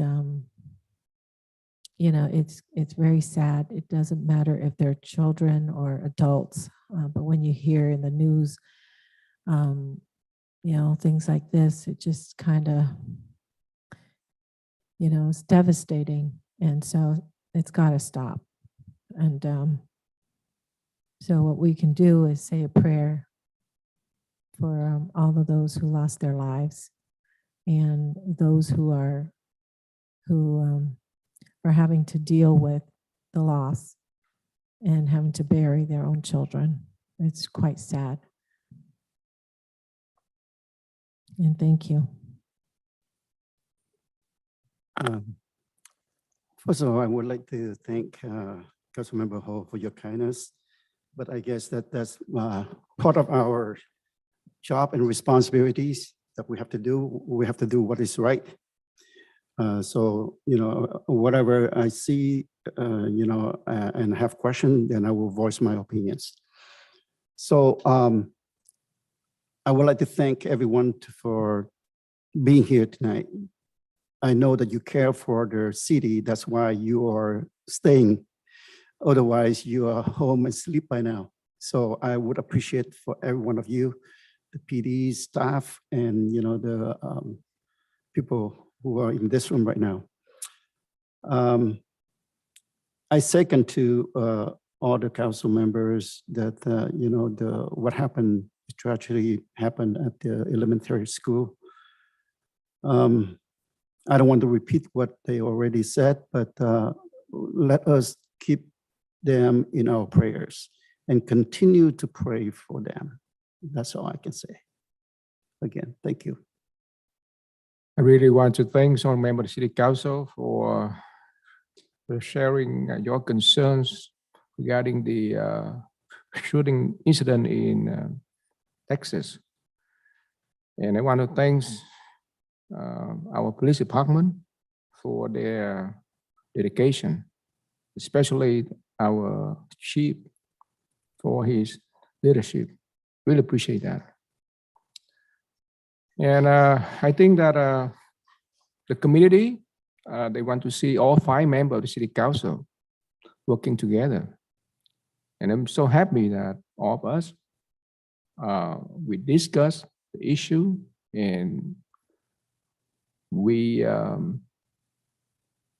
make our decision based on the future of the community. And I want to thank the member of the community for being here, share your concerns. Really appreciate that. So I hope that at the end of the day, we really care for the future of the community, for the future of the city, and we continue to work together to move the city forward. And with that, I'd like to adjourn the meeting. So our next regular meeting will be on Wednesday, June 8, 2022 at 7 p.m. Meeting adjourned.